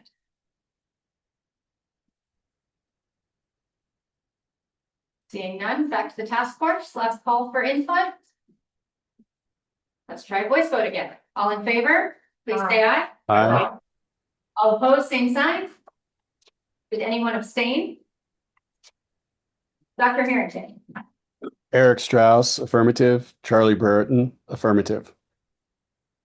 Thank you, Dr. Harrington. Mr. King, establishing nursing career ladder pilots.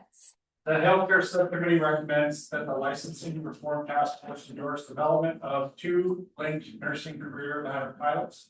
1, a CNA to LPN career ladder pilot, and 2, an LPN to RN career ladder pilot. Pilots should be registered apprenticeship, existing board of nursing credentials, board approved education and bridge programs, supervised competency progression, and employer partnerships to create practical earn while you learn pathways while preserving patient safety and existing licensure standards. I will make the motion as presented. Second. Thank you, Ms. McCully. Is there any discussion among the task force on nursing career ladder pilots? Dr. Harrington. Yeah, I would like to strongly support this. Most of you probably don't know, I grew up in Warm Springs. My dad was the administrator for 13 years, and my mother taught nursing there. And this would be absolutely imperative for us recruiting and retaining people. It gives CNAs a career path and LPNs a career path, and would certainly address the shortage of nursing staff. So we're very much in support of this. Thank you, Dr. Harrington. Is there any other input from the task force? All right, let's open it up to public comment. Anyone in the room, please join us at the podium. And anyone online, please raise your hand if you'd like to be recognized.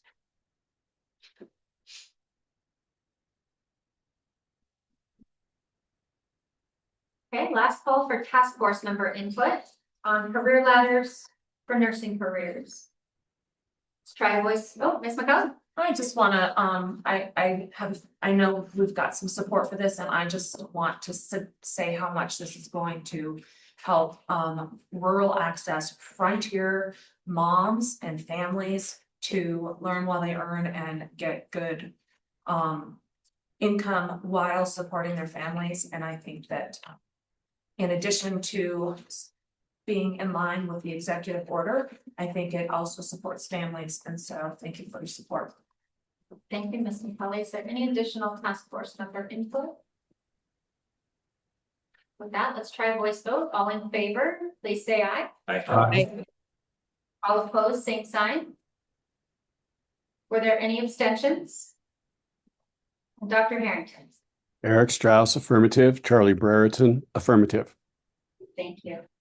Mr. King, can you tell us about addiction counselor reciprocity? The healthcare subcommittee recommends that licensing reform task force endorse a targeted review and reform of Montana's reciprocity and education department for addiction counselors licensed and trained in other states. Recommendations should focus on eliminating duplicative educational barriers where an applicant has comparable credentials, examination history, supervised experience, and disciplinary standing, while preserving public protection safeguards, including disciplinary review, background checks, and minimum competency standards. We have a lot of public comment, a lot of suggestions towards this, where our standards may have been a little bit different. There was a national standard, and then our standards may not have aligned fully. So it was just trying to ease that barrier, and especially with practicing for a number of years in other states. And with that, I will again make the motion that we accept this as presented. Second. Thank you both. Is there any discussion on this topic for addiction counselor reciprocity?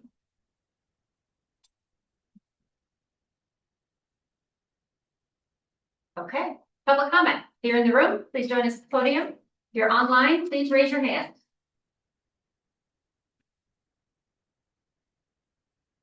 Last call for task force member input. Try voice vote. All in favor of addiction counselor reciprocity, say aye. Aye. All opposed, same sign. Did anyone abstain? And Dr. Harrington. Here I am. Eric Strauss, affirmative. Charlie Brereton, affirmative. Thank you. Mr. King. Pathways for existing Montana clinicians for LACs. The healthcare subcommittee recommends that the licensing reform task force endorse the development of a streamlined pathway to Montana licensed clinical professional counselors, LCPCs, and licensed clinical social workers who seek to qualify as licensed addiction counselors or LACs. I'll do the next paragraph there too. Pathway should recognize education, examination, supervised experience, and clinical competencies already established through an applicant's existing Montana license.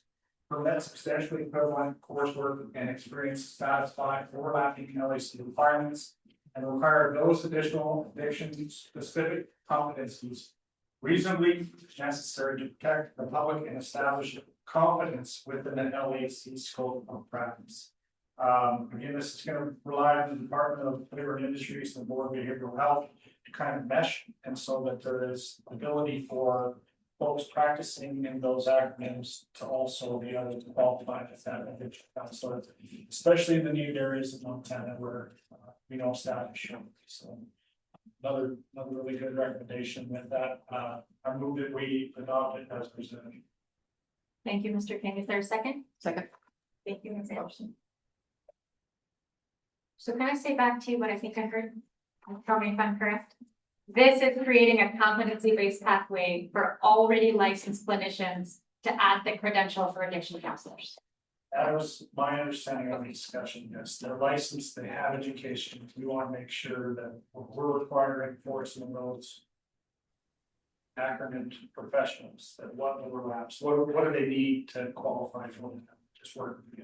Aaron, correct me if I'm. That's correct. Thank you. Is there any discussion among the task force members? I would just add that this has been a passion project of a number of LCSWs that I work with. And other states have done this sort of pathway to get the LAC endorsement for them. That's not the full licensure for LAC, but an extended pathway. So I think it's a great option. Great, thank you. Ms. Anderson, in your opinion, as written, does this preserve the addiction specific competencies needed for safe practice? So, yes. There's already some addiction services under LCSW. This would just expand their scope and knowledge to include those LAC specific competency. Thank you. Ms. McCullough? Yes, I would just like to add that this is an important process. The LCPCs are largely trained in this. They're doing it already. They don't have that extra this piece of extending that broadens the availability of LACs to rural health communities, and it's an important piece for them. So I would like your support for that.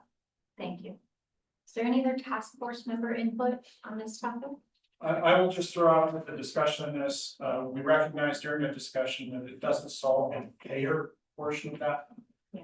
But this gets them a step in the right direction to fight that fight in a different group, not associated with Title 37. Thank you, Mr. King. And I'd like to amend my comment. I realize I misspoke a little bit. So if you're an LCPC or an LCSW, you already have all the competencies around direct one-to-one clinical counseling. So you shouldn't have to repeat that to get your LAC. You would then just do the LAC specific addiction counseling educational components. Thank you. That's the heart of my question. Appreciate it. Is there any other task force member input? Is there any public comment? If you're in the room, please join us at the podium. If you're online, please raise your hand to be recognized.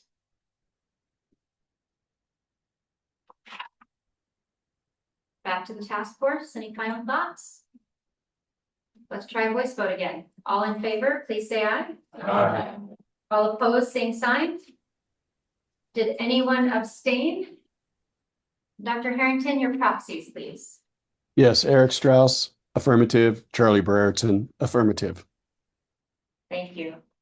Mr. King, would you talk to us about social work supervision requirements? Yeah, I got a lot of acronym ones here. Healthcare Subcommittee recommends that the licensing reform task force provides recommendation 7 from allowing internship hours to count for the 3,000 hour requirement to be narrower statutory alignment recommendation. Remove supervised practice hour requirements for licensed master social worker, LMSW, and licensed baccalaureate social worker, LBSW, while preserving the existing supervised practice requirement for licensed clinical social work licensure. The original recommendation proposed allowing qualifying supervised internship hours to count for the 3,000 hour license requirement for social work pathways. That approach should be revised because the task force separately recommending that Montana adopt the social work licensure compact, and the compact's clinical social worker pathways require postgraduate supervised clinical practice. Under the compact structure, internship hours completed during a degree program would not satisfy the clinical supervision requirements for compact clinical social work eligibility. So since we're trying to move on that compact route, we're trying to clean it up so that we don't have to do anything. Thank you, Mr. King. I'll let somebody else make a motion. Would anyone like to make? Oh, thank you, Ms. Anderson. Is there a second?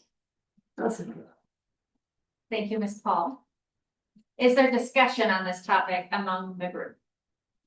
I would just add that in a recent meeting I was at, this issue came up, and obviously aligning with the compact is important, but also. So LBSWs and LMSWs don't do typical one-to-one patient care, which is why the supervision would be so critical. They mostly do case management and those sort of things. They're not doing one-to-one counseling like LCSWs, which is where the supervision is so critical. So I would just explain why there's not a public safety concern there with the removal of those hours. Thank you. And to clarify, this is a proposal that will be recommending specific statutory change to change all of those requirements in statute. Is there any additional input from the task force members? Members of the public, if you would like to comment on this topic, please join us at the podium in the room, or please raise your hand if you'd like to be recognized online.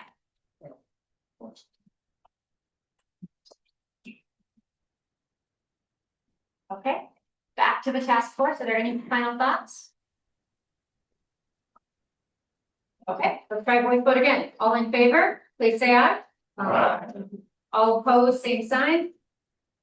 Did anyone abstain? Dr. Harrington, please share your proxies. Eric Strauss, affirmative. Charlie Brereton, affirmative. Thank you. All right, Mr. King, speech language pathology licensure.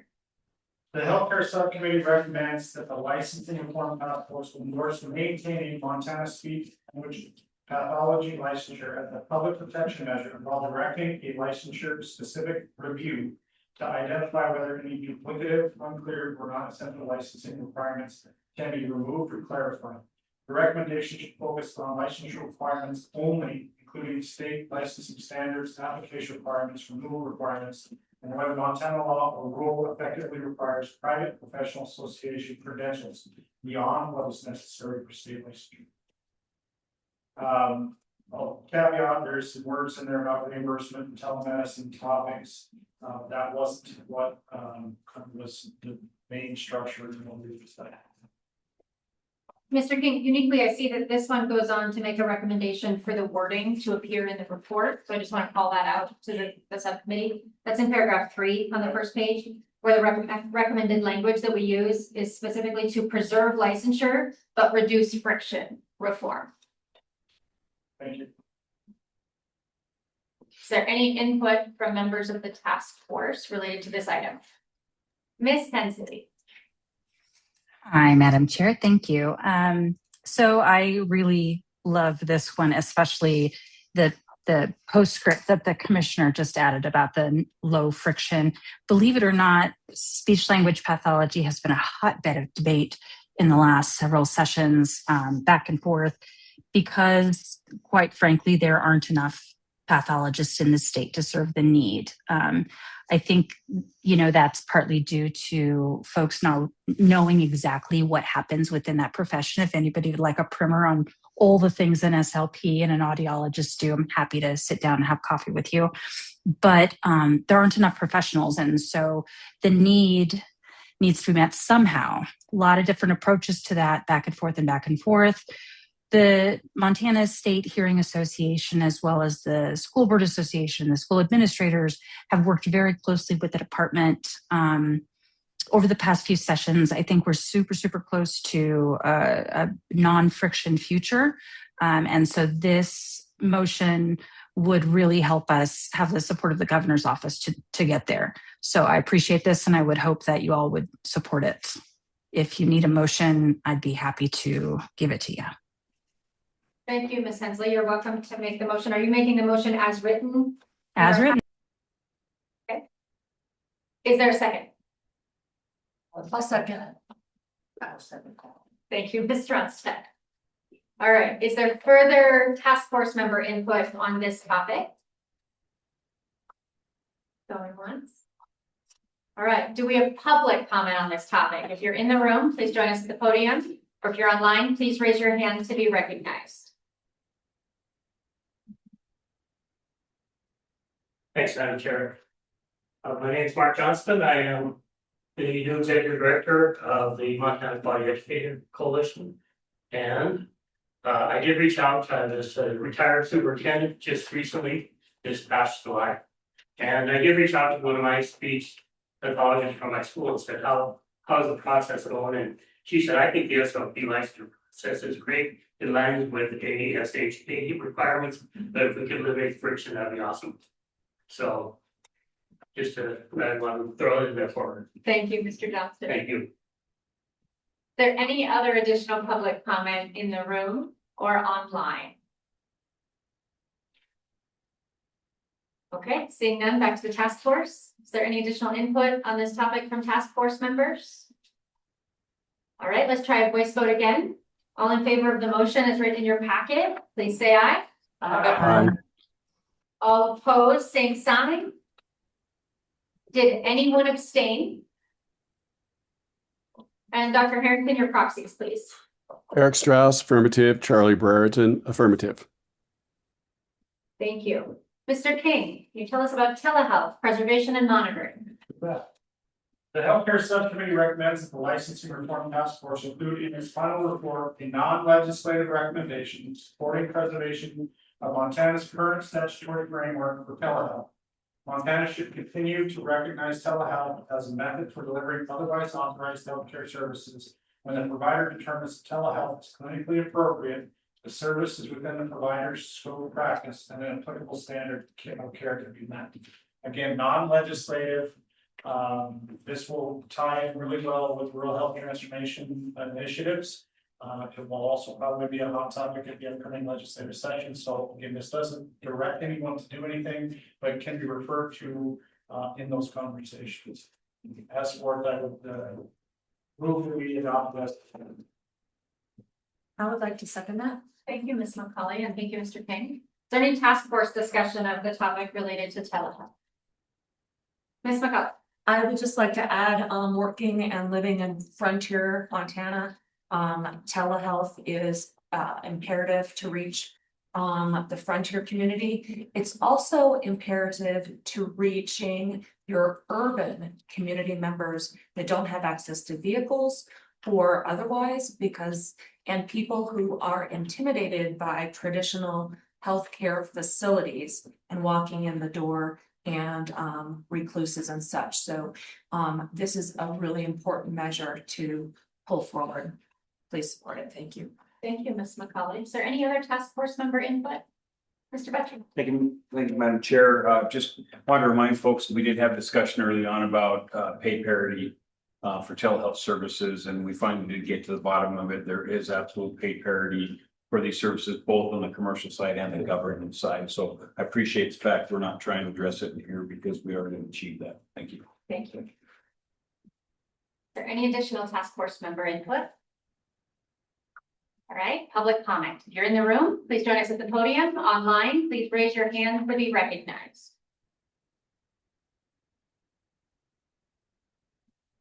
Final thoughts from the task force members on telehealth? So I wasn't gonna say anything, but I will say just in support of it, because access to care is so crucial. And however we can do that within public health and public safety, is obviously want to do that. So thank you for putting this together as this should continue. But we appreciate it as well. Thank you, Ms. Sherman. Any other final thoughts? Let's try a voice vote again. All in favor, please say aye. Aye. All opposed, same sign. Did anyone abstain? And Dr. Harrington, your proxies. Eric Strauss, affirmative. Charlie Brereton, affirmative. Thank you. Mr. King, modernizing statutory language. Halfway there. The Healthcare Subcommittee recommends that the Licensing Reform Task Force endorse legislation, its rule cleanup, and performing administrative updates to replace outdated terminology such as chemical dependency and substance use disorder, and where appropriate, to use broader behavioral health disorder technology rather than embedding specific diagnoses in statute. The recommendation should be treated as a technical modernization unless policymakers expressly intend a substantive change to scope of practice, licensure qualifications, enforcement authority, treatment eligibility, funding and eligibility, and program administration. Again, it's just modernizing language in a number of spots as we learn more about these disorders and change the way we treat it and get rid of stigmas. So with that, I would move that it be adopted as presented. Thank you, Mr. King. Is there a second? Second. Thank you, Ms. Anderson. there any task force member discussion?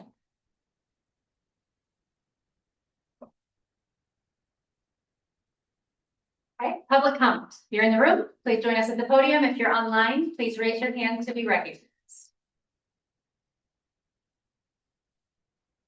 Back to the task force. Last chance. Any thoughts? Modernizing language. All right, let's call for a voice vote. All in favor, please say aye. Aye. All opposed, same sign. Did anyone abstain? And Dr. Harrington, proxies, please. Eric Strauss, affirmative. Charlie Brereton, affirmative.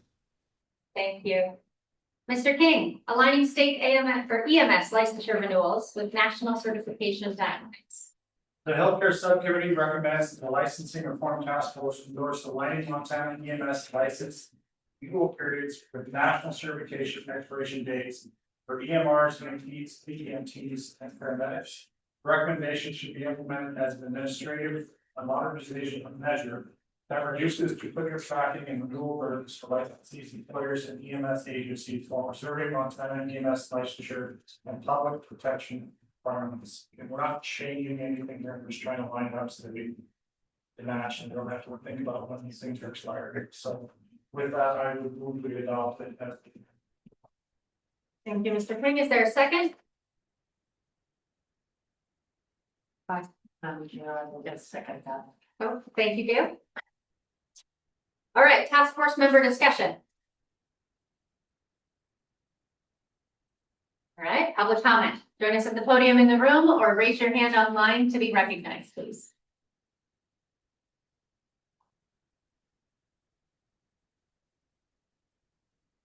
Final thoughts from the task force members? Let's do a voice vote. All in favor, please say aye. Aye. All opposed, same sign. Did anyone abstain?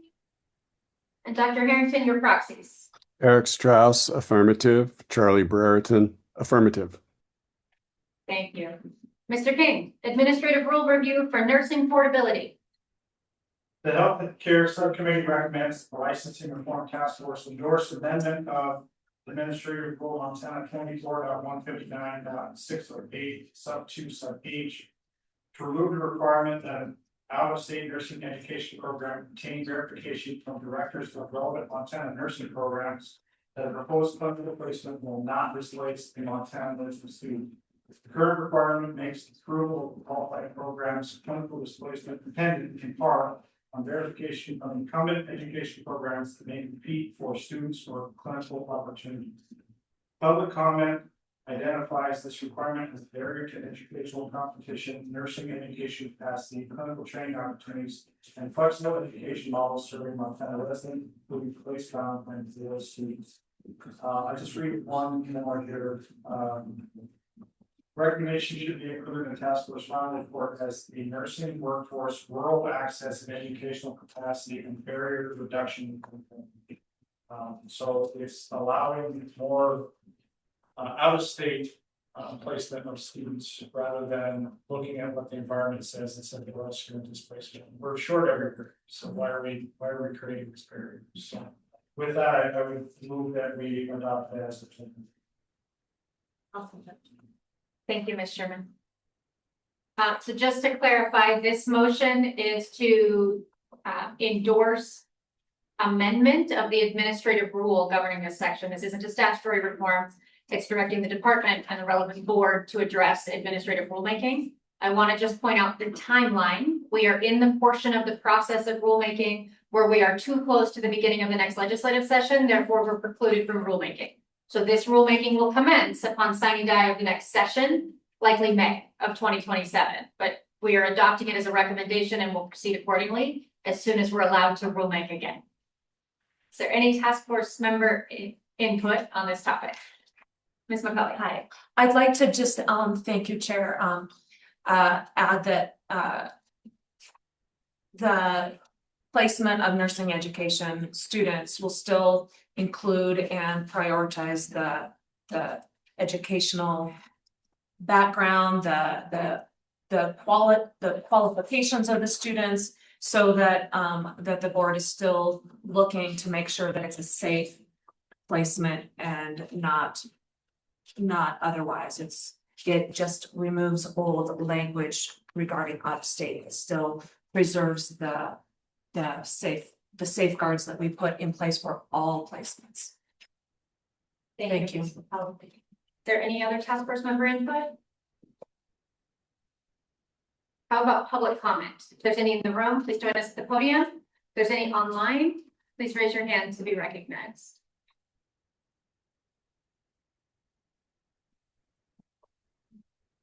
Back to the task force for final thoughts. Let's do a voice vote. All in favor, please say aye. Aye. All opposed, same sign. Did anyone abstain? Dr. Harrington, your proxies. Eric Strauss, affirmative. Charlie Brereton, affirmative. Thank you. All right, Mr. King, removing the National Practitioner Database self-query report from pharmacy licensure. The healthcare subcommittee recommends that the licensing reform task force endorse removing or replacing the MPPB self-query report requirements for Montana pharmacy licensure if existing application disclosures, home state license verification, disciplinary checks, and board assessment already provide equivalent public protection. The recommendation should focus on eliminating duplicative applicant costs in the way while preserving the board pharmacy's ability to review disciplinary history, adverse actions, malpractice, or claims information relevant and available, license status, and other information necessary to the public. I'll just add, as a pharmacist, kind of already did away with this internally, but this kind of solidifies it. There is a national database in which Montana uses its supply of the national association of board pharmacies and also all pharmacy states. And so if you were a bad actor in Idaho, then it should show up when you do background check through that.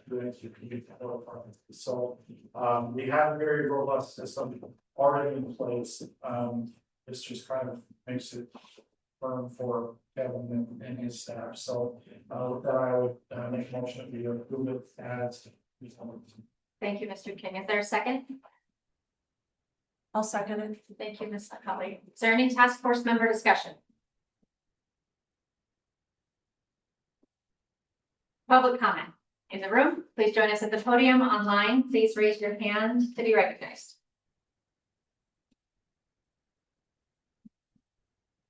Okay, final thoughts from the task force. Let's do a voice vote again. All in favor, please say aye. Aye. Opposed, same sign. Did anyone abstain? Dr. Harrington, proxies, please. Eric Strauss, affirmative. Charlie Brereton, affirmative. Thank you. Mr. King, Department of Labor and Industry License Verification Tools. Thank you. The healthcare subcommittee recommends that the licensing reform task force endorse improvements to DLI's professional licensing lookup and verification process, to reduce administrative burdens for hospitals, credentialing departments, medical staff offices, and other entities that must verify the provider licensure on a recurring basis. The recommendation should direct DLI to evaluate and, where feasible, implement secure bulk verification functionality, approved user access, and application programming interface, so known as API, or automatic data feed, downloadable verification reports, other secure alternatives to repeated individual searches. And a representative Butcher, this is one of our first topics of discussion in our subcommittee of how do we get this to be better and more user friendly. And I would concur as someone that's had a look through that program a couple times last month. So with that, I make a motion that we approve as presented. Thank you. Is there a second? Representative Butcher. Madam Chair, I would give a second, and then if I can comment. Absolutely. Thanks to you and to Mr. Chair. This was something I brought forward early on, really important. I think you'll see in the language that we have some health systems that may be trying to verify licensing of providers, maybe 700, 800 of them a month.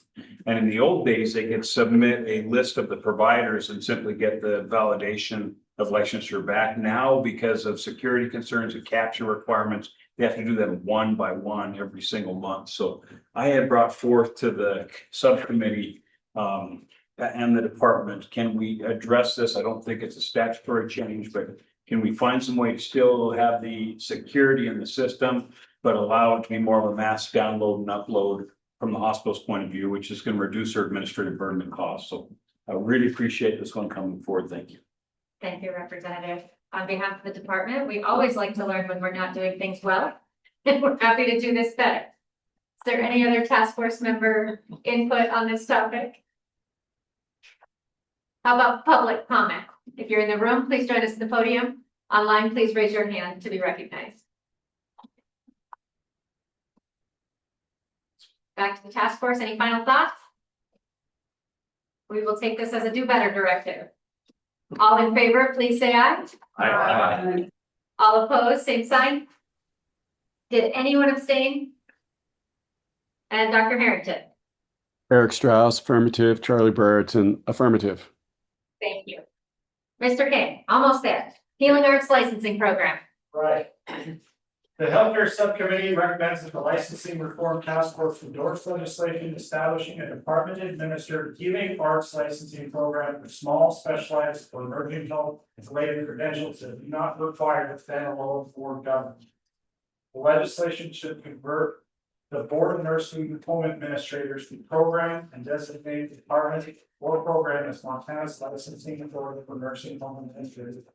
The initial program should include doulas, genetic counselors, hearing aid dispensers, pediatric complex care assistants, and nursing home administrators. The legislation should also plan pathways to include emergency care providers, massage therapists, following profession specific review and stakeholder engagement. Programs should be capable of administering new health-related licensing, certification, or registration programs established or assigned by the legislature, including potential programs for certified nursing assistants and community health workers. I'll just stop there in case there's some discussion for motions. Thank you, Mr. King. Task force members, do you have any input or would anyone like to make a motion? Oh, Stacy, thank you, Ms. Anderson, for the motion. Is there a second? Second. Thank you, Mr. Buttrey. I want to take us to the one paragraph in the recommendations that Mr. King did not read. Quite simply, this doesn't change the credentials themselves or that each credential retaining its own qualification, scope, rule, and so forth. And then further, this one, because it is a big package, I took the liberty of submitting this one through our approval process through the governor's office. This one will be supported by the governor's office if endorsed by the task force. Given some of the previous discussion around many of these license types in recent sessions, I wanted to make sure I understood the administration's perspective before coming to you today, and we have been approved to advance this legislation by the governor's office.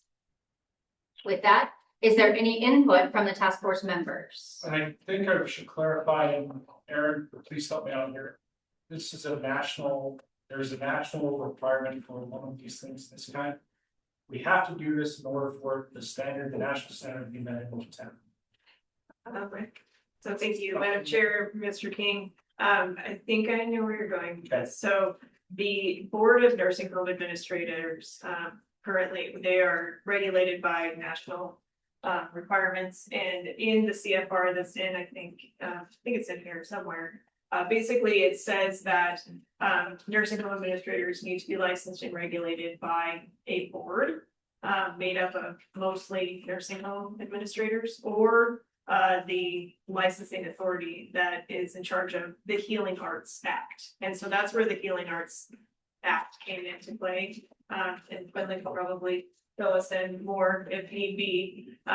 But converting we can't just move nursing home administrators from a board to a program. We need to establish the Healing Arts Act. And so what we thought was, why not also combine other smaller licensing programs that can be administered through the same licensing program at the department. And so that's where these other ones came into play.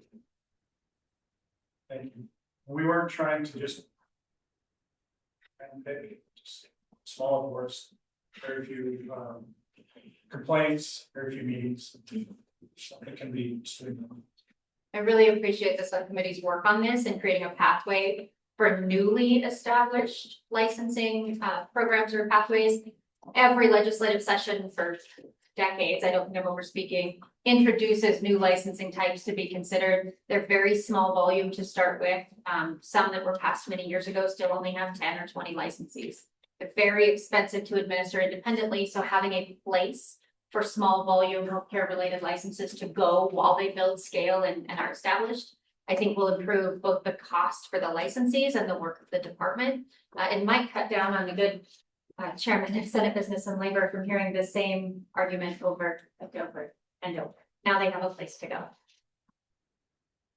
Is there any other task force member input? Ms. McCauley? Yes, as a professional nurse practitioner and serving on the board of nursing, I really appreciate the opportunity to simplify some of these board oversight. There's we've got physicians oversight in certain different parts of these, and it's really takes a lot of time and energy to overlook all of the screening panel complaints, and where you can consolidate that so you have a professional looking for maybe a few more, so you don't have to have 5 doctors, maybe you can have a couple. I think that will really make this more feasible to get volunteers in the professional capacity to serve on the board, because it's very arduous. Thank you. Thank you, Ms. McCauley. Ms. Hensley, I see your hand raised online. Thanks. I have a question, just a logistics one. The next issue that we're going to be chatting about also addresses massage therapy. If this passes, what happens to that? Ms. Sullivan, can you speak to that? I think the next one is a massage therapy is issued as an example, but not a directive, but could you address that? Sure. Thank you, Madam Chair and Ms. Hensley. So the way that I structured this recommendation is based on the survey that we did in the healthcare subcommittee with board governance, the Healing Arts Act and the Board of Nursing Home Administrators moving to the Healing Arts Act was one survey item. That was one suggestion. Another one was combining smaller healthcare related boards or programs together. And so I meshed those two together, but then I wanted to also keep this language open for the consideration, like what happens if there's another one that comes along. And so the reason why massage therapy is in this one, it's not saying that it's absolutely going to be in the Healing Arts Act, but there will be a pathway for it to get included in there if that is what what ends up turning out and what everybody agrees on. And the reason why I said massage therapists and community health workers specifically pointed out in here is because those were suggestions in the survey by respondents saying, what about this? This could be a good fit here. So it doesn't put into stone that massage therapy would go into the Healing Arts Act. So I don't think there would be a conflict if in the next section, if this task force decides to actually move forward on any of these actual board and program policy options that are presented. Thank you. I knew that you had thought through it. I just wanted to hear the thought process. Appreciate it. Thank you. Is there any additional task force member input or questions on this particular topic about the Healing Arts Act? Let's move to public comment. If there's any public comment in the room, please join us at the podium, or online, please raise your hand to be recognized.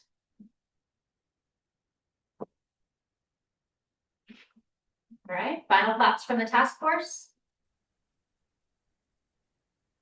All right, let's try a voice vote.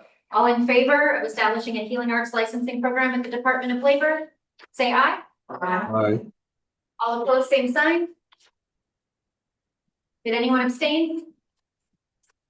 And Dr. Harrington, your proxies. Eric Strauss, affirmative. Charlie Brereton, affirmative. Thank you. Mr. King, board to program policy options for health occupations. Turn the page up on the agenda. The task force has been reviewing whether some smaller health profession boards that remain standalone boards be consolidated into other board structures or be administered as their department-run licensing programs. That discussion arose from the healthcare subcommittee's broader view of board composition, consolidation, governance burden, and program conversion options for smaller specialized health occupations. This memorandum presents concrete policy choices the task force can affirm, reject, or refer to DLI for implementation level development. It uses massage therapy, chiropractic, and optometry as examples because those occupations illustrate the different combinations of stakeholder concern, governance needs, and possible program conversion path. Thank you, Mr. King. So are we going different motions? We want motions, a specific motion for each of these, or just? No. Policy or directives? Yeah, it's not interaction.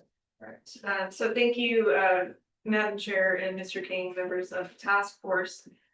This was, we decided to include this section in as kind of a policy options and discussion item, not a specific motion, because there's a lot to consider. And the reason why we thought that it would be good to bring this to the full task force is going back to that survey that I talked about. If you're not on the healthcare subcommittee, there was a survey that was put out regarding board governance and combining boards, moving certain boards to programs and all of that. And within that discussion, there was some criteria that we kind of tried to impress on the subcommittee about what would be a good candidate for a board to become a program.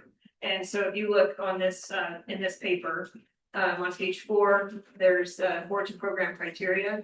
So if it's a single profession board, has a narrow scope occupation, if there's a low number of licensees, low complaints, low disciplinary volume, those are really kind of the big reasons why there could be an opportunity for a single license board to move to a department program. These 3 boards that are in this paper all fit that criteria. There wasn't, remember we had the 75% threshold, which I just made that up. And so it was just me that thought, okay, 3/4 of you guys like this, great, let's move forward. So I didn't want to be the one to cut everything off. And so some of these topics or suggestions in that board governance discussion were close to the 75%, but didn't quite make it. And so I thought it would be good to bring it back, and if everybody says, nah, let's just leave it as is, then that's great. But if there's something in here, if you had a chance to take a look at this, that you did want to bring up as a potential motion, then this would be the time to do so. Miss Hensley, I see your hand raised. Thanks. So is this an appropriate moment to choose one of those motions around one of these examples? Is that what we want to do right now, or do we want to discuss the concept generally? I think right now it's appropriate to discuss the concept before we go into motions. Is that appropriate? Yes. Okay. So generally, I think this is one of those things that sounds really good on paper from the government, and I'm here to help.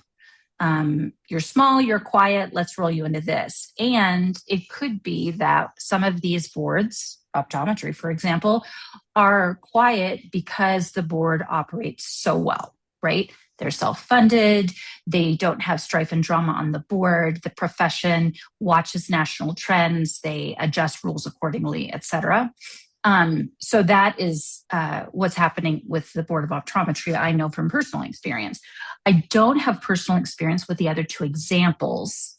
So again, speaking generally, I think it's incredibly important if anything like this in the future is considered for a board to transition to a program, there needs to be some solid reasons from the members of those boards, the members of those professions, why one is preferable to the other. And again, I don't have firsthand experience with massage therapy or with chiropractic, but I know for optometry, you would have several very solid examples of why that would remain.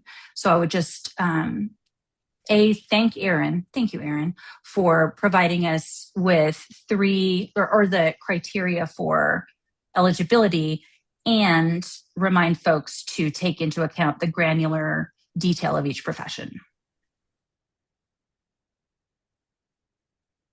Thank you, Madam Chair. So I also appreciate all the hard work and all the efforts it's taken to put this together. I know in our subcommittee, we were asked to rank the items that had been brought forward, especially those by the public, and we decided on these that we were not going to pursue them or to do any further work. And as I understood it, the subcommittees were tasked to recommend items to the task force. I don't think many of us prepared to talk to this because this was not recommended to bring forward to the task force. And so because I'm not prepared to discuss it, I could not have supported any of it. In the absence of a motion, nothing will move forward. But because this was talked about on several surveys and in many task force subcommittee meetings, we wanted to give you a chance to weigh in and make a motion if one was appropriate. If you want this included in a recommendation report to the governor, this is our time to discuss it. But as you'll see, there is no proposed motion because we don't have one either. I do think over time, we probably do need to establish a more consistent analytical framework, if you will, for determining when a profession requires standalone board governance and when program administration might be more appropriate. We do not have to do that today. Although for those of you that play in the halls of the legislature as frequently as we do, you know we will continue to hear about this conversation of board versus program over and over and over until we establish a framework. That does not have to be done today, but it is an ongoing discussion. Mr. Lloyd. Could that framework live in the sunset process? Mr. Lloyd, absolutely. And I would argue that both in the sunrise and the sunset provisions, there's probably a function for this. Just add in Chair Swanson. Having served on a board, we get a lot of questions. The board that I served on is licensee funded. That's always a misconception. Taxpayers are paying for these boards. And I don't know, 100% of the cases, I think they're licensee funded. But the other caveat is, I guess, self-regulation, right? North Carolina Board of Dentistry comes to mind. Obviously, anyone been on the board having to go through board training. If you're regulating yourselves and you have an obvious conflict of interest in which most people would probably recognize that you are, just because I'm a pharmacist doesn't make me all knowing of all pharmacy, but I'm probably going to side on the side of the pharmacist most of the time if I can put myself in their shoes. But with that, knowing, having served on the board, having worked with Kevin's department and others, we'd be remiss just to say, well, it's a good running board or they don't have many complaints. It is a burdensome process to run these boards. It is a burdensome process to find people to sit on the boards. We're lucky enough to have a public member on ours. Not everyone has that. I try to probably should.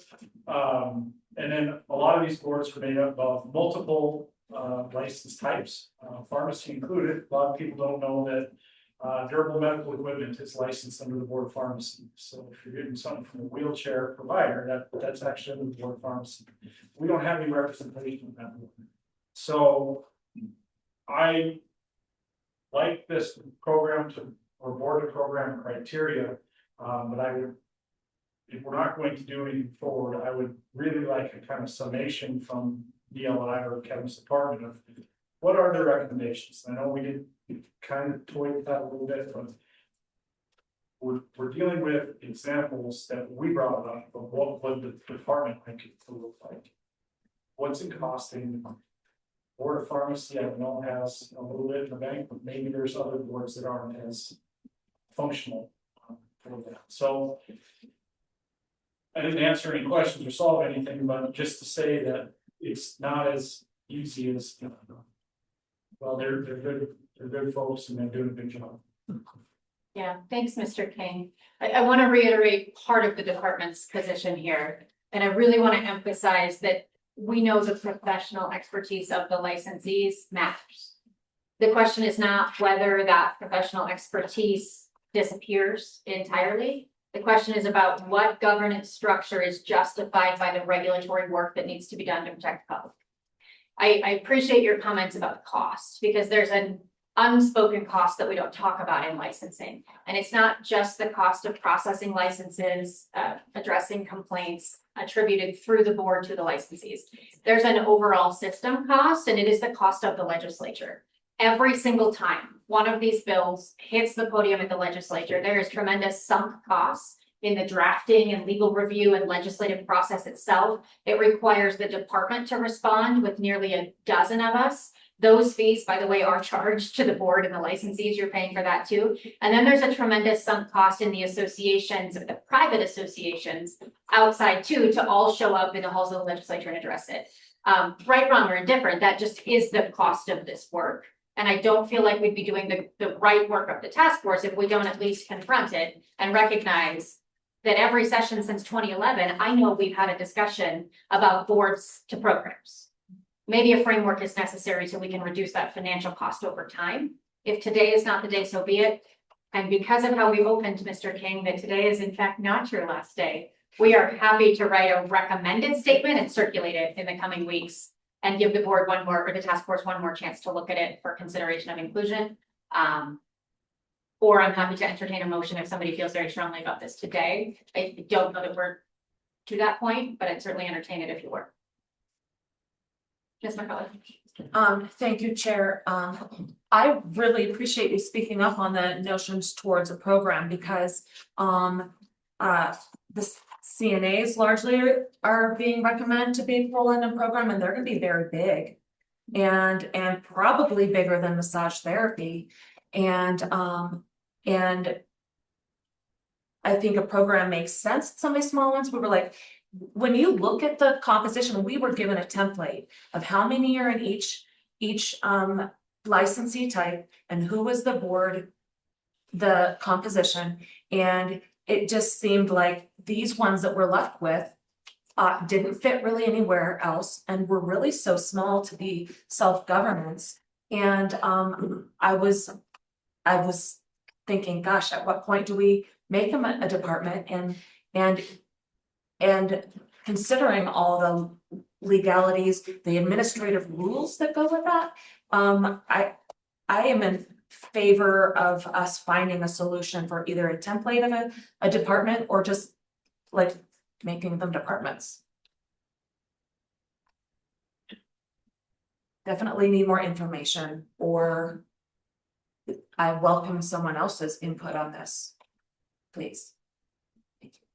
Thank you, Ms. McCauley. Is there any additional task force member comment? If not, maybe this is a good place to pause and invite the public to weigh in. If there's any members in the room that would like to weigh in on whether or not developing a board to program policy or framework is relevant, please join us at the podium. Online, please raise your hand to be recognized. And I see Ms. Kimmett. Yes, hi, Commissioner Swanson and members of the committee. Based on Ms. Hensley's comments during the last motion discussion, that's why I held off on making any comments whatsoever. Because you know, when it comes to looking at the issue of programs, and by the way, I am the executive director of the Business League for Massage Therapy and Bodywork, and I am a former massage therapy board member, board chair. Anyway, what makes me uncomfortable about this whole process is that last motion had the words in there that that the legislation provide pathways for possible future inclusion of. And so does that mean that it would have, say, well, in 2029, we're going to make the Massage Therapy Board a program without any kind of discussion? And at the last healthcare subcommittee task force meeting, they had talked about studying the issue of how do we create programs? You know, do we have some kind of advisory boards? Do we have some other kind of process? And so, you know, the group that I work with, BLMTB, is very open to having those kinds of discussions versus having it sort of shoehorned into legislation right now, which it sounds like it may or may not be, which is of concern to us. So we're interested in participating in future discussions as to what the future holds for our profession. And also, just for your information, we're not as big as the huge healthcare professions like doctors and nurses and so on, but we have just as many members, licensees, as, say, the Board of Dentistry does, which, you know, we have around 2,100 licensees. So we're not tiny either, like some of these other professions that have 3,500 or so on. And so our concern is let's have the discussions, let's have a robust discussion about the issue and try to figure out what might be some ways to bring us all together in terms of developing programs or some other framework for our profession to move forward. And so anyway, I thank you for your time and I appreciate all the work that you all are doing. Thank you. Thank you, Ms. Kimmett. There any additional public comment, either in the room or online? Okay, back to the task force. In the absence of somebody feeling very strongly about a motion today, might I suggest that you give us a week or two to draft something, to Mr. King's point. That doesn't mean it needs to be in the final report to the governor, which I remind you is due at the end of this calendar month. But we can respond to Mr. King's question quite quickly, I believe. But in the absence of a motion, I think we move on from this one and leave it as is for today. Okay. Mr. King, we're almost there. Behavioral Health and Psychology Board. Would you walk us through the subcommittee's recommendations? The Healthcare Subcommittee recommends the Licensing Reform Task Force to development of legislation combining Board of Behavioral Health and the Board of Psychologists into a single behavioral health and psychology board covering behavioral health professionals, psychologists, and behavioral analysts. And this is a legislative ask, combining them, does make a lot of sense to the first subcommittee, and then that I move that we adopt it as presented. Thank you, Mr. King. Is there a second? Second.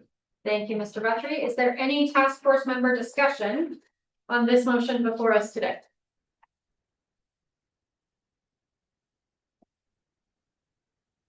Seeing none, let's go to public comment in the room.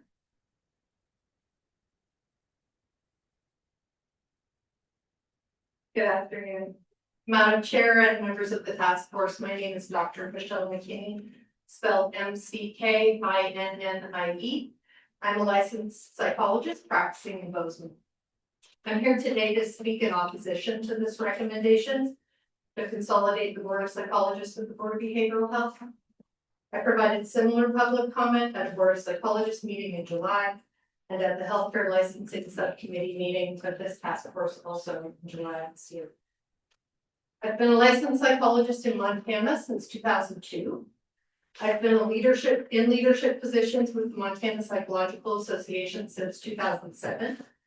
As the owner of a small group private practice in Bozeman, I have trained postdoctoral residents and postmaster's trainees for independent licensure since 2014. In all these roles, I have had the opportunity to observe the functioning of the Board of Psychologists. From my perspective, in the past 5 years or so, the Board of Psychologists has made meaningful changes to the licensing process that have lowered barriers to licensure without compromising competence, therefore maintaining public safety for Montanans. The Licensing Reform Task Force was tasked with considering the consolidation of the Board of Psychologists and the Board of Behavioral Health. And yet not one psychologist was appointed to be a member of this task force. As a result, you have had the privilege of discussing and making decisions about psychologists and the practice of psychology without the input of one single psychologist. In July, the members of the Board of Psychologists voted unanimously to request that the governor grant them permission to formally oppose the recommendation to consolidate the boards. We do not know if this permission was granted. At the recent Healthcare Licensing Subcommittee meeting with this task force, both written and verbal testimony expressing opposition to this recommendation was submitted. And we find ourselves today still speaking in opposition. In preparation for this meeting today, the Montana Psychological Association compiled a petition opposing the consolidation of these two boards. As a group, psychologists are notoriously difficult to mobilize. And in the last week, 87 psychologists, Montana psychologists signed this petition. In addition, many of my colleagues, me included, submitted written testimony opposing consolidation. I traveled to Butte today to provide this verbal testimony requesting you oppose consolidation of these two important boards. Psychologists in Montana are sharing our concerns, and it is unclear to us whether our voices are factoring into your decision-making process as a task force. Consolidation of these two boards negatively impacts the regulatory process of the profession of psychology. While the regulation of psychology is, or when the regulation of psychology is negatively impacted, the people of Montana are placed at risk. I implore you to read and consider our testimony opposing this recommendation. Thank you very much for your time and consideration, and I will stay in the room and be on. Thank you. Comment in the room. Marty Mongan with the Montana Psychological Association. We're here, as Dr. McKinney said, to oppose the board consolidation. Yesterday, I submitted a letter on the public comment forum for our president, Dr. Monty Rose. And we have 87 people gave permission to support the letters. All 87 people are listed with that. So I hope that you received the letter along with the signatures and everything. The survey results you listened to this morning showed that licensees want to be governed by their peers. The psychologists are very clear with me, and you haven't lived unless you have a psychologist be very clear with you. They want to be board of their peers. I ask that you leave the board as it is and not forward this recommendation. Thank you. Thank you, Ms. Bottom. Seeing no further public comment in the room, is there any public comment online? If so, please raise your hand to be recognized.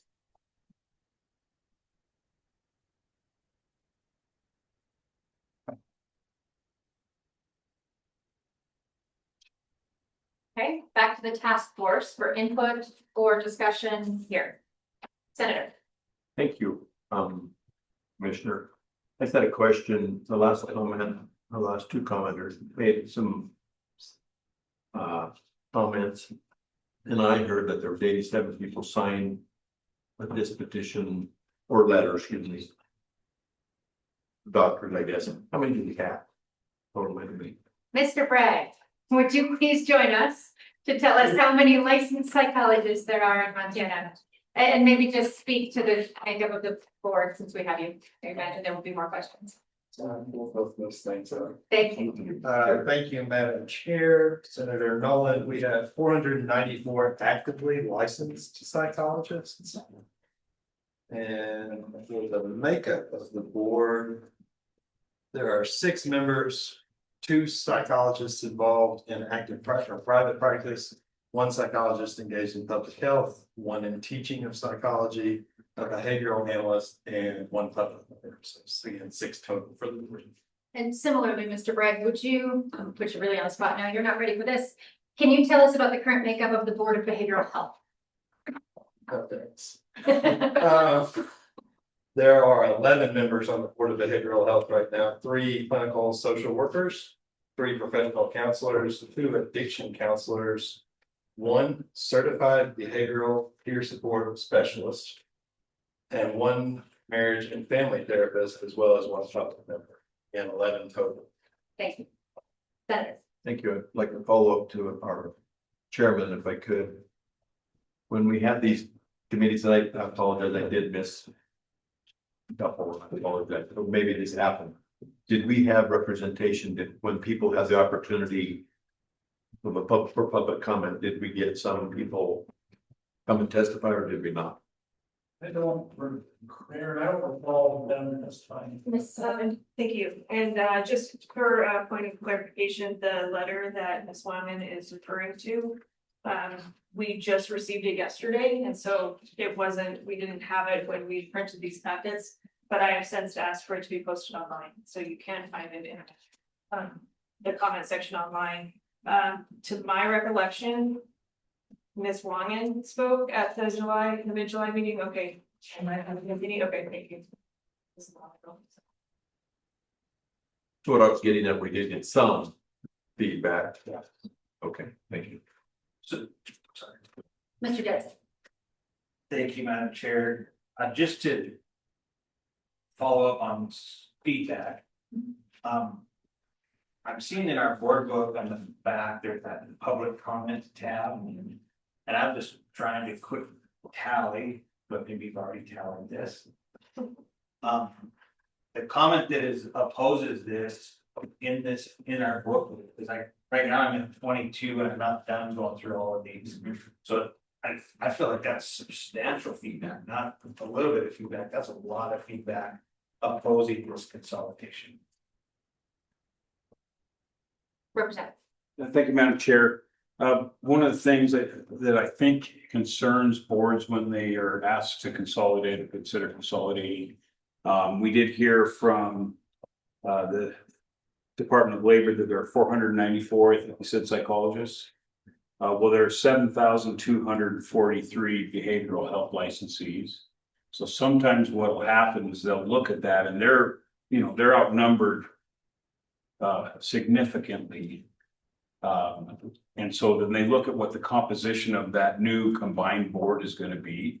And obviously you're going to have more of the folks in the behavioral health realm than you are from the psychologist realm. And I get that concerns them. And it's something that we should consider if we're going to combine these boards, is do we make them lopsided in a way where we have now licensees that feel like they're not well represented on the board. So it's a great part of the public process. I appreciate them coming in and telling us they're concerned, and I get now why they're concerned because we're digging into it. So we need to take that into consideration. I think that's a really good point, Representative Butchery. There is nothing to my knowledge in statute or rule that governs how boards and representative seats on boards or assigned outside of the authorizing statute in each chapter.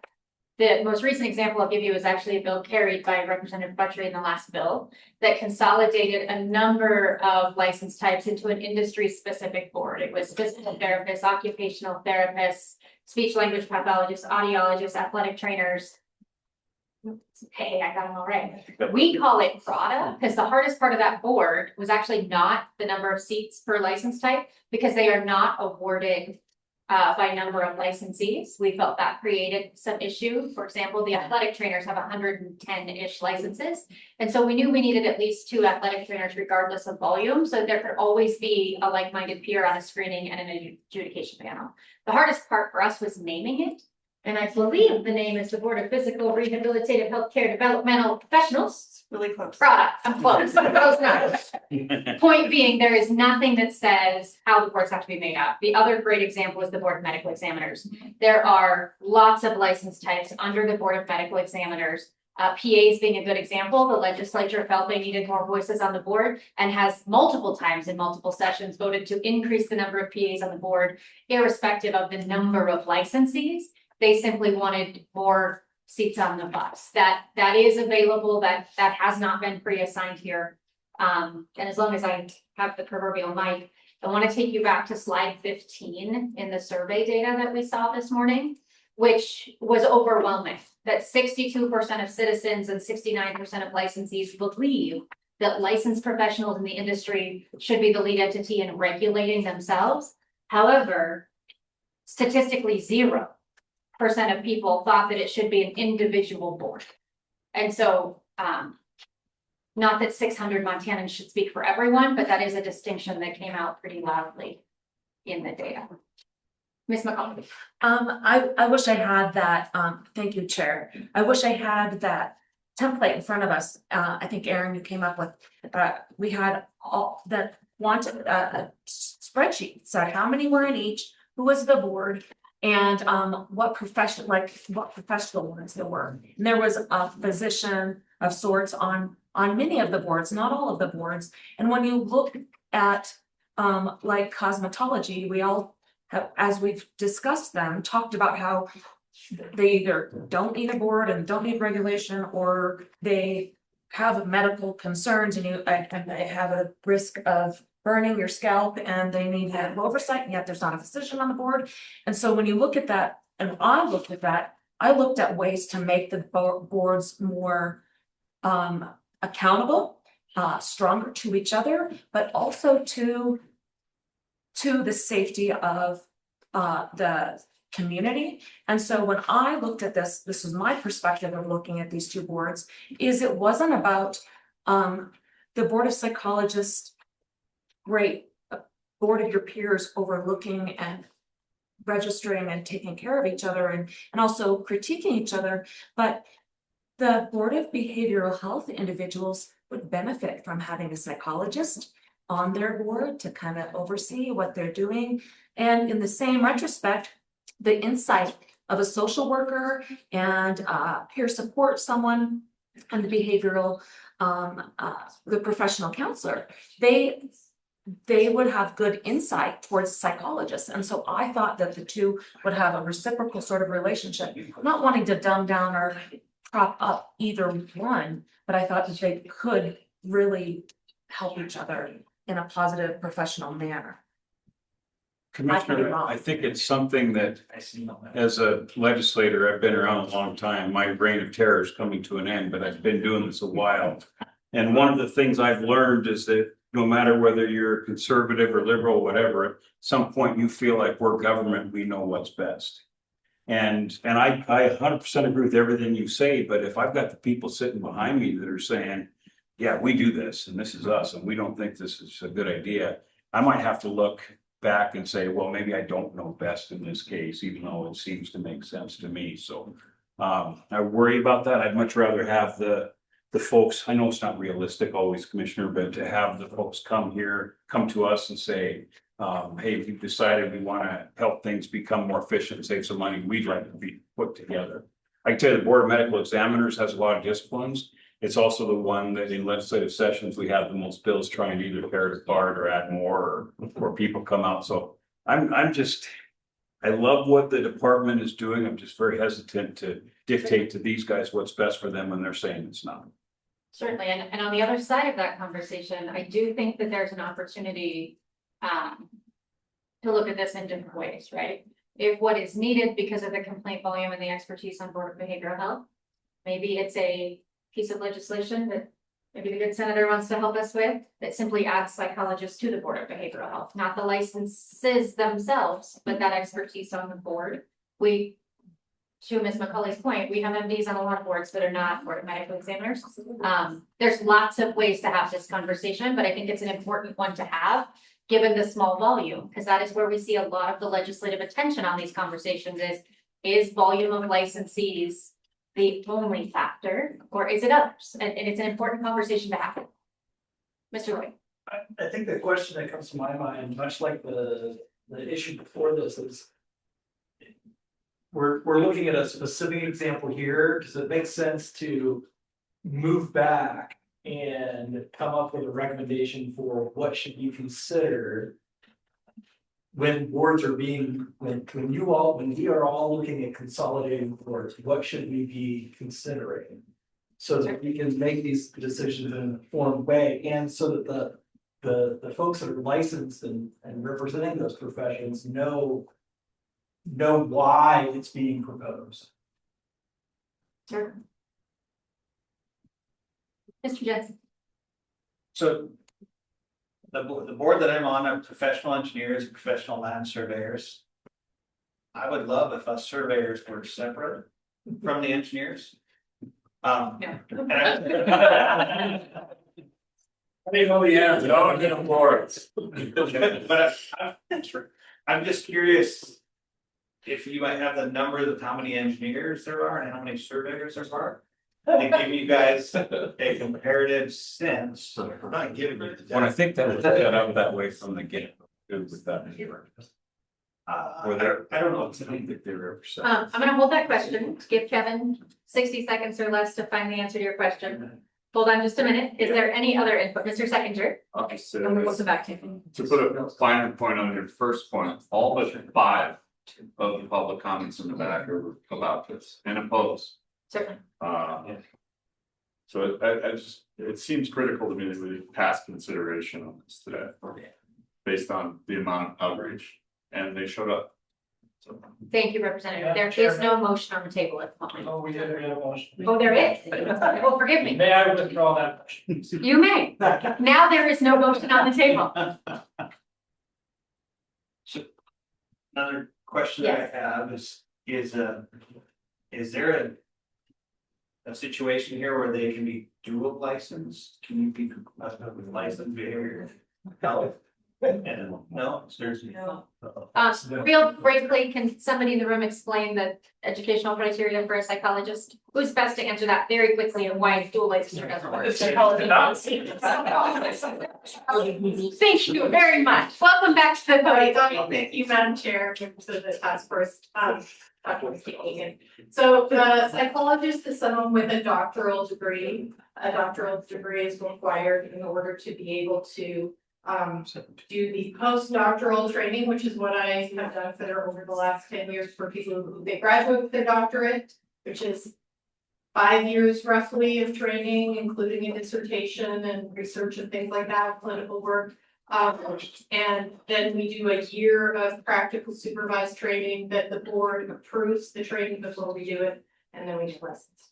That's psychologist. Thank you very much. And to be clear, none of the license types currently regulated by the Board of Behavioral Health looking for a lawyer have a postdoctoral requirement. They do not have a doctoral degree requirement as a terminal degree. Master's level is the. Thank you. Yeah, well, because you can, in the engineering surveying world, you can be dual licensed. The education requirement is in there that, and the experience and all of that kind of stuff. But that's kind of how we circumvent it a little bit, is we have some dual licensees on our board. So surveyors are represented by those dual licensees. And so I just didn't know if psychologists would be represented. That would be appropriate on the behavioral health board because some of them are dual on that board. Mr. Bragg, LCPC and are you still LHCs listening? are dual licensed within that board.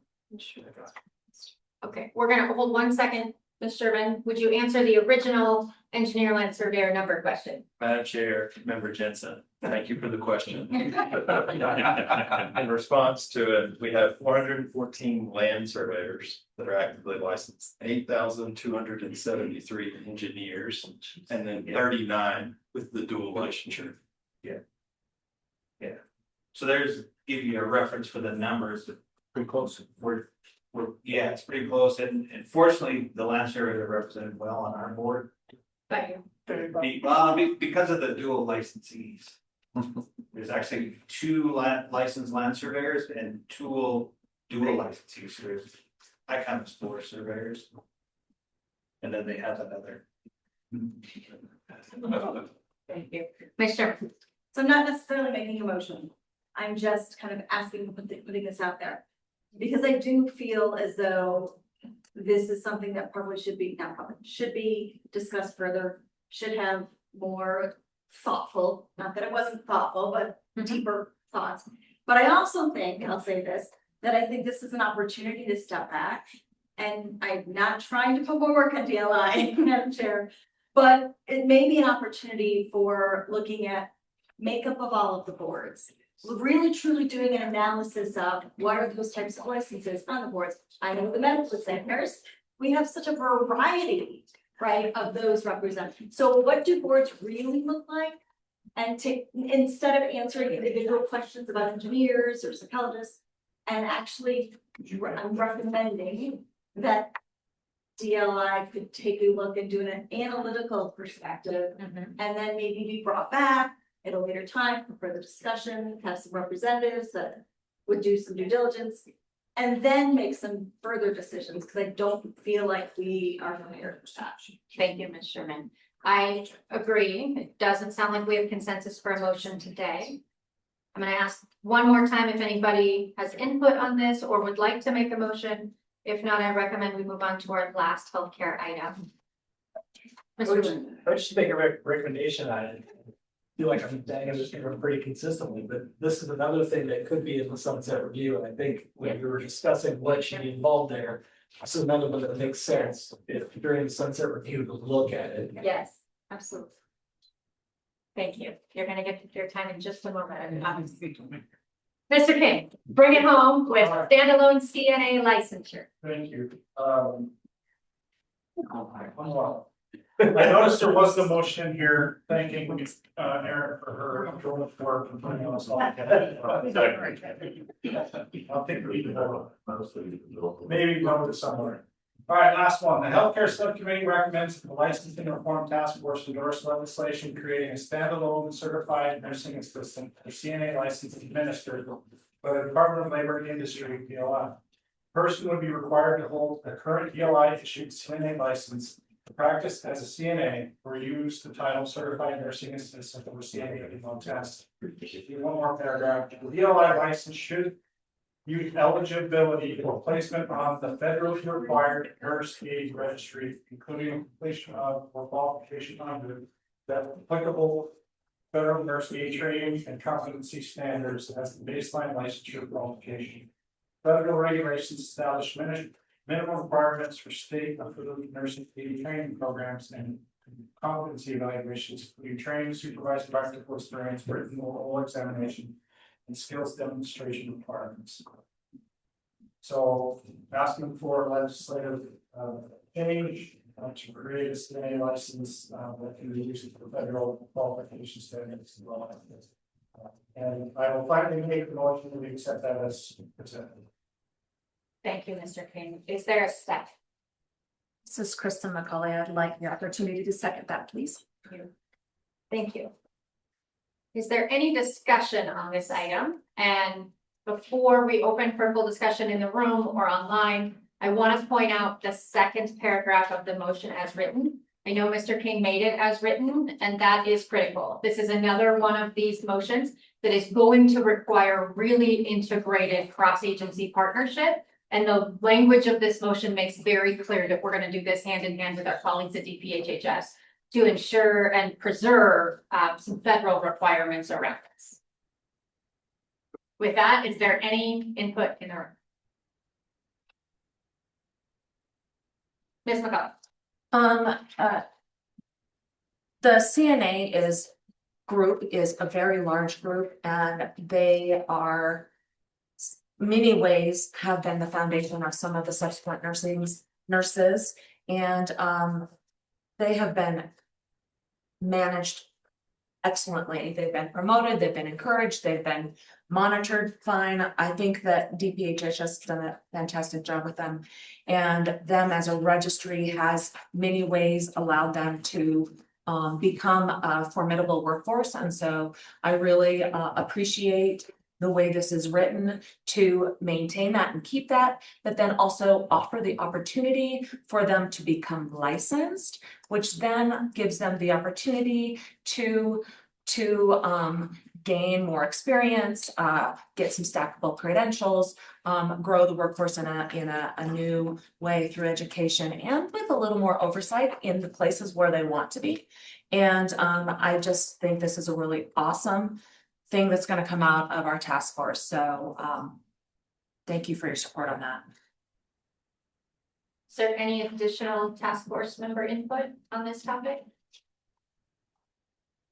I do want to clarify that by creating a category of licensure at the Department of Labor for CNAs, this would be a required license, not an optional license. We don't do optional licenses. If it becomes a required license by the Department of Labor, it's required.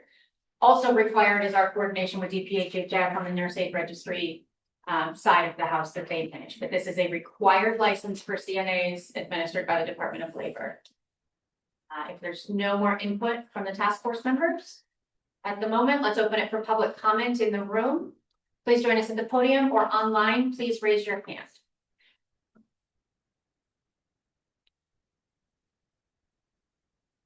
All right, back to the task force. Any additional input or questions? Let's try a voice vote. All in favor of the motion as made by Mr. King, please say aye. Aye. Aye. All opposed, same sign. Did anyone abstain? Dr. Harrington, your proxies? Eric Strauss, affirmative. Charlie Brereton, affirmative. And without objection from all of you, I'm going to recognize Senator Nolan's thumbs up from the corner as a yes. He's on the phone. Okay, great. That concludes the healthcare section. Chair King, thank you, thank you, thank you. We are slightly over time, so I want to do a time check on you. We are supposed to have a 15-minute break. We were also supposed to start the sunset portion of this discussion 15 minutes ago. How do you feel? Do you want a 5-minute break or keep going? Keep going. All right, if you need a break, take one. And with that, Vice Chair Lloyd Would you please walk us through the sunset portion of the recommendations for your subcommittee? So, thank you, everybody.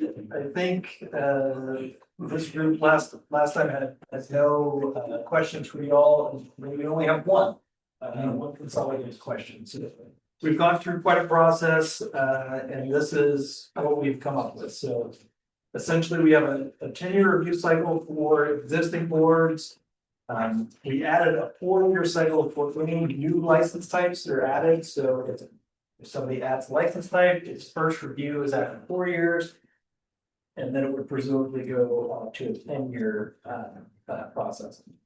I want to talk about two things in particular. The next one is the standardized review packet prepared by DLI and the boards. That bottom bullet there, additional review data should be specified by department rule, including data necessary to evaluate public protection, licensing burden, board operations, fees, disciplines, reciprocity, and workforce access. I've raised my hand a few times today to say, let's make sure that's in this process. There's an opportunity in rulemaking to ensure that we have all of those things in here. And so for those of you that were on this task or on this subcommittee, I took a stab at what all these metrics should be.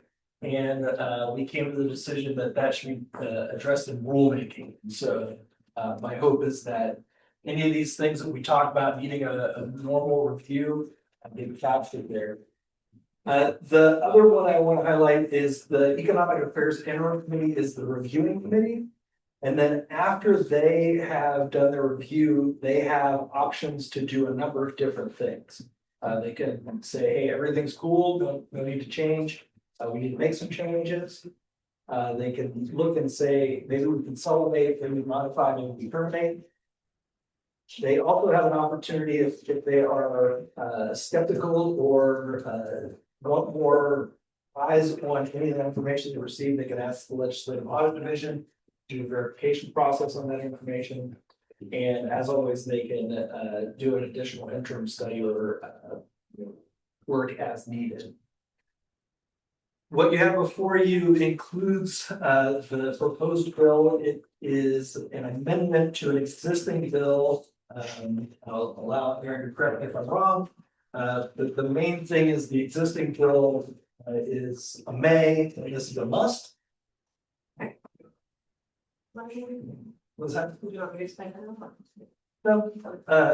And then just the red line of things that are being added that came from our discussions that need to be added to the existing language. Thank you, Mr. Lloyd. I'm really proud of your work here. This was another area that you could have chosen a really, really blunt instrument, and you dug in deep and did the work. Thank you. I know you were really responsive to the folks that provided comment and had thoughts and really worked hard to explore sunset models in other states, our existing framework, and really brought forward a really comprehensive plan. Thank you, thank you, thank you for that.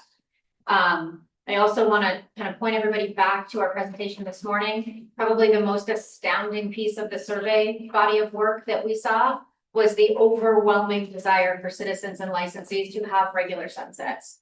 I will forever use the example of our 70-year-old plumbing statutes as an example of they should occasionally be looked at. The biggest question for me to all of you before we entertain a motion is the frequency. And I know that's the question that the subcommittee's been wrestling with. So I'd like to give you a minute to talk about that and the work that you've done there. Yes, and so as our part of the subcommittee's work, we did a survey. We were kind of all over the place. I think there was some desire to be at 8 years. We landed on 10. I will reference, since I work with accountants, I am most familiar with the income tax credit sunset language. It uses 10 years, which then allows, once you're scheduled, it just says each interim ending in X number, you get reviewed. Makes that a lot easier. You don't have to do any math. And so that was probably one of the most needed things. We landed on 10. Thank you. I also want to point out the definition of the word sunset. Typically, when we hear the word sunset, it means eliminates upon the sunset. That is not what this draft does. It institutes a review at the sunset date, not an elimination at the sunset date. It's a little different in language for the legislature, but I think it's really important. Nobody is saying that every 10 years, absent legislative action, the licenses for dentists disappears. It's that it requires a review. The review could be as simple by the interim committee in the department of, we're good, and we move forward. But it is a statutory sunset review process. So we never again find ourselves in the circumstances like we did with the plumbers, with a century-old set of code that had not been followed for some time. Practice had just surpassed the actual text of the bill. With that, I think this one makes sense. I was really encouraged by the results of the public survey that we learned this morning. I would entertain a motion from Mr. Lloyd or any members of the task force. I would move that it's followed as listed in the book. Thank you, Mr. Lloyd. Is there a second? Thank you, Rob. And is there any discussion among task force members? And would you please promote Mr. Wonky? He had to step out, but he's now on so views. Yes. Is there any discussion by the task force for the sunset provision? Mr. Webb, Mr. Brown. Webb Brown, if I could just briefly, because I see, public support for 4 years, but part of the consideration that the committee had to, subcommittee had, was the work that was placed on the legislature. And if you're trying to do all licenses every 4 years, that's a ton of work. And so that was, again, the impetus somewhat for the 10-year and spread them out and make that rotation a little less onerous for the legislature overall. And I think 10 years is an appropriate time frame. Thank you, Mr. Brown. I think our legislative friends would grow weary of us every 4 years. Madam Chair, I think this is not on the whole legislature, it's on the Economic Affairs Intercommittee. And of which Senator Nolan and I both sit, which probably some others. Even with the tenure, that's going to be a significant workload for the EAIC, but I think it's something that needs to be done. So maybe at some point we'll split it among different committees or some way to share the work. I would encourage you to turn around. Mr. Avery? Yeah, I wanted to just kind of double down on what Webb said here was, in 10 years, I think it's a pretty good middle ground there, for sure. And I think this entire thing ended up in a really good middle ground that's going to have some meaningful progress without throwing out the baby in the bathwater. So I think it's spot. Need some teeth. Thank you, Mr. Avery. Do we have a second for Mr. Lloyd's motion? Oh, we did get one. Webb did. Okay. Mr. Jensen. So this has an example bill in here that seems like it was revised. Was this previously submitted or how? Yeah, you may speak to work. Yes, thank you, Commissioner and Mr. Jensen. This is the proposed legislation. So this is the bill that came out of subcommittee's work.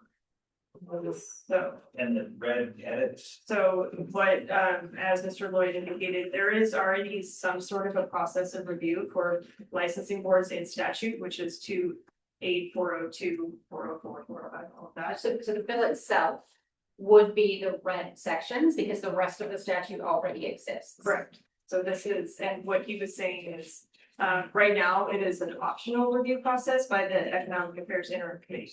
So at the beginning of each interim, that committee decides if it wants to review licensing boards and then which ones.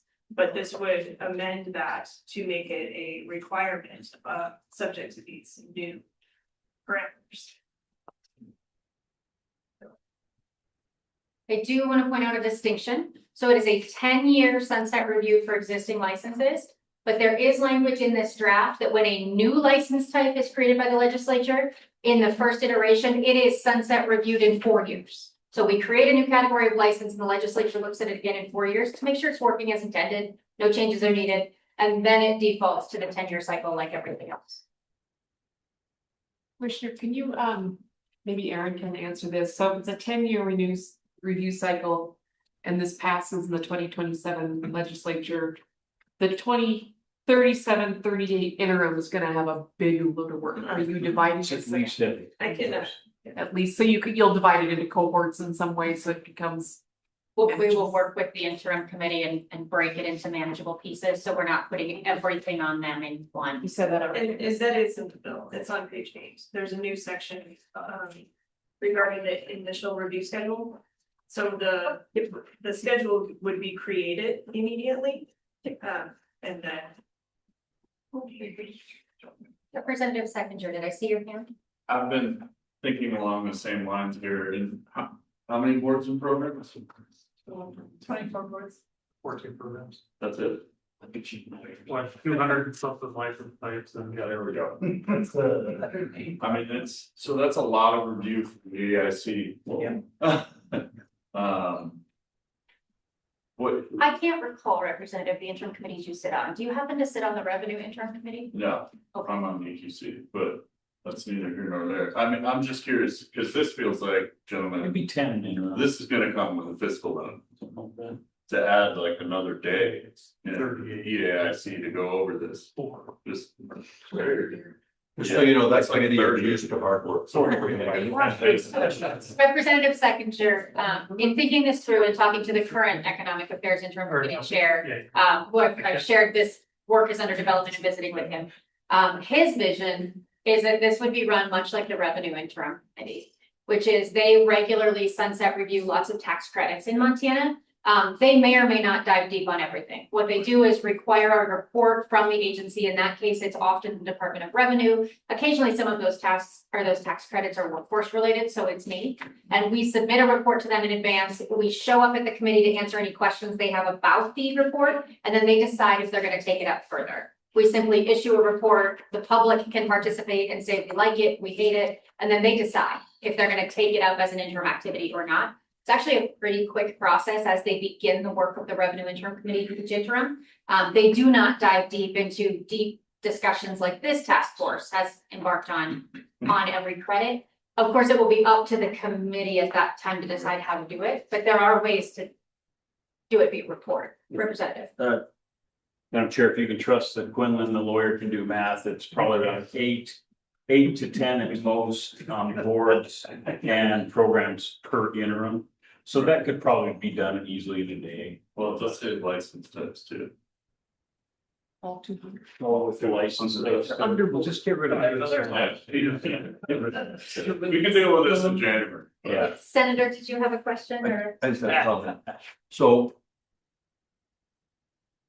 The way the process works, if I get complaints or I get issues, I go to her and say, how many of those do you have? Well, we better bring that up and then we might investigate. Now, what I wanted to do was have a zero-base performance or no zero-based budgeting, basically. And then we talked about performance-based. Well, I still do all that, but I kind of go through it, the channel right here. I said, how many problems have we had? What happens here? Well, that's we better bring that up. Then we can look at that. And if it comes up that there's a lot of problems, we're gonna look at that. But it's like you said earlier, you know, how many can we see?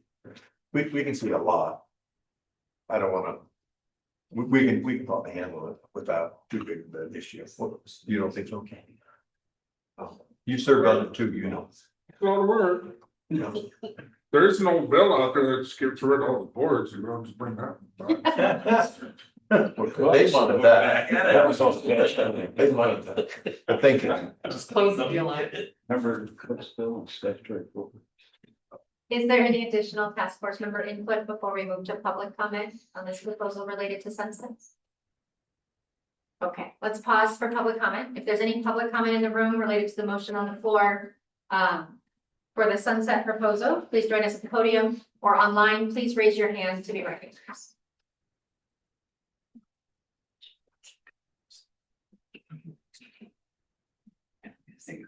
Okay, back to the task force.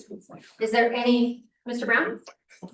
Web Brown, and I would say, I think this is one of the most important outcomes of this task force, because it puts in place what we have been doing for the last 8 months into somewhat of a more structured environment. So I think this actually is going to be one of the best outcomes that we have, and could actually result in some sunsetting of boards or programs or license types, if we need to do that. So I really think this is one of the best, it's very important. Thank you, Mr. Brown. And you are correct. This has been an enormous body of work and not an inexpensive one, but a worthwhile one. Yeah. With that, if there's no further comments, let's try a voice vote on the sunset motion on the floor. All in favor, please say aye. Aye. All opposed, same sign. Did anyone abstain?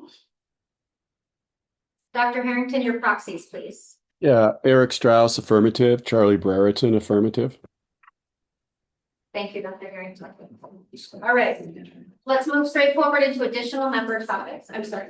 We have to go back to that. Go back to the. We're gonna put it in additional member topics. That's where I've got for today. So, first of all, thank you to the subcommittee co-chairs and all of you that served on them. That again was an enormous body of work. Before we move into formal direction for the staff for the initial draft of our report, the agenda does have time right now for additional member topics. I really want to use this period intentionally. If there's an issue you believe is missing from the recommendations, an issue that should have been identified or should be for the continued task force work, or an implementation concern that should be captured before staff prepares the first draft of the report, this is our time to raise it. I want to distinguish that from this is not to reopen recommendations we've just acted on, unless a member believes there's a very substantive reason that the task force should reconsider an action from earlier today. This is also the time where I'd like to start us with item number 10 from the earlier barrier subcommittee work, the PMHMP motion on the floor from member McCauley, which you should all have in your email and should be on the task force website. I believe they posted it over lunch. It was an alternate motion to what is in your packet. So with that, is there task force member input on barrier subcommittee item number 10 related to PMHMP licensure?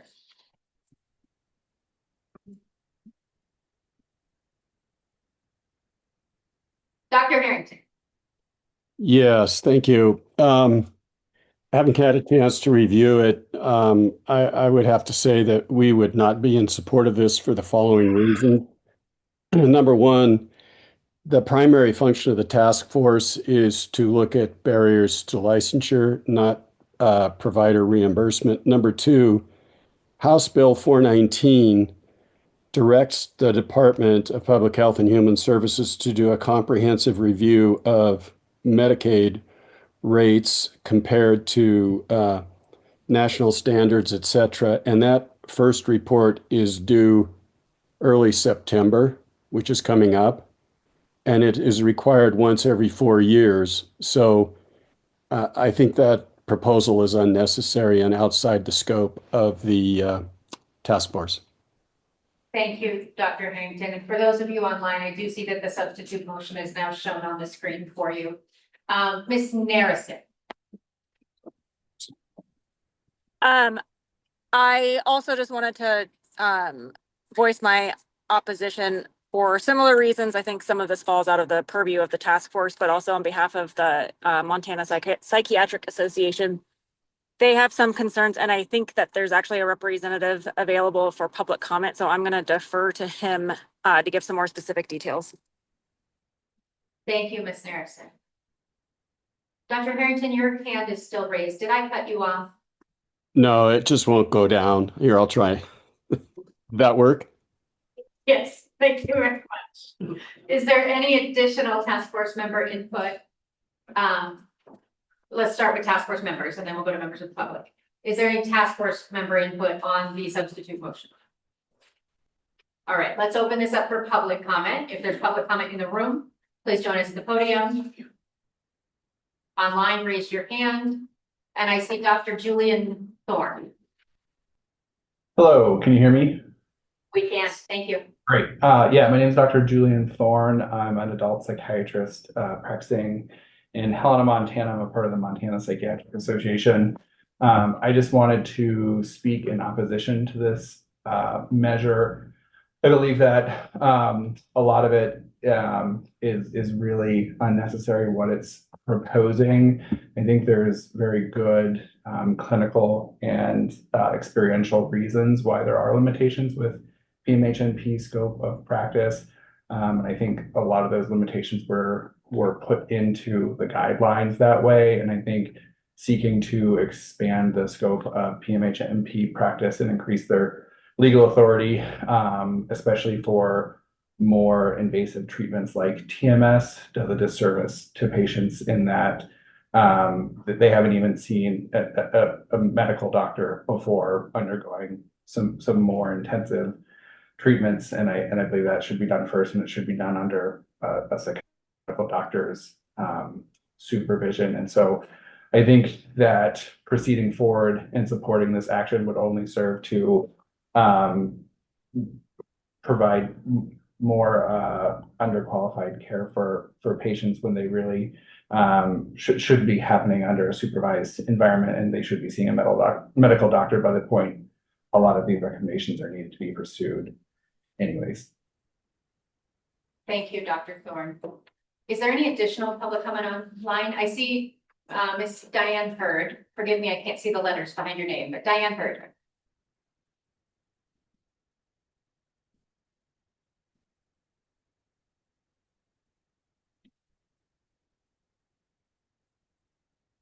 Miss Hurd, if you're speaking, we can't hear you.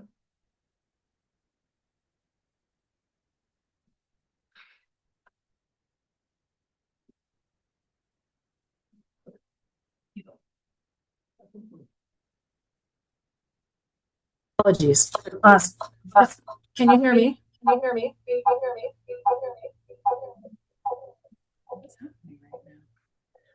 Can everyone hear me?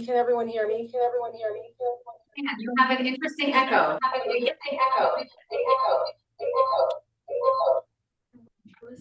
How is that? Better, thank you. I don't know if you can hear me or not. Yes, we can. Well, you can't hear them.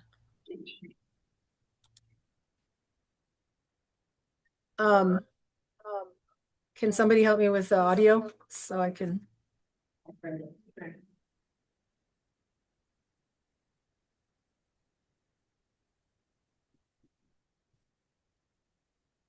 All right, I'm going to go ahead and start talking because I don't know what else to do, and it doesn't look like anyone else does either. My name is Diane Hurd. I'm a PMHMP. I did write this white paper. I discovered a lot of things while researching it that I did not know. I've had an interesting journey. I've been in child adolescent psychiatry for the last 30 years. About 10 years ago, I became a provider, and I treat children today. I own my own practice, and I'm hiring a third provider, so we're very busy. When I started at school, it was 2016. That would be the same year that Medicaid put into force a 112% reimbursement rate for psychiatrists because they're trying to attract more psychiatrists to Montana. 10 years later, my profession, PMHMPs, have grown 800% nationally. Psychiatrists are projected to be at 2.5% decrease. So the landscape is changing is what I'm trying to say. When I started in 2016, people did not know what my initials were going to stand for. They didn't know what I was going to do. And now today I run an independent clinic, and I'm basically every day working as a psychiatric specialist. So the landscape has changed. The administrative barriers, I don't think we're, as Dr. Thorne said, we're not requesting an increase in our scope. We are independent practice providers, and we've been granted that by Montana state law. What we're encountering is administrative and reimbursement barriers that reflect an environment, a workforce landscape that's entirely different. We outnumber psychiatrists today. We are providing in every single rural community, urban community, hospital, outpatient clinic. So all I'm asking for is that somehow a review process and an evaluation process be underway to look at how these administrative barriers are preventing us from having the full scope of practice that Montana law mandates. Thank you. Thank you, Ms. Hurd. Thank you. Is there any additional public comment online? So please raise your hand. Or if there's comment in the room, please join us at the podium. Okay, back to the task force. Is there any additional task force input, or Ms. McCauley, would you like to speak to your substitute motion? Yes, thank you.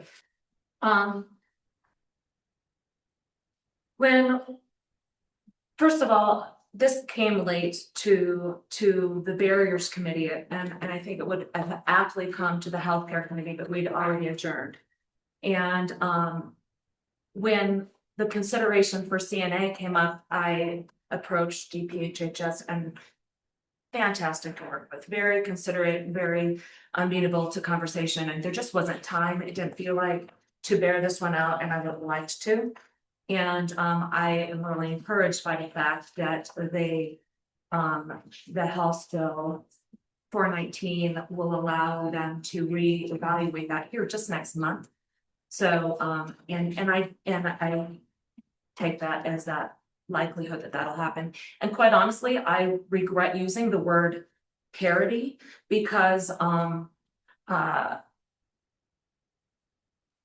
I think the state of Montana has done really well for payment for nurse practitioners. For education in the room, Medicaid creates a fee schedule. And then based on your taxonomy and who you are, depends on what percentage you get paid. Nurse practitioners get paid 90% of the amount, and physicians get paid 100%. I didn't realize until this writing that psychiatrists are getting paid 112%. And so that's the difference. But psychiatric nurse practitioners are considered specialists of nursing, and there is not a difference in pay between a generalist nurse practitioner and a psychiatric nurse practitioner. All that said, I realize that they're going to be reviewing that in September, and so there's a part of that that's terribly fair. I do have heard through our other conversations on other items, the general thought that it's not within Title 37. By all means, it's not within Title 37, but that it might not be the purview of this task force. By means of it coming to public opinion, it has been brought before us.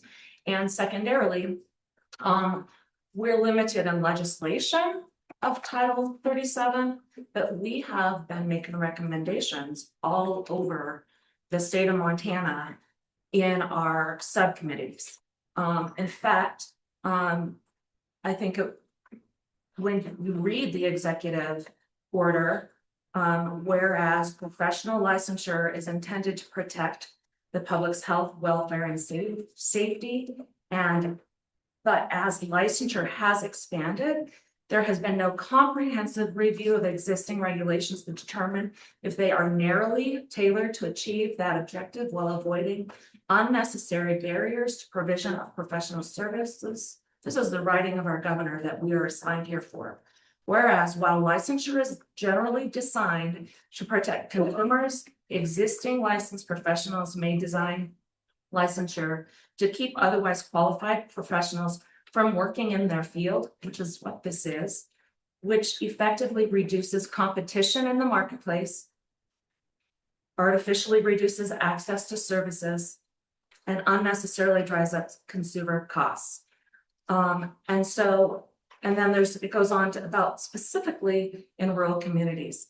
Nurse practitioners heavily populate your rural communities, more so than the 5 that are so heavily populated, of which RHTP is not tasked for. So I think we've moved CNAs from DPHHS with their permission and with their, not permission, but their endorsement.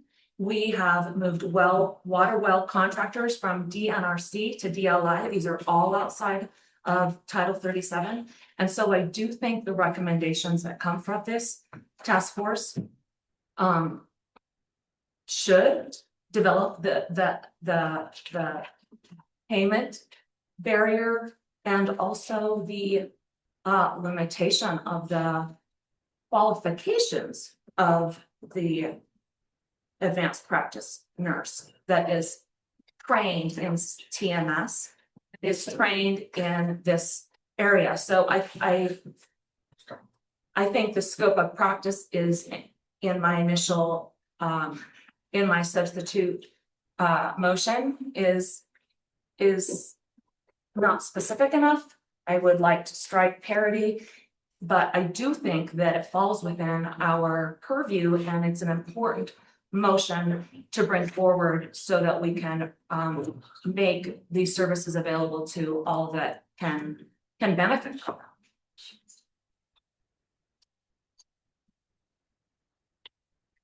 them.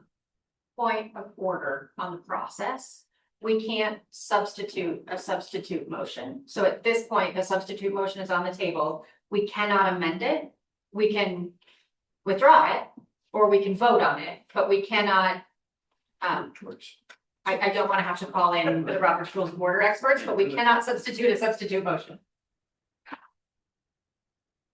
Can I withdraw it Yes. and revise it? Yes. Yeah, you can do that. Substitute motion. A new substitute motion. Thank After you you. go ahead, Thursday. I would like to withdraw my first substitute motion. Yes. Okay, A new substitute. motion. yes. So I would make the motion that the barrier subcommittee moves that the licensing reform task force receive and consider the public comment proposal concerning PMHNP administrative alignment and Medicaid review to determine whether to direct DPHHS, DLI, and affecting state entities to conduct the analysis described in this recommendation. By this motion, the barrier subcommittee recommends evaluation of legal authority, clinical workforce evidence, federal requirements, stakeholder input, fiscal and administrative analysis, and evaluation of patient safety, program integrity, accurate credentialing, and responsible use of public funds to inform legislation on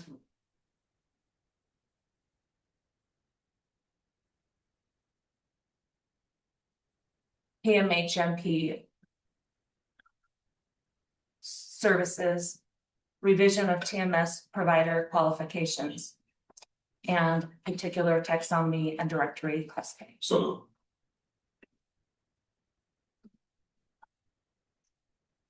Is there a second to the second substitute motion?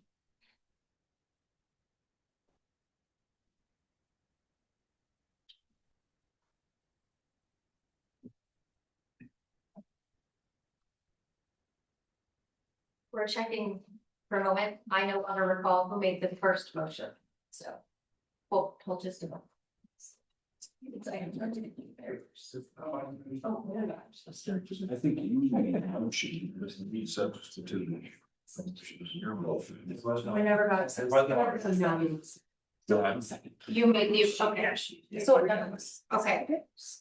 So in the absence of a second, I'm gonna call for a second one more time. There is no motion on the table. No, we revert back to the original motion. The original She motion as withdrew the written. original motion. No, she withdrew her first substitute. Got it, okay, thank you.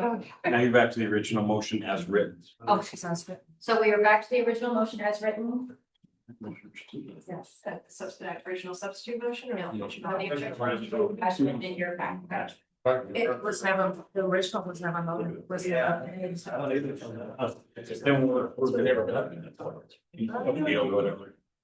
Wipe the slate clean. Oh. Motion. So there are no motions on the table right now. Would anyone like to make a motion regarding PMHNP? The motion that member McCauley just made was not seconded. So it has failed to move forward.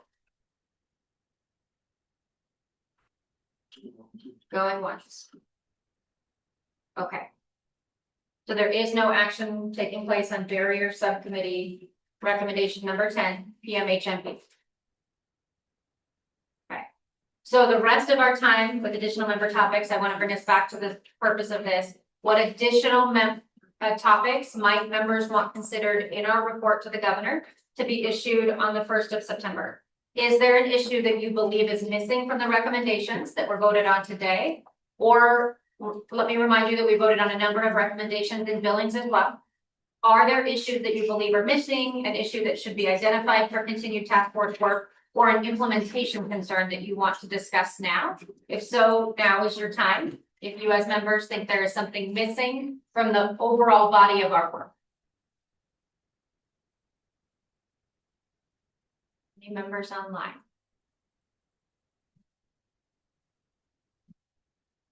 Okay, Madam Chair, the one thing I had brought up, and I don't know that not anything needs to happen, but it had been brought to me by constituents, it was generalized in dealing with testing for licensure and the fact that some people just simply cannot take a written test. And what they had asked for, would the state consider some general process that would allow people in those cases to have an alternative way to take the test for licensing? Just bring it up again. I don't know if it's feasible. Seems like it is. I have known people that are the smartest people in the world, but they sit down with it, you know, even an ABCD, and they just melt like candles. And so let's want to bring break, that back up. let's Thank break you. this into a couple of pieces. Ms. Sullivan, was there any research or white papers issued on this topic throughout your work?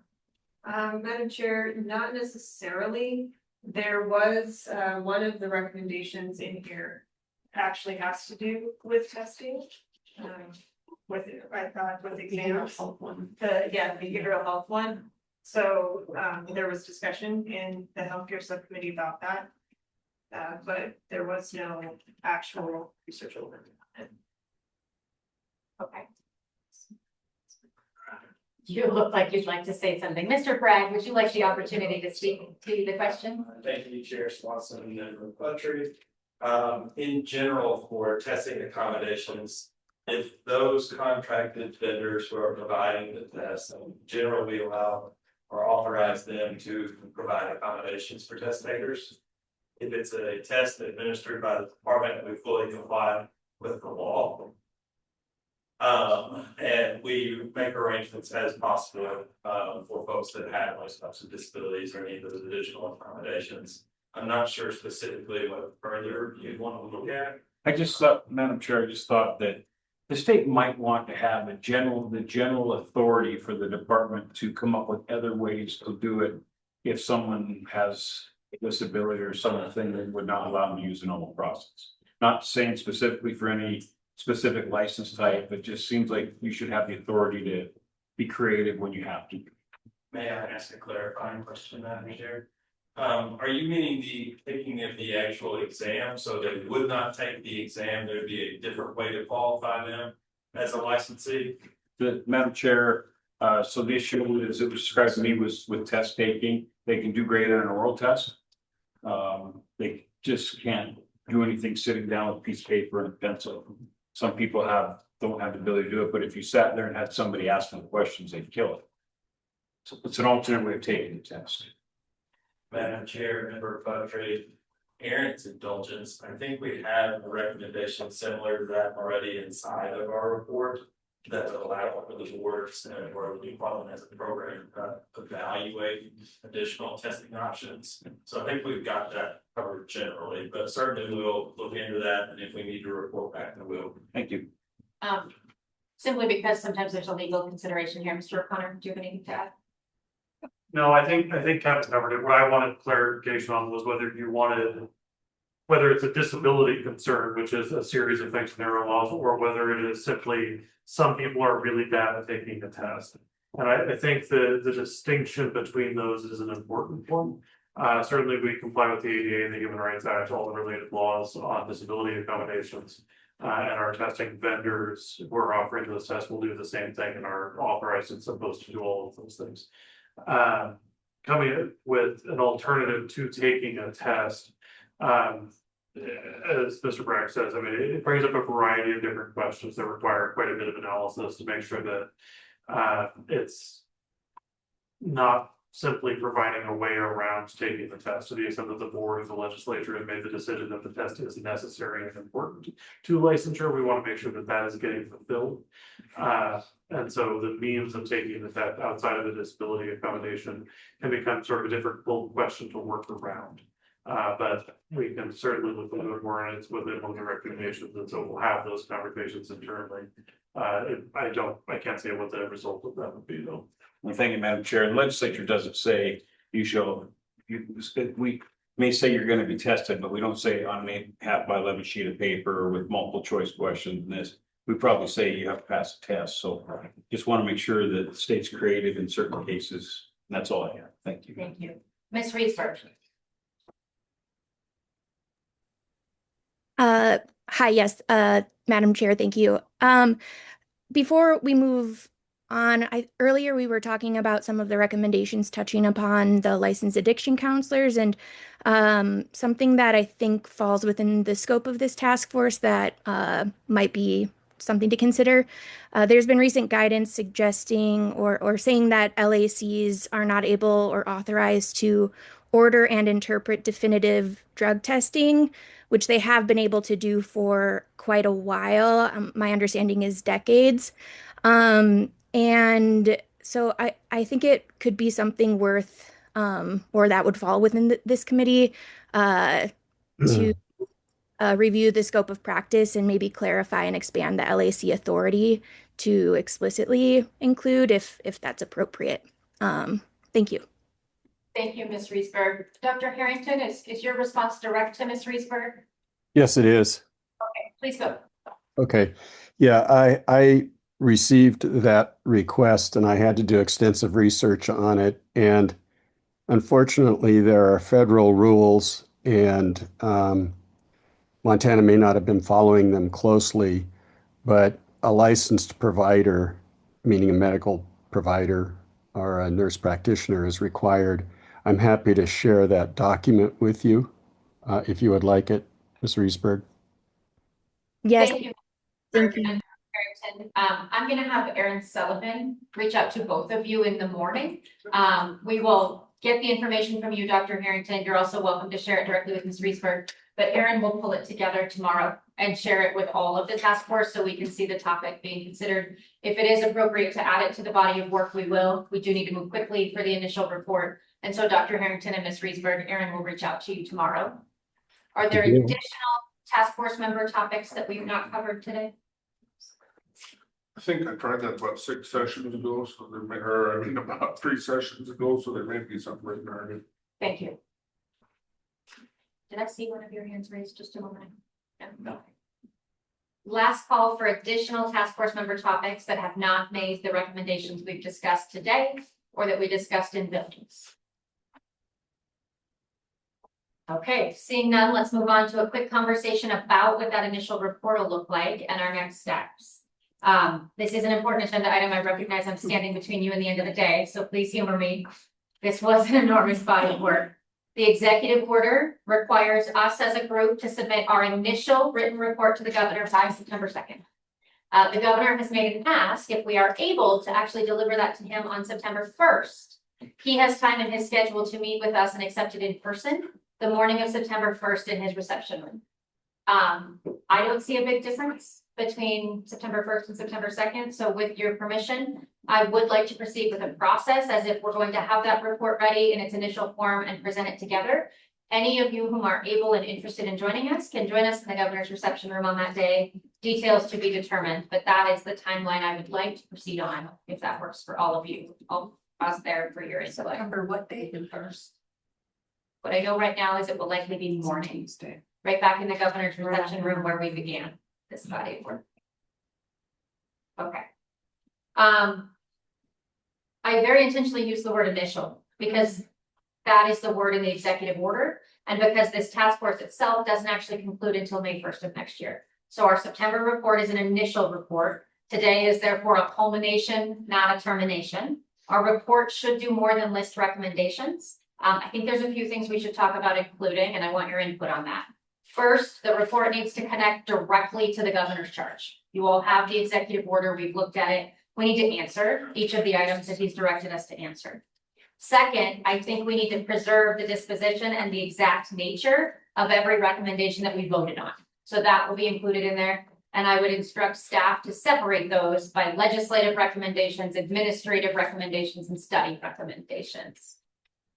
Third, I think in each of those recommendations, we need to include a small section explaining the reasoning of this body and the work that went into it of why is that recommendation there. We asked from the start that each recommendation justify itself, and I think it's important we present that to the governor and the public. Fourth, I'd like to identify the implementation pathway for each recommendation, whether that's further socializing of draft legislation, whether it's the administrative rule process next spring, or cross-agency study work, which it sounds like we have a lot to embark on. I think we should have a section that identifies how each of those items will be implemented. I think we need to be very clear in the report, identifying where the public protection guardrails are and how we work to protect them. Where a recommendation streamlines a credential or recognizes a national certificate or expands mobility or any of those items, I think we need to have an important part of the record identifying the guardrail for public protection.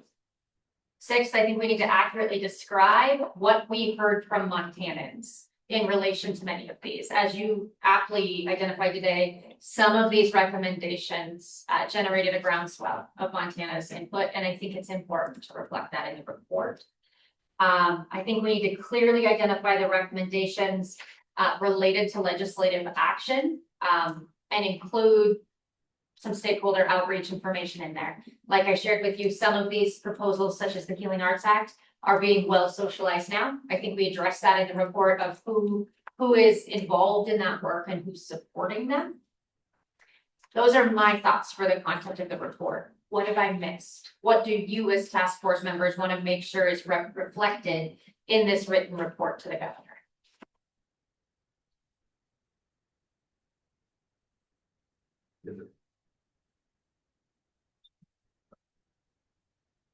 Okay, so I think the report by itself should establish the policy objective, not the full pathway to get there. I don't think it should suggest that unfinished bill language is ready or adopted or uniformly accepted until we actually get there. There's a lot of legislative drafting ahead of us as a group. We can convene virtually to have a lot of those conversations. And that brings me to the next phase. The September report is not going on a shelf. It's phase 1. And then we keep working forward between now into the legislature. We may reconvene as needed.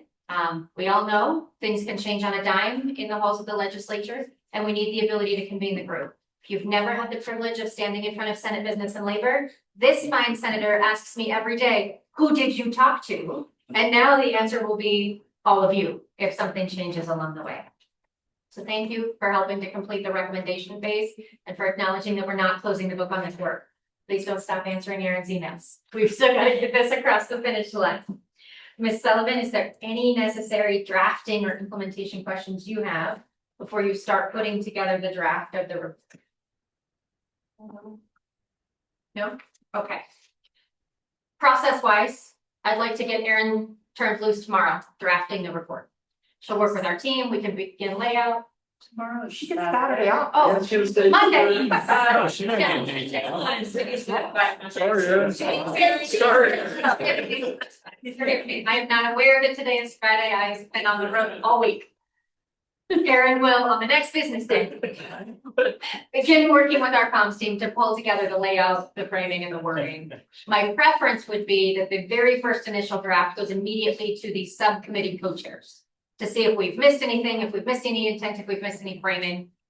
And then we will circulate to the full task force very quickly. We have about 10 days, give or take, to turn this around. How do you feel about that process? Erin drafts, the team lays out, subcommittee co-chairs, they want your gut check of your portion, and then full task force for a chance to review, provide feedback. And then we work to finalize and get it to the governor the first week of September. So I'm sure there's nobody here that never responds back to Erin. Everybody responds back and gives her all the crossing the T's and dots the I's and all that stuff. So I know I always respond back as best as I can. So when that doesn't happen, too bad. That's pretty much it. I mean, she's asked me, I don't know how many times, and then I finally at the last minute I'll respond. Just so you know, we're on a crunch. We need to get back to her. Otherwise, it's just no response means you don't have anything to say. Am I wrong on that assumption or? No, that would be accurate. So I will say that I've been instructed to get all of the materials to comms by Monday. So they can spend Monday and Tuesday putting it together for the initial distribution. So as soon as you see something from me, please, take some time to look at it. It's amazing your hair's not completely gray. You've done an amazing job. All Got my mom, she did it, she's never great.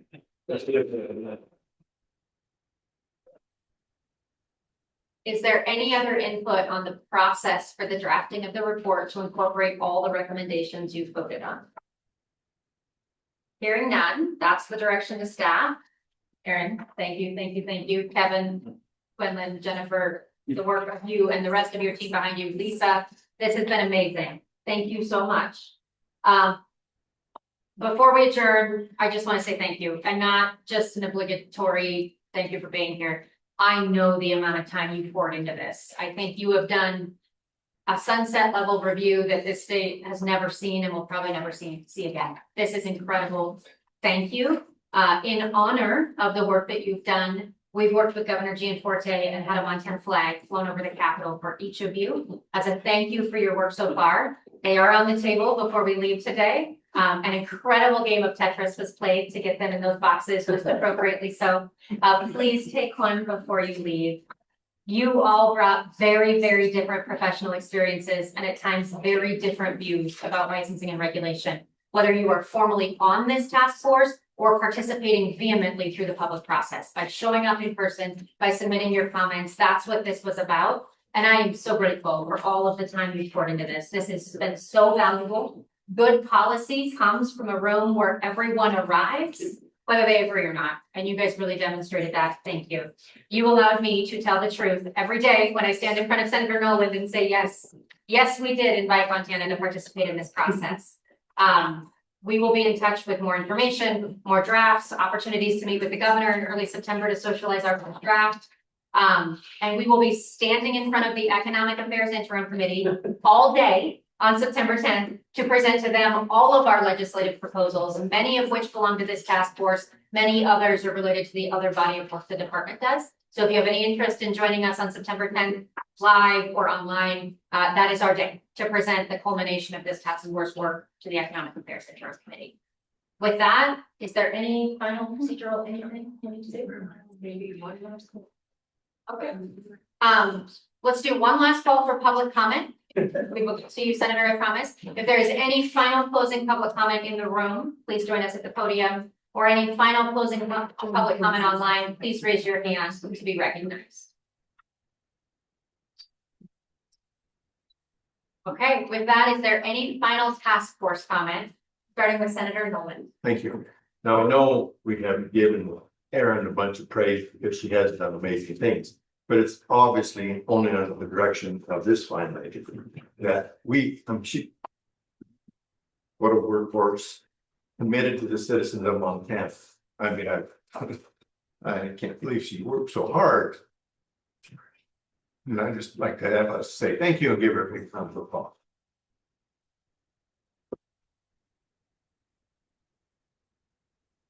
Okay, phase one complete. Keep your emails on. We have more work to do in coming days, but this is tremendous. We just did more work on licensing evaluation and reform than maybe the state has ever done at once. I know what you contributed. Thank you. With that, we're adjourned. Thanks. Yeah.